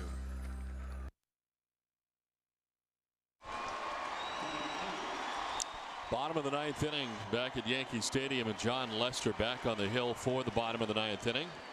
He's thrown 96 pitches through 8 shutout innings. Jeter, Abreu, and Alex Rodriguez expected to bat here in the bottom of the 9th inning. The Red Sox on top 7-0. Inside almost hit Jeter. Red Sox making a defensive change as Brandon Moss comes into the game in right field. J.D. Drew done for the night. And there is action in the Red Sox pen for the first time tonight. Mike Timlin in his return to Boston, activated before the ball game tonight.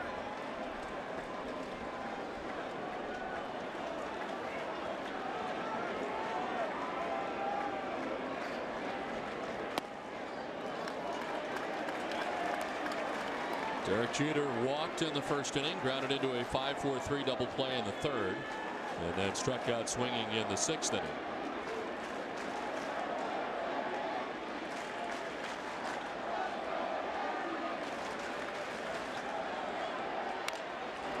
Two and one.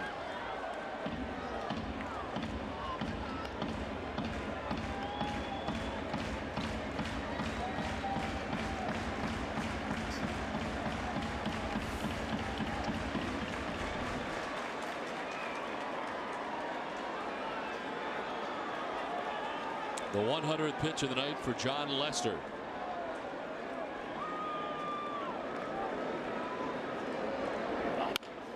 To left center and in for a hit for Jeter.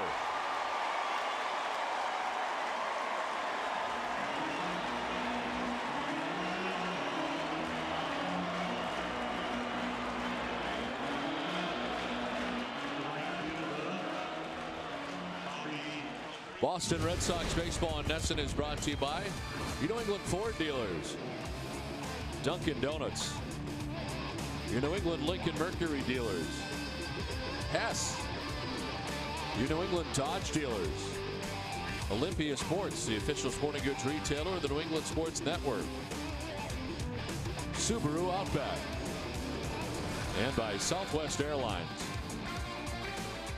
Leadoff single for Jeter in the 9th as Abreu takes strike 1. Second straight inning, the Yankees have had a leadoff base hit. Cano did it in the 8th and was quickly erased as Wilson Benjamin grounded into the 5-4-3 double play to end the 8th.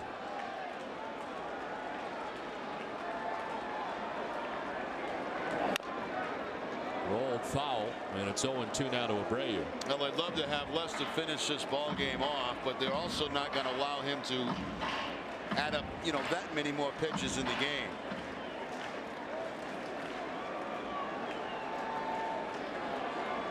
Just up over 100 now. He started the inning at 96.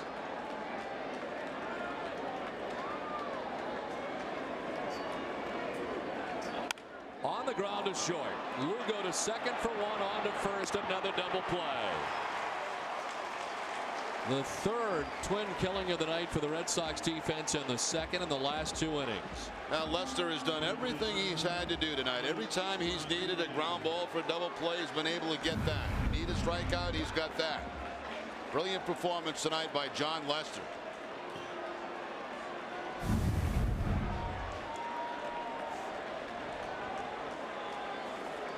Goes for Lester, his former complete game shutout, the no-hitter.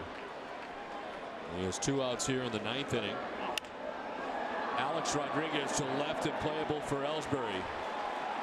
Lester's got himself another complete game shutout. The Red Sox and John Lester shut out the Yankees in game 1 of the 4-game series as they win tonight 7-0, and Lester goes all the way. Jerry and I will be right back here at Yankee Stadium. But first, here's Tom Caron with a preview of what's coming up on WB Mason's Extra Innings. TC? Yeah, thank you, Don. John Lester comes up big when the Red Sox need it most. He gives the bullpen a rest, and the Red Sox put their 5-game losing streak to rest. They beat the Yankees down at Yankee Stadium, shutting out New York in New York for the first time since April of 2004. We'll tell you how it happened. Dennis Eckersley with me in studio. WB Mason's Extra Innings is next.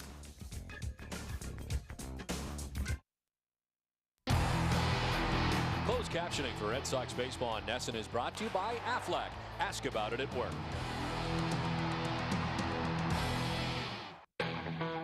There is a rhythm of the seasons, so we've developed styles of beer to accompany that. We brew Sam Adams Oktoberfest, Winter Lager, White Ale, and right now there's Summer Ale. Samuel Adams Summer Ale is a flavorful wheat beer. It has a very nice spice note. It has a little lemon zest and a historic brewing spice called Grains of Paradise. It's citrusy, lemony, refreshing. You have it like that. I mean, how is that not summer right there? We know that there are about 6,000 to 7,000 homeless people in Boston on any given night. I think the portal of entry to healthcare for most homeless people is the care of the foot. People who have to live outside need to struggle every day for a meal, for their bed, just to stay safe. You live by your wits and you live by your feet. You can help by bringing a new package of white cotton socks to Fenway July 11th and 12th, all to benefit the Boston Healthcare for the Homeless program. For more information, visit NESN.com.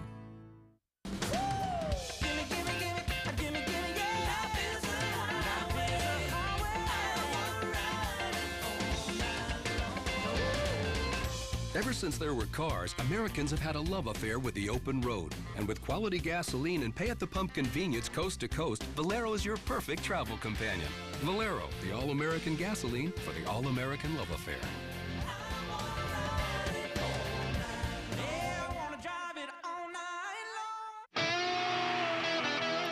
I may not be a rock star, but air guitar is definitely part of the package. And working hard to keep your business rocking and rolling is part of Sovereign's small business package. Everything from checking with 300 free transactions a month to loans and credit card services, all tailored to you. The Sovereign Small Business Package, it rocks. Welcome to Sovereign.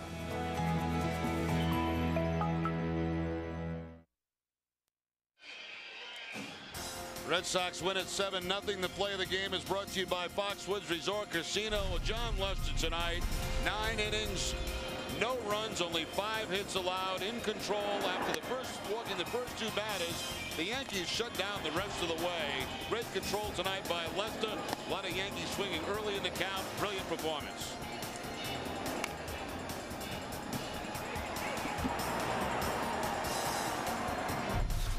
Final score 7-0. Red Sox take game 1 of the 4-gamer against New York. For Jerry Remy and Heidi Watney, I'm Don Orsillo saying goodnight from the Bronx. Visit the new NESN.com where New England sports live online. This has been a presentation of NESN, New England's most watched sports network. It's time now for Tom Caron at the NESN HD Television Center. TC?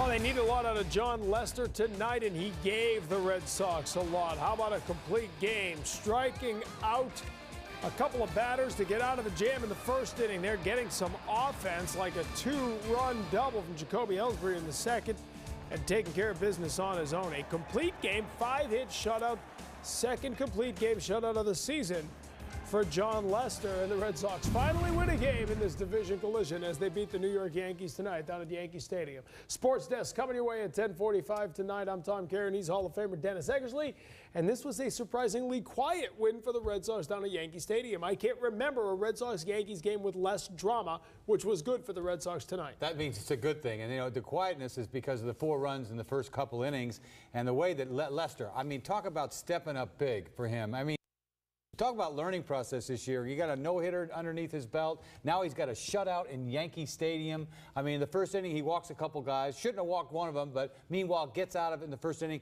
in complete command. Not only was he, when he wasn't punching people out, they were swinging early in the count because it's almost like they were afraid to go too deep in this count because they might punch out. So their best shot at it was to swing at the first pitch. But he had all of his pitches, good velocity, that cutter, that's really that patented trademark of the opposing pitchers, Pettit, his cutter, he used it all night against him, to be honest with you. One guy, the old guy, didn't pitch very well, and the young guy did the job. You know, the thing is, we're watching this first inning getting squeezed a little bit there, and you're saying, oh, no, this could be like Daisuke. He may have trouble getting out of 5 innings here because that first inning was a battle for him, but give him credit because he battled through it. I mean, Paint's right here, a 3-2 pitch, and Damon's running on this, and I'll tell you what, that ball was right there. And that's a big pitch. If you don't get this pitch, you got first and second, nobody out. Abreu coming up. I've got to have that pitch. But it, you know, it didn't bother him at all. He wasn't, you know, didn't get affected by it at all because he came back, got out Abreu, and then punched out the last 2 guys that inning. That's a big inning right there. Well, he got Abreu, but that became a little interesting too. Julio Lugo tries to do it himself rather than flipping it over to Pedroia, and because of that, they don't turn the double play. And again, the way things have been going, you think, oh no, here we go again. It's going to melt down. Really bad decision right there. He thought he could step on second and throw him out, but Abreu was a little too fast. Meanwhile, he blows a fastball by Rodriguez right there. Fastball out of the strike zone, and then Giambi, he throws him cheese right by you, right down Broadway 0-2, hit this hair, and he could not. And that set the tone for the rest of the night, because I'll tell you what, this was as commanding as he ever was. Even maybe more so than, you know, the game against Kansas City, because you think about it, those opponents weren't even close to the Kansas Yankees. City at Fenway Park or the Yankees at Yankee Stadium. I mean, you've done something big time here tonight, shutting this team out. And we've talked so much about the building confidence of John Lester. Even there, he's squeezing, and we go to commercial. But during that commercial break, Lester talking to the home plate umpire, just sort of getting his bearings here. What's going on here? Where are we? Is that a strike? Is it high? Is it low? Not afraid to go down and talk to Wally Bell at the end of the inning. Well, that's something that you're going to have to learn how to do. I could never do this. I mean, this was one of the things that I needed to learn until I was 45 years old, because you have to know how to do that. You see Schilling, he knows how to play it. You know, by the time he's done, he's waving at the guy after the 7th inning saying, I've had enough and good job. So that's smart right there on his part, because he could have, I tell you, you could go off right there needing that pitch. But, you know, this kid is so relaxed. Talk about poise. Yeah. You know, this guy is, you know, for him, he looks like he's a 30-year-old pitcher. 7-3 now, 2 complete game shutouts. The 2 shutouts ties him for the league lead. 8 strikeouts tonight. He, you know, the one little blip, that last start, if you take away the start in Houston, he's been dynamic going back to April. Well, if you see it, you know, if you start pounding the strike zone, we say this is like, you know, over and over and over again, like this is easy. But if you pound the strike zone with the kind of stuff that he has, his confidence is sky high. When he sees guys swing, look at that nasty pitch, and you know, guys, you know, swinging that cutter, he's got him right where he wants to. And the reason why they swing at that is because he shows them he can get ahead in the count. Nobody's going to swing at that unless, you know, they know you can throw strikes. And everything goes off of his fastball. This kid's got great velocity. More than anything else, you know, his command was great, but I think this kid is so confident right now, and this game goes a long ways for this kid. Well, I think needed it. Tonight was the night they really needed after what happened with the bullpen last night. John Lester gets the win. He goes to 7-3, his ERA down to 3.21 now as the Red Sox get the win. He's our star of the game. It's brought to you by the Subaru dealers of New England. Subaru, feel the freedom. John Lester, 9 innings, 5 hits, couple of walks and 8 strikeouts, 105 pitches, 7th win of the year, and his 2nd complete game shutout. It's the first complete game by a Red Sox pitcher since May 28th when Tim Wakefield lost the game out in Seattle. First complete game shutout for the Red Sox since John Lester did it with a no-hitter against Kansas City back on May 19th. Red Sox win Game 1 of this 4-game set. 7-0 is the final. We will hear from the man of the hour, John Lester. The star of the game talks with Heidi Watney next.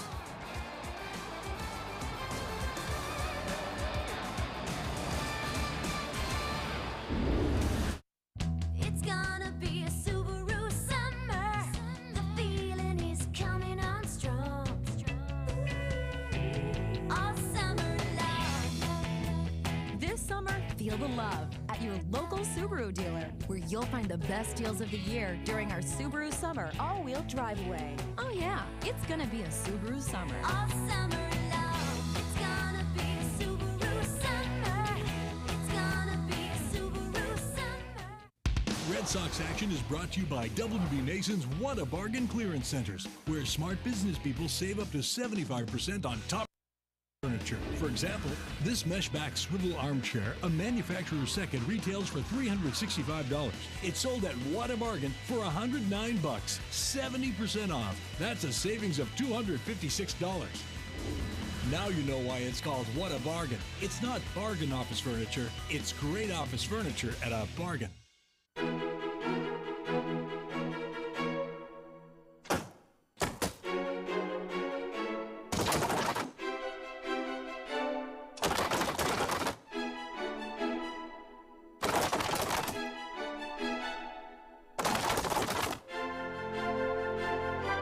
Once again, the competition is comparing themselves to the Accord. Nice to see them aiming so high. The all-new Accord from Honda. There's a world outside every darkened door where the brave are free and lovers soar. Come ride with me to the distant shore. Life is a highway. I wanna ride it all night long. Ever since there were cars, Americans have had a love affair with the open road. And with quality gasoline and great snacks coast to coast, Valero is your perfect travel companion. Valero, the all-American gasoline for the all-American love affair.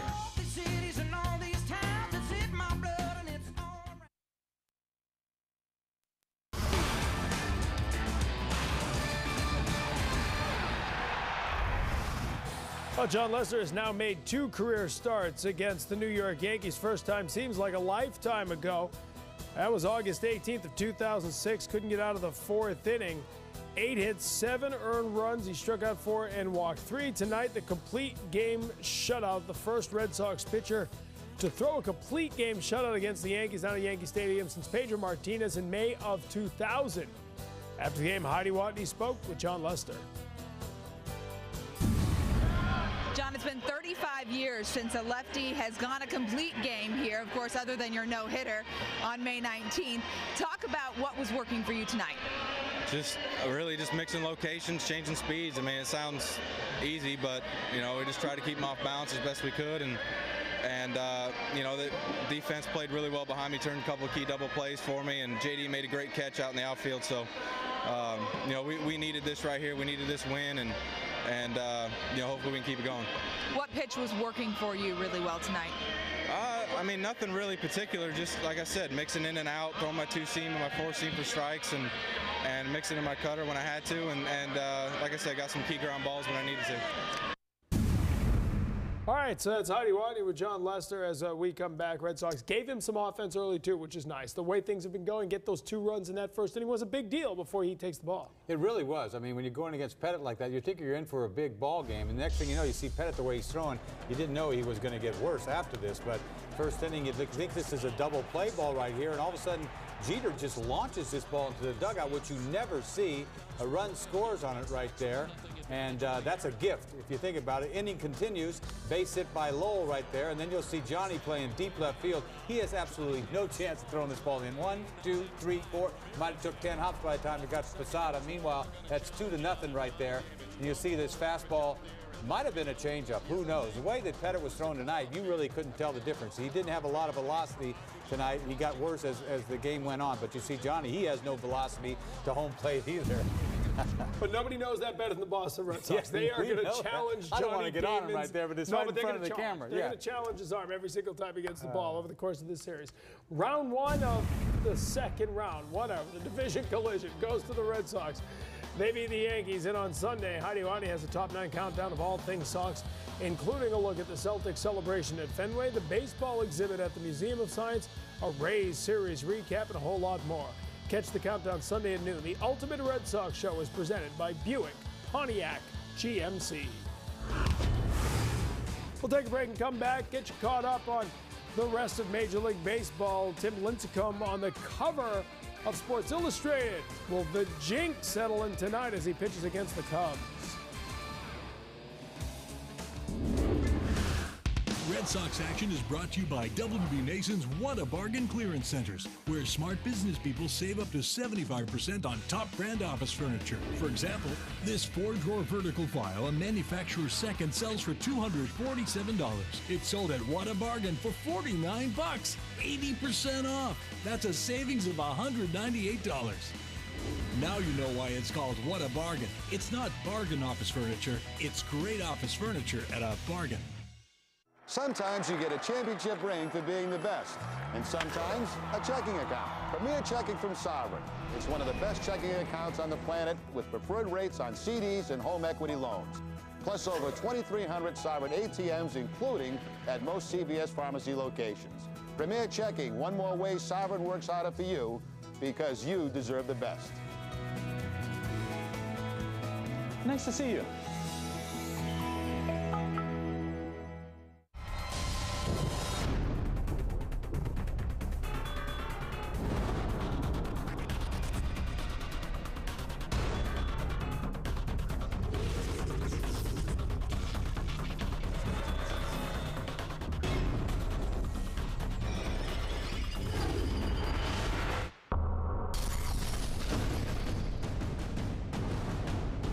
Experience the energy. Fightin'. Chrysler, Dodge, and Jeep are giving you relief at the pump just when you need it most. We can go anywhere in our Jeep Patriot. We can take that weekend getaway in our Dodge Journey. We're going on our summer vacation in our Chrysler Town and Country, and we won't pay more than $2.99 a gallon for gas. Now when you buy or lease most Chrysler, Dodge, or Jeep vehicles, you'll pay just $2.99 a gallon for gas or diesel in each of the next 3 years for up to the first 12,000 miles per year. $2.99. Let's refuel America. See your Chrysler, Dodge, or Jeep dealer today. It's fun, exciting, and only here for a short time. Introducing the lottery's limited edition World Series Red Sox ticket. You could win up to $10 million instantly. There are also 20 instant prizes, each worth $1 million. Plus, you could win great Red Sox World Series memorabilia. Get yours today at Fenway Park or your local lottery agent. MassLottery.com.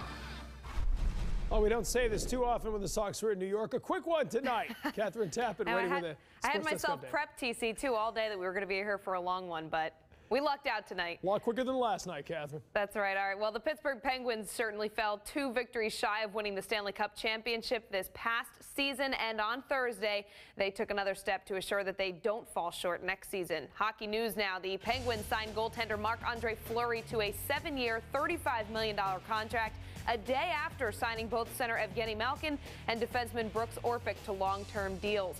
Fleury, the #1 overall pick in the 2003 draft, missed 3 months of the season due to a high ankle sprain, but he came up big in the postseason with a 14-6 record and a 1.97 goals against average.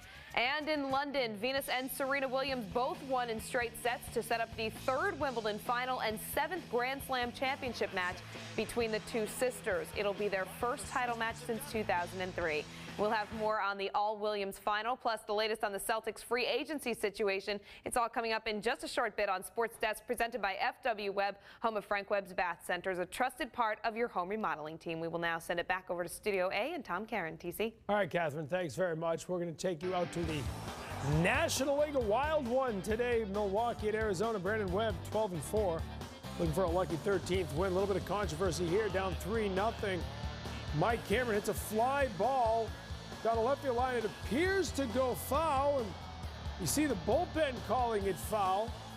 Umpires get together and say home run, and as you look at the replay, you'll see it appears that the ball landed foul. So it's 5-0 Brewers, because you'll see the ball on this side of the foul pole. And how many times have we talked about that this year? That's all right. It set up the dramatics for the 9th inning. Still 5-0 Brewers. Chad Tracy with the bases loaded. He doubles to right off Brian Schaus. 3 runs coming. It's 5-3. Now Solomon Torres comes in and he gives up a double down the line to Orlando Hudson that scores a run. Now it's 5-4, and they have yet to record an out in the 9th inning. Connor Jackson up next. Again, trying to come back from a 5-0 deficit in the bottom of the 9th, and he slaps it up the middle. 2-run score. D-backs win it 6-5. 6 runs without making it out in the bottom of the 9th. All right, Tim Lincecum.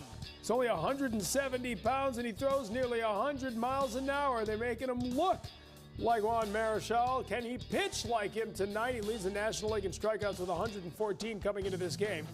Against the Chicago Cubs, would there be an SI jinx on Lincecum tonight? Here in the second, game tied at 1. He's at the plate. He drives in Jose Castillo. Giants take the lead. Also pitched pretty well tonight. 6 innings of work. He gave up 3 earned runs, but he struck out 8. Gets Mark DeRosa there, striking out the side in the 4th inning. Tight game until Rich Aurilia facing Carlos Marmol. Now this guy was their middle relief automatic lockdown guy, but he's been struggling of late. A 3-run homer there makes it 7-3. Giants win it by the final of 8-3. Lincecum gets the victory. And Lincecum, we don't see a lot of this guy because National League and West Coast, a bad combination for us here. You don't hear or see a lot of him, but the few times you've seen him pitch, my goodness, he's something special. Well, I saw Righetti when he was in town, the pitching coach for the Giants last year, and Bonds and that whole thing came into town. And he was talking about this kid, and he came over, and I looked at this kid. What is he, a little skinny little kid? He said, wait till you see this kid. He throws a ball, I mean, almost 100 miles an hour. And he's got a hook to go along with it. So he's got a chance, an opportunity. He won tonight. What's that, 9-1 he is. He has an opportunity to start the All-Star game, which is a huge thing for a kid like that. You know, and they're making, you know, it's hard for him. You know, now he gets all the attention. And that's when it becomes difficult for players, you know, and kids that age, because now you're expected and everybody's checking you out. Now, you know, not so much do you get a big head, but, you know, expectations are hard to deal with at an early age. And for the Giants, the year after Bonds, they've been looking for any kind of good publicity they can get, and this guy has given it to them. Absolutely. You're talking about Zito that's sitting right down the bench of, you know, with $130 million that's giving him nothing. So, you know, I mean, this guy has the makings of going along. Now, Kane, the other guy out there, throws the ball good too. So, you know, the Giants have a couple of young pitchers that can take them, you know, take them down the road a ways, but they haven't got the They got to rebuild the rest of the team, but they got 2 young pitchers to build around, no question about that. Red Sox have a good young one on the mound tonight. John Lester gets the win as they snap their 5-game losing streak with a 7-0 victory at Yankee Stadium. A complete game, 5-hit shutout for Lester. Moore. We'll hear from the Red Sox as we take it down to the clubhouse and hear from Terry Francona in a moment.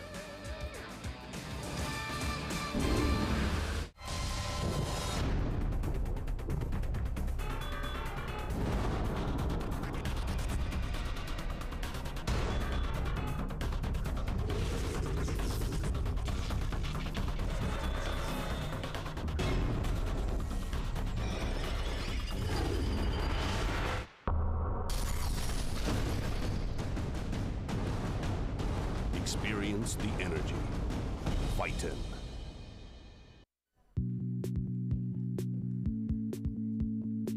It's the latest in communication, entertainment, and exhilaration.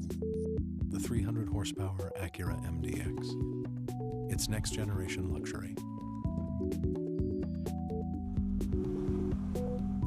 Acura. Advance.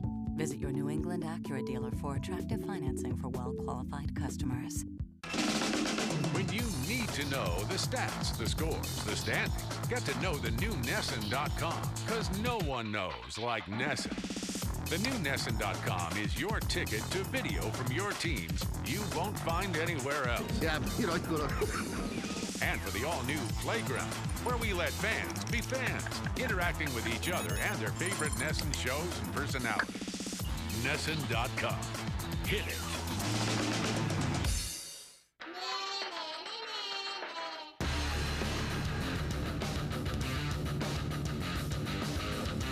Two of the biggest rivals in 1 week. This 4th of July week, the fireworks are on the field. It's a division collision. Tomorrow, the division collision continues with Sox-Yankees coverage beginning at noon. On NESN, it's why we watch. It is time for our WB Mason delivery of the game as the Red Sox win this one 7-0. Mike Lowell showing he's got some ups as he hops up, grabs that. That's a 5-4-3 double play. Big one at the time with the leadoff single to Cabrera, the first hit of the game off Lester. But Lowell going up and sending it around the horn. Winds up being just a 4-pitch inning for John Lester, and from there he really got on a roll. He would retire 3, 6, 9, 12 of the next 13 batters he would face. Andy Pettit on the other hand, we talked about the role he had been on, but we also talked about the Red Sox have hit him pretty well. They did tonight. Well, he was probably due for a dud, and this was a dud. You know, you watched him from the get-go. His command was bad. I mean, I don't know about velocity because I haven't seen him that much, but his velocity didn't seem all that good. You know, he's known for that cutter, and the cutter really wasn't happening. Nobody was really swinging at it. Get behind in the count quite a bit. A lot of good pitches to swing at. There you see Pedroia first inning. This guy is so hot, but you see that rolling breaking ball. JD gets a base hit in the first inning, and right away they got guys on base, and a ball right there that Lowell just puts a good swing on. You know, just too many good pitches to hit. And the hit that burnt him was really a jam shot that Ellsbury hits right down the line right there. He didn't hit that ball very good, but see JD Drew, good swings off of bad play on Abreu's part right there, but good swings by JD Drew tonight. And Manny dunks one in. He didn't hit a base hit real bad. Even Veritek got a base hit RBI tonight. So everybody kicked in, and six runs was more than enough before Pettit left for Lester to win this game. You know, the Yankees have been obviously struggling big time. They'd lost 3 in a row. Hank Cashman goes off, says it's ridiculous that we're not hitting. This team should be hitting.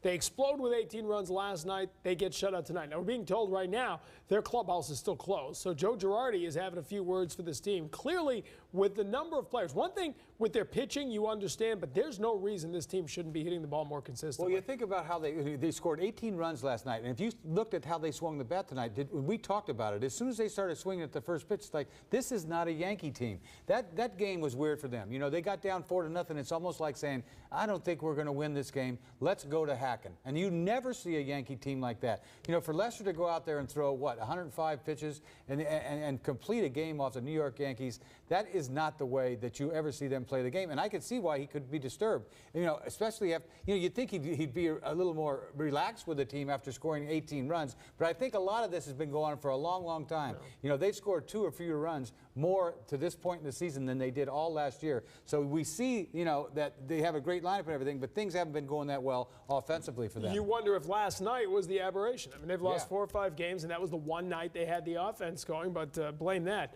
on the pitching they were facing. Texas didn't have a lot going on the mound last night.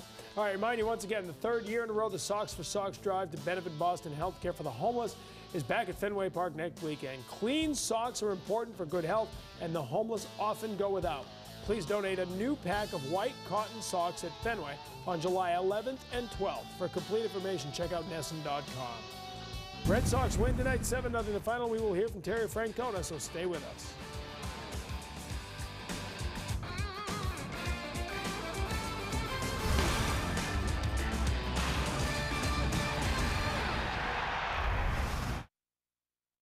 Our grandmother, Rosa Carty, started Carty's Furniture in 1928. Our newest Carty's is at 180 Pearl Street in Braintree. We invite you to experience Carty's vast array of styles to help make your home uniquely you, all with same-day delivery, 7 days a week. We pride ourselves in great customer service, guaranteed lowest Nairobi prices, and look forward to being your resource for furniture and mattresses. Get 22% off any one item. Carty's Furniture Superstore's grand opening is going on now.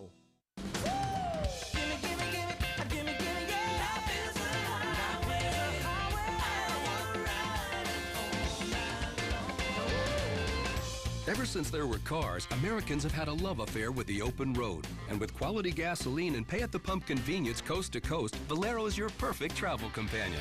Valero, the all-American gasoline for the all-American love affair.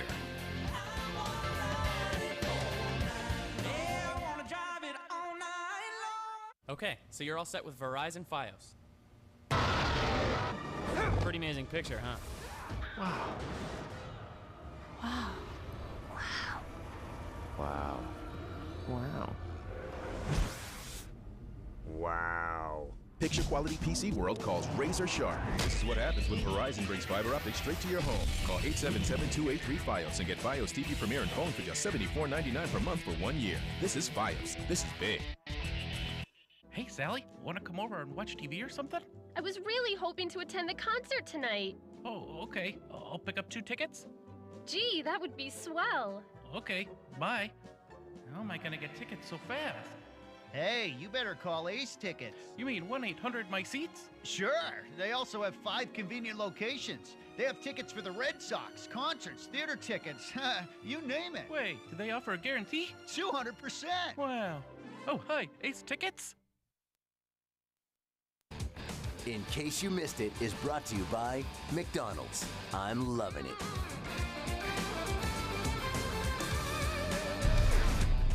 A lot more expectations from Lester right now than when the season started. You know, when the season started, well, I hope he gives us a nice year, and if he does, it makes this season a lot easier. No, we need him big time. He needs to attack these guys. They're very patient like the Red Sox. He needs to go right after them, not waste any pitches, get quick outs, and hope that he can go deep in the ball game.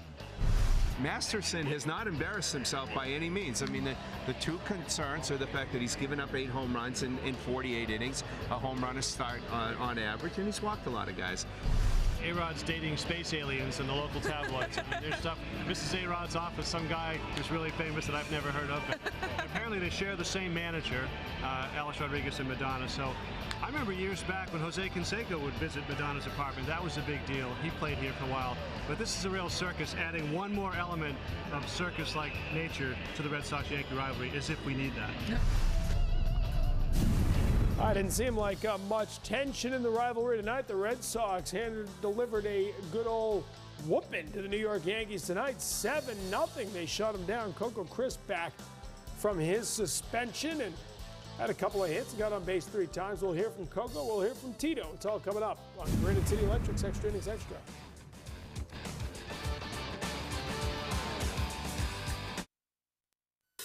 The world around us is changing. Our views are changing. Our lifestyles are changing. Our tastes are changing. Even what we're eating for breakfast is changing. McDonald's introduces chicken for breakfast with its new Southern-style chicken biscuit sandwich. It's perfectly seasoned. Juicy, all-white meat. Served on a warm and fluffy, homemade-tasting biscuit. All new taste for breakfast. Let's hear it for nonconformity. America, you declared your independence from interest rates, and the response was overwhelming. The Buick Pontiac GMC 72-hour sale has been extended. Time is running out to break free from interest payments for 6 full years with 0% financing for 72 months. Choose from thousands of Buicks, Pontiacs, and GMCs, like the G6 sedan. With an EPA estimated 30 miles per gallon on the highway, the Buick Pontiac GMC 72-hour sale. See your Buick Pontiac GMC dealer today. Now you see me? Now you don't. Now you see me. Now you don't. What you are seeing is how much farther, wider, and better you'll see with Silver Star Ultra headlights from Sylvania. Because the next time you see me, I may not be alone. See farther, see wider, see better. Silver Star Ultra headlights from Sylvania.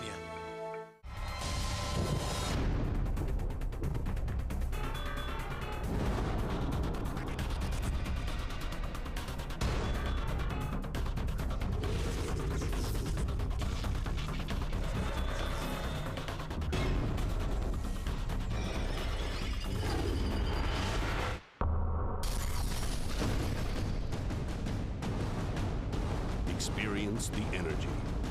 Fightin'. You're watching Nessie, home of the Boston Bruins and world champion Boston Red Sox.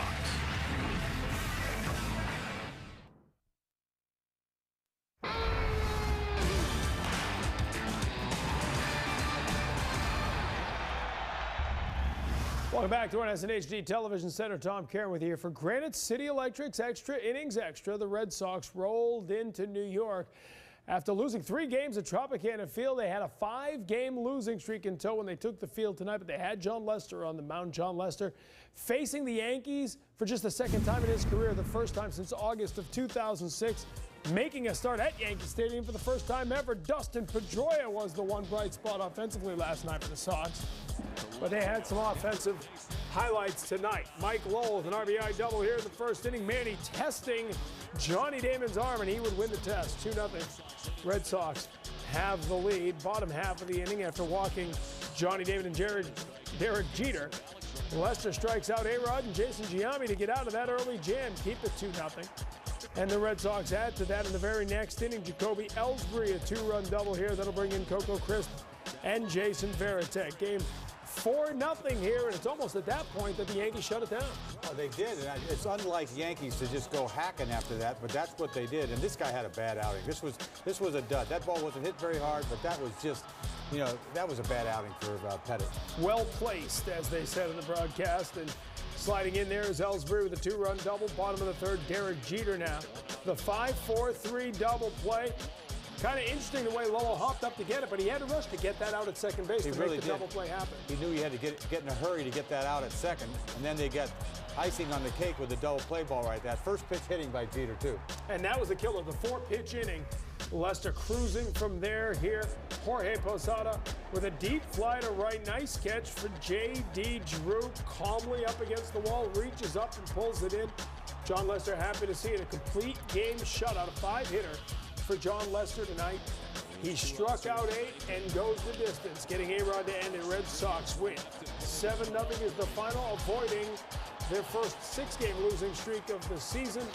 Get a half game back on the Tampa Bay Rays, who are idle tonight. 3 back now of Tampa, 5 ahead of the Yankees in the AL East standings. You see the offense? Everyone but Julio Lugo had at least 1 hit tonight. A couple of hits for J.D. Drew, Kevin Youkilis, and Coco Crisp, who's back from his 5-game suspension. Just 1 pitcher tonight for the Red Sox. The bullpen gets a rest. Lester goes the distance. He gets his 7th win of the year, and he goes to 3.21 on his earned run average. Red Sox win 7-0 the final. Let's hear from Terry Francona after the game.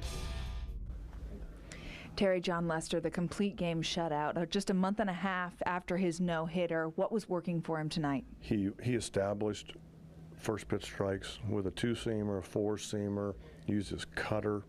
You know, in the first inning, he made some pretty close pitches, didn't get calls, and didn't let it upset him. Made some real good pitches to some dangerous hitters in the middle of the order, gets out of the inning, and then really took it from there. And we score first, and we spread it out, and he did just what you're supposed to do with that. In the 8th and 9th, he gave up that hit to the first batter, but then he induced the double plays, 3 double play balls tonight. How important is that? Well, he's running that cutter in on the righties, and he's making them give a little bit because he was throwing in so aggressively. And then he had the 2-seamer that really has some depth to it tonight, so you're going to get some ground balls. Fortunately, they're at people. I mean, we turned a couple. Petey, that was one of the better turns I think I've ever seen. You know, Mikey Lowell jumps, gets it to Petey, and he turns it. We did some good things, but I'm sure the infielders will say that. You know, he was working quick. He's getting into rhythm. He's throwing strikes. It's a lot easier to play defense like that. The offense got after Andy Pettit early and didn't let up tonight. Talk about how important that is. Yeah, we talk about all the time. You score first, and then if you score next, that's a good recipe for success. Then when your pitcher pitches the way he does, it's kind of how you draw it up. All right, thank you, Terry. Back to you, TC. Heidi, thanks very much. Red Sox hit 101 home runs this year. That's good news. Hess and Hess Express are proud sponsors of the Red Sox and the Red Sox on NESN this season. Hess and Hess Express donate $500 to the Red Sox Foundation for every home run the team hits.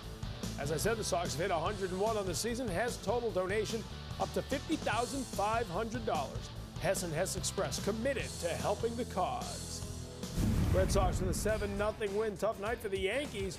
We will hear from Joe Girardi. We will hear from Red Sox captain Jason Varitek on the complete game shutout from John Lester tonight. I don't care about the big fly ball. I want nice line drive singles, all right? I don't know what to tell you. You're almost perfect, right? You are pressing way too hard on yourself. Just have some fun. Play heads up, work hard. Eileen, they asked if you'd sing the national anthem. All right, Z, throwing strikes now. Nice pitch, attaboy. How to throw the ball, Z. Attaboy, let's go, get the bats going. Dig hard, attaboy. Nice job. We got a 1-run lead. Let's put some runs on the board, play some good defense, all right? Oof. You like it, you hit it. All right, have some fun. Dig hard! Go ahead. Come on, Shane. You got to score. See, you're all nerved up. Just relax, all right? You throw it, he'll catch it. Piece of cake. 4-3 game, and you guys broke out. That was nice. Very nice. Couple of game balls. Nice job. Heck of a job, all right? OB, that's your home run ball right there, baby. Granite City Electric. We love kids, we love baseball, we love our customers. 1, 2, 3. Nice. Very nice.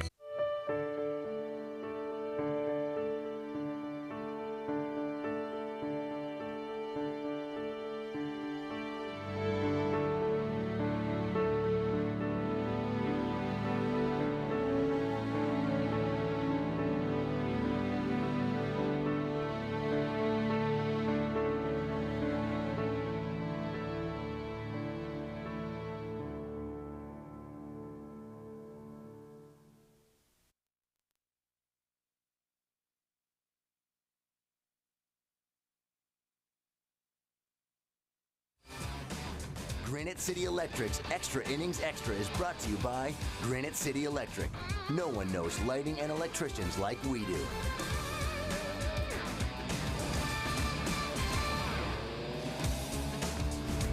Our Sylvania lighted up performance of the night. John Lester tonight, a complete game shutout. He stepped up and bounced back quite nicely from his last performance, which was a no decision. In fact, each of his last 2 starts were no decisions, but now 4-0 in his last 6 starts. Let's hear from his catcher, Jason Varitek, after the game.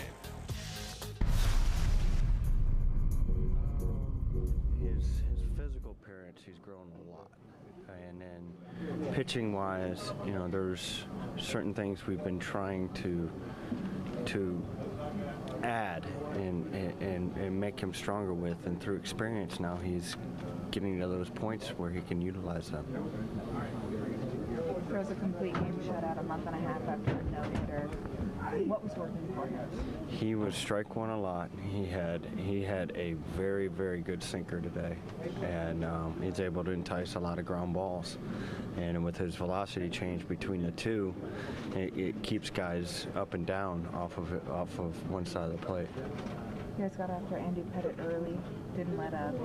Talk about the offense and how important that was. You know, it's important. Andy's had tradition of throwing pretty well against us, and you know, after our last 3 games or whatever, to get out there and get a lead and then add on to a lead was big. Jason, how important was it helping to manufacture runs, playing defense? No question. You know, he and Ellsbury out there give us a lot of wheels, and you know, he was able to. Andy's very good at holding runners. He was able to get a bag, and then we would get him over, and then we were able to get a run on one hit. So, you know, he had a couple hits and he tracked down that ball, you know, right center real well. So it was good. It was good for him, having not played as much, and comes out and gets 2 knocks. It's great.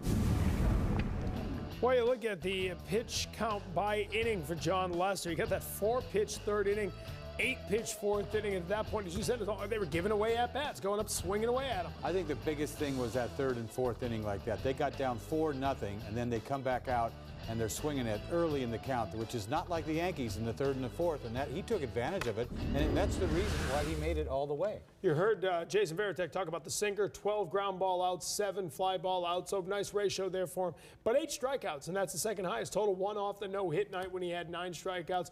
Struck out Giambi a couple of times. He was pitching very well, mixing up his pitches nicely tonight. Well, he said he had threw a 2-seamer. I don't think about a 2-seamer when he faces these guys. Anyway, you see here against Giambi. Giambi's right on top of the plate. He gets him 0-2, and he throws a piece of cheese absolutely right by him the first time up. The second time up, you know, he's got to be ready for that fastball, and he's trying to get the head out on the fastball. Foul ball. Get that little cutter down. Didn't go for it. Next pitch, cutter, paint, then cutter in the dirt. He's got no chance. I mean, the way this, you know, you got to guess with him and hope you get a pitch that you can get a good swing on. But if you're a left-handed hitter, that's tough. And if you would see his K package, his strikeout package, and you just see the 8 strikeouts, I mean, they've thrown in some funky pitches. Right. High fastballs away, cutters in the dirt, and just shows you that they're overmatched when they get 2 strikes. You were saying you don't think of that as a two-seamer, sinker? But I mean, you don't think of Lester as throwing a 2-seamer. Right, You know but he what has I mean? more and more. The ground balls have gotten him out of some quick innings, and that's been the difference. You know, that's where you got the ground ball. If you're striking guys out all the time, then it's obviously very difficult to get that pitch count down and to go deep into games. You get some ground ball outs, a couple of double plays, now you can. All right, we're going to go to Coco Crisp now in the Red Sox clubhouse. You know, you have to try to control your breathing. I think that the atmosphere here is a little different, especially coming off 5 days like that, you know. I guess you couldn't pick a more electric atmosphere unless we were in Boston playing the Yankees. You know, I guess that would be the only one that could possibly beat here. So, you know, you got to focus on your breathing and, you know, let that control that, and everything else hopefully will fall in place. Coco, can you talk about the win tonight with Lester and beating the quality pitcher like Pettit? Oh, I mean, we had, you know, one proven outstanding pitcher in Pettit out there. You know, he's been tough for many years, and, you know, we're able to get to him early. You know, some blue hits here, and, you know, and then we get some hard hits. You know, it's kind of, you know, lucky for us that we were able to do that. And then Lester, you know, obviously we needed a victory, and he came out with his best stuff, and he gave them a tough time over there. How tough was it to be sitting on the bench the last 5 games with them dropping and not being able to do anything with this spice?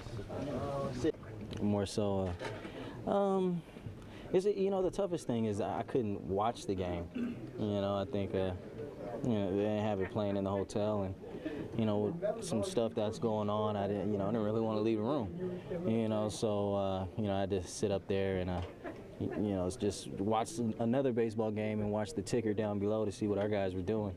And it was tough. You know, you look up there, you're up, tied, down, like, gosh, dog. But, you know, it feels good to be back, definitely. Was the atmosphere different here? Well, that is what's always tough about being suspended, is you can't be at the ballpark during the game. He was asked about sitting on the bench. He wasn't sitting on the bench. He was back in the hotel room wishing he was on the bench, or at least at the ballpark. 4-game hitting streak for Coco with a 5-game suspension in between games 3 and 4, but 7 for 15.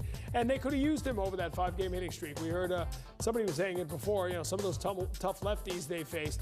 He could come in and give you good at that. Right, and then, you know, Manny DH, and we said before that they wouldn't have had to have 2 left-handed bats in the lineup. But, you know, you see him go track down that ball in center field, and you take for granted that guys go out there and they can go get that ball up against the fence. You know, that might have been one of the few balls that were hit hard all night long. But, you know, this guy is missed when he's not, you know, and he's become a big part of this club, and when he's gone, he is missed. Well, it'll be interesting. You know, everyone thought he was going to be traded by now, and you're awfully glad he wasn't traded, because he's been a huge part of this team. We're going to come back here from Joe Girardi. He had a little meeting in there with the doors closed for a long time after the game over the Yankees side. But tomorrow, the Red Sox get right back at it. Josh Beckett, a 1 o'clock start. We get started at noon on the 4th of July. A preview next.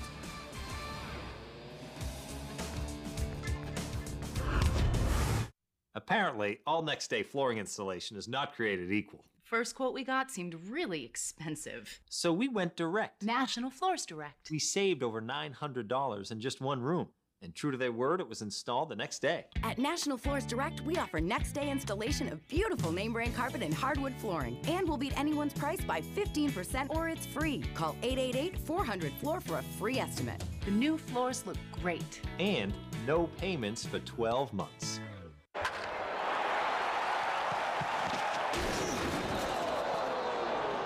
Baseball isn't always easy, but with the new Dunkin' Donuts Bases Loaded game, you can play simply by peeling the sticker on any cold drink cup. Hey, you got $1 off a flatbread sandwich. Then use the code on your game piece and go online for a chance to win cool electronic prizes and more. It's that easy. The new Dunkin' Donuts Bases Loaded game. America runs on Dunkin'.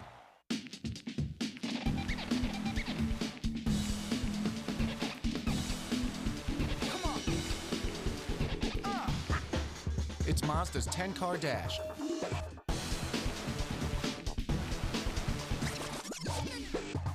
Ten great Mazdas, one great offer. Now with 0% APR financing and 0 down payment. Mazda's 10-car dash model year closeout. Dash in. Offer ends soon. Zoom, zoom.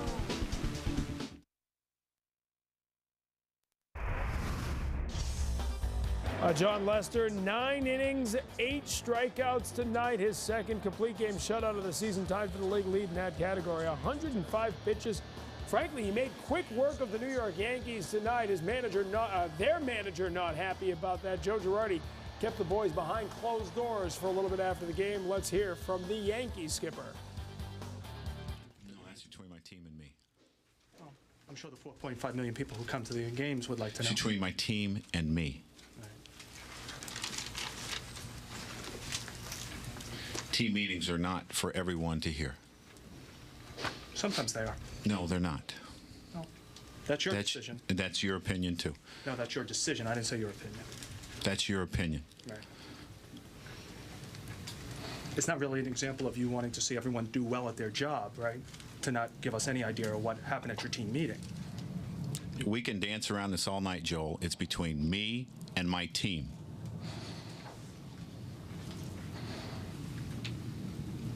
Joe, there have been a lot of losses this year that haven't stirred your emotions like this.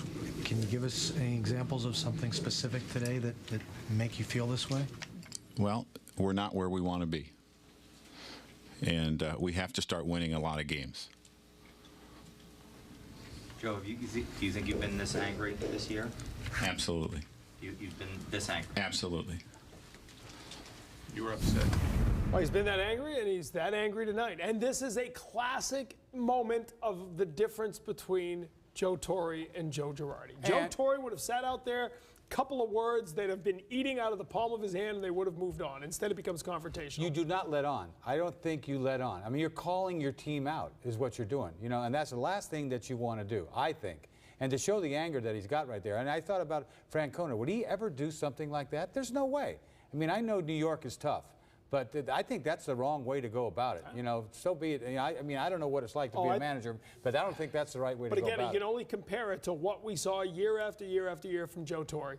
And Joe Torre would call his team out, but he'd do it through the media, and he'd do it calmly, and it would just go over in a day. Well, it's pretty obvious to me that he didn't like the fact that they were swinging too early in the count. I mean, isn't that pretty obvious to you? I think that's what it's all about. You know, because last night they scored 18 runs. Well, calm down. What do you want? You think you scored 18 runs every night?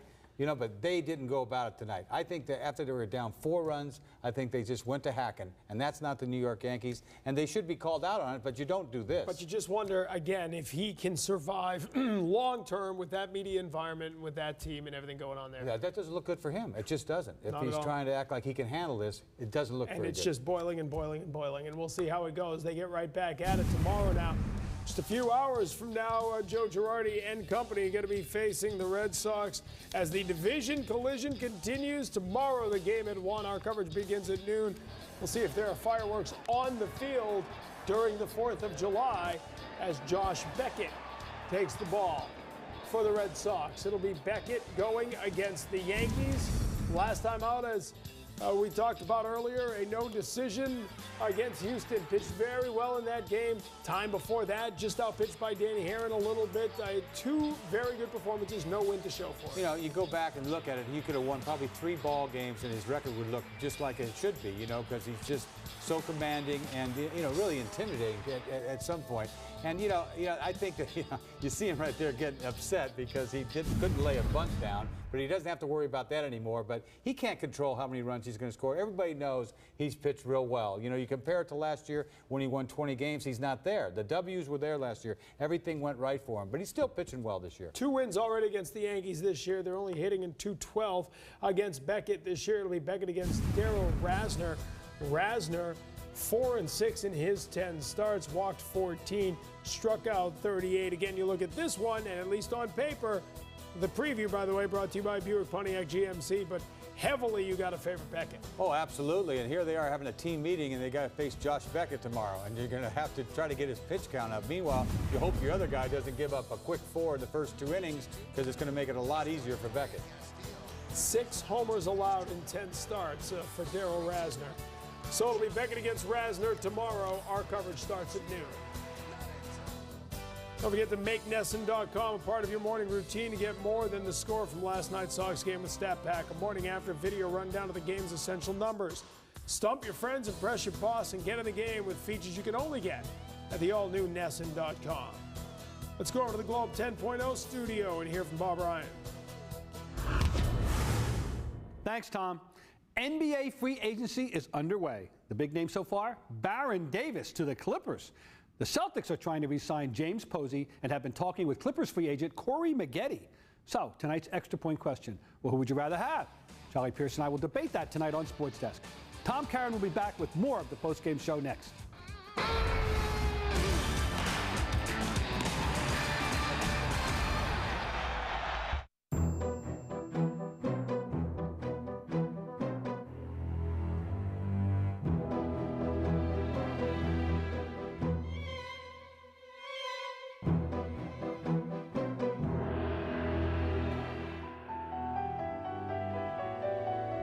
Don't be afraid of the pump. The all-new Accord from Honda. Lease a Honda Accord for $219 a month for well-qualified customers. It's the ultimate Red Sox show for the ultimate Red Sox fan. Join Heidi Watney as she counts down the 9 must-see stories each week from Red Sox Nation. Plus, one-on-one with Sox players, special features, and highlights. Nesson's Ultimate Red Sox Show is the ultimate way to keep up on all things Red Sox. Nesson's Ultimate Red Sox Show with Heidi Watney, presented by Buick Pontiac GMC. Sundays only on Nesson. It's bigger. It's crazy. It's crazy. Better. Oh, wait a minute. And madder. The Mad Fisherman, baby. The greatest show on H2O is now in HD. Yes. Catch all new high-def episodes of Charlie Moore Outdoors. Here in Nesson HD. Every Sunday, all summer long. Oh my gosh, this is crazy. It's a Charlie Moore Summer of Fun. Sunday at 8 on Nesson. Sponsored by Aubuchon Hardware. Any questions?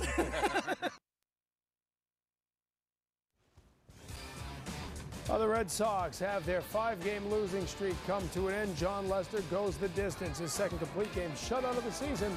Final score for the final time, Red Sox 7, Yankees nothing. For Dennis Eckersley and all of us here in Nesson, I'm Tom Caron. Thanks for watching. We'll see you tomorrow at noon on the 4th of July. Have a safe and happy 4th. And stay tuned for Sports Desk with Catherine Tappan.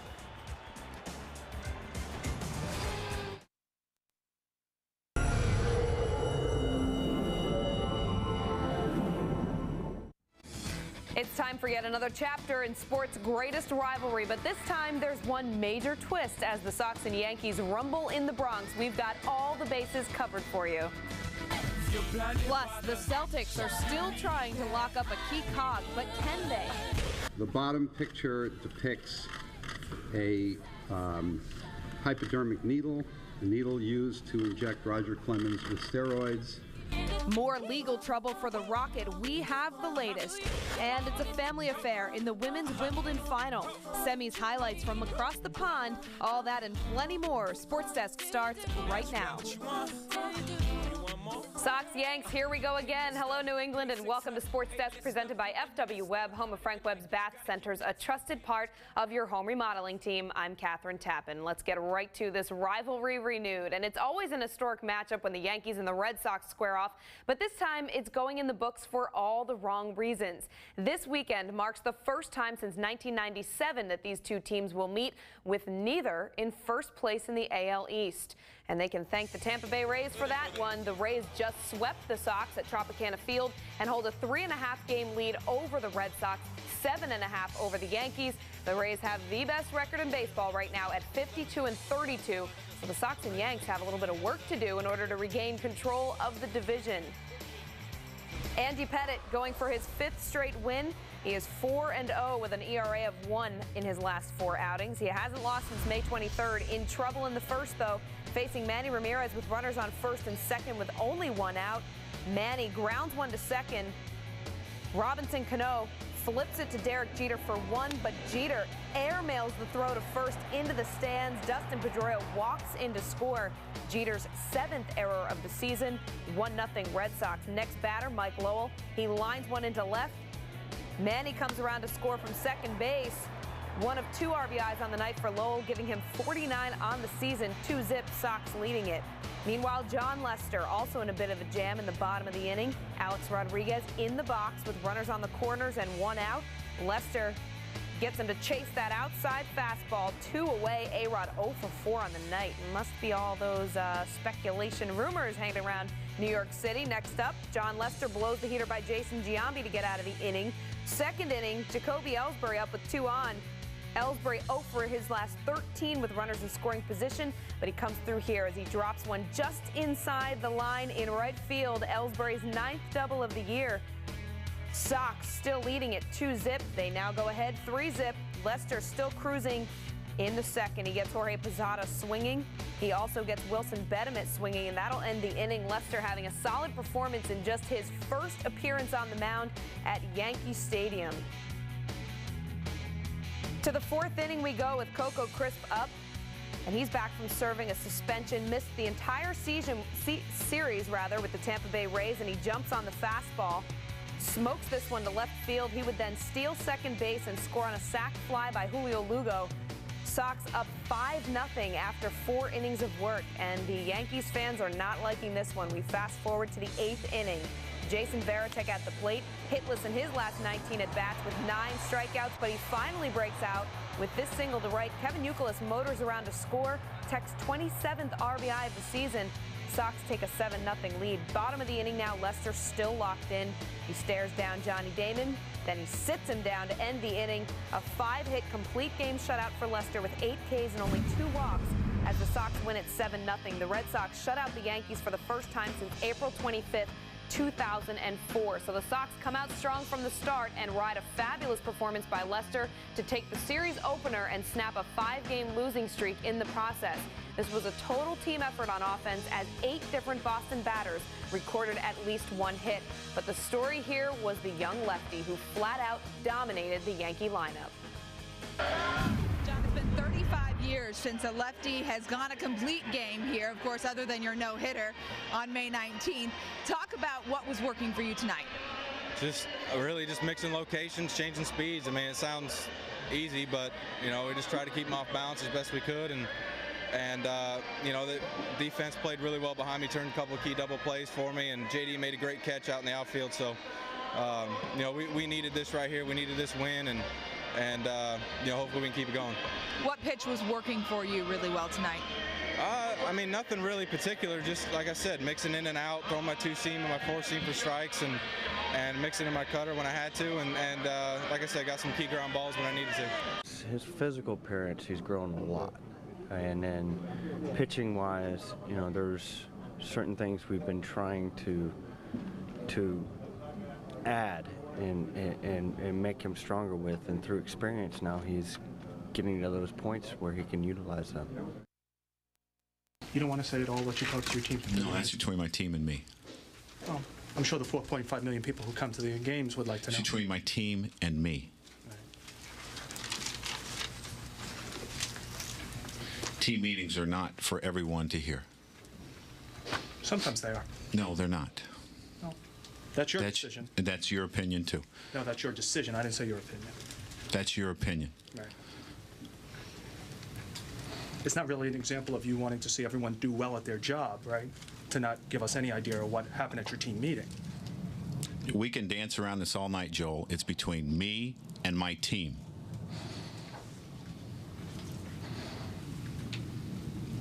Joe, there have been a lot of losses this year that haven't stirred your emotions like this. Can you give us any examples of something specific today that make you feel this way? Well, we're not where we want to be. And we have to start winning a lot of games. Getting ugly in the Bronx, but it was a happy return for Coco Crisp. Fresh off that 5-game suspension, the Sox outfielder did a little bit of everything in the win. Coco finished 2 for 3 on the night with a stolen base, a walk, and 2 runs scored. We'll have Crisp's reaction to finally getting back on the field a little later on in the show. John Lester was less than phased in his first appearance on the mound at Yankee Stadium. The lefty improved to 7-3 while pitching a complete game shutout in the Bronx. And he conserved his energy in the process, throwing only 105 pitches. It was Lester's second complete game of his career, of course, the first being that no-hitter. With much more on a solid outing for the youngster, here are Don Orsillo and Jerry Remy from the Bronx. Well, after a frustrating 3 days in Tampa Bay against the Rays, the Red Sox come to Yankee Stadium in an outstanding game tonight. Excellent game by John Lester. I mean, very unusual to see the Yankees come out and swing at so many first pitches they did in this ball game tonight against Lester. But Lester was throwing strikes, and boy, did they have indeed a long outing from a starting pitcher. You know, they got 5 innings from Daisuke last night. The game blew up after that. Lester was in complete control of this game, and he started off with a couple of walks, but after that, it was lights out. The offensive attack was solid for the Red Sox as well. They take game 1 of the 4-game series of the Yankees in the Bronx. Now back to Sports Desk. Don, thank you. Time now to go down the pipe with FW Webb. There's sure to be some fireworks at the stadium on Friday as the Sox and Yanks battle it out in a 4th of July matinee. First pitch is set for just after 1 o'clock, and NESN's high-definition coverage gets underway with the pregame show starting at noon. So with the victory, the Sox pick up a half a game on the idle Rays and are 3 games out of the top spot in the AL East. The Yanks have now dropped 4 of their last 5, and they fall to 8 games back. We're taking our first time out. Coming up next, a little hoops as the Celtics continue their full-court press in free agency. But what is their next move? Then more bad news for Roger Clemens. Find out how the Rocket is taking another big hit in the court of public opinion. Plus, we'll go back to the diamond and see if Josh Beckett can keep the good times rolling in Game 2 of this big series against the Yankees. And with the All-Star voting at a close, who will be penciled in to that starting lineup at the Midsummer Classic? Odds are this slugger is going to make the cut. Out towards right center field for Manny Ramirez. Deep, far, number 500 for Manny Ramirez. Experience the difference with Frank Webb's Bath Centers. Whether you're remodeling a bathroom or building a new home, the experts at Frank Webb's Bath Centers always have your best interest in mind. Frank Webb Bath Centers, a trusted part of your home remodeling and building team. Visit us today at frankwebb.com. With all the liquor stores and all the different vodkas they sell, where can you find a handmade vodka from Texas? I found it at Yankee Spirits. Where the heck am I? For a little, the Nissan Versa, 33 miles per gallon and the largest interior volume in its class.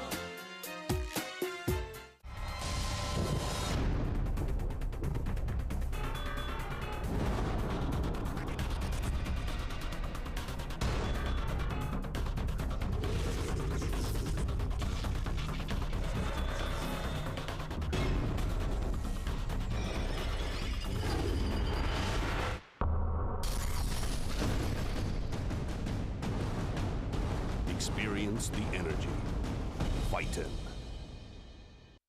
They say a man should always dress for the job he wants. So why am I dressed up like a pirate in this restaurant?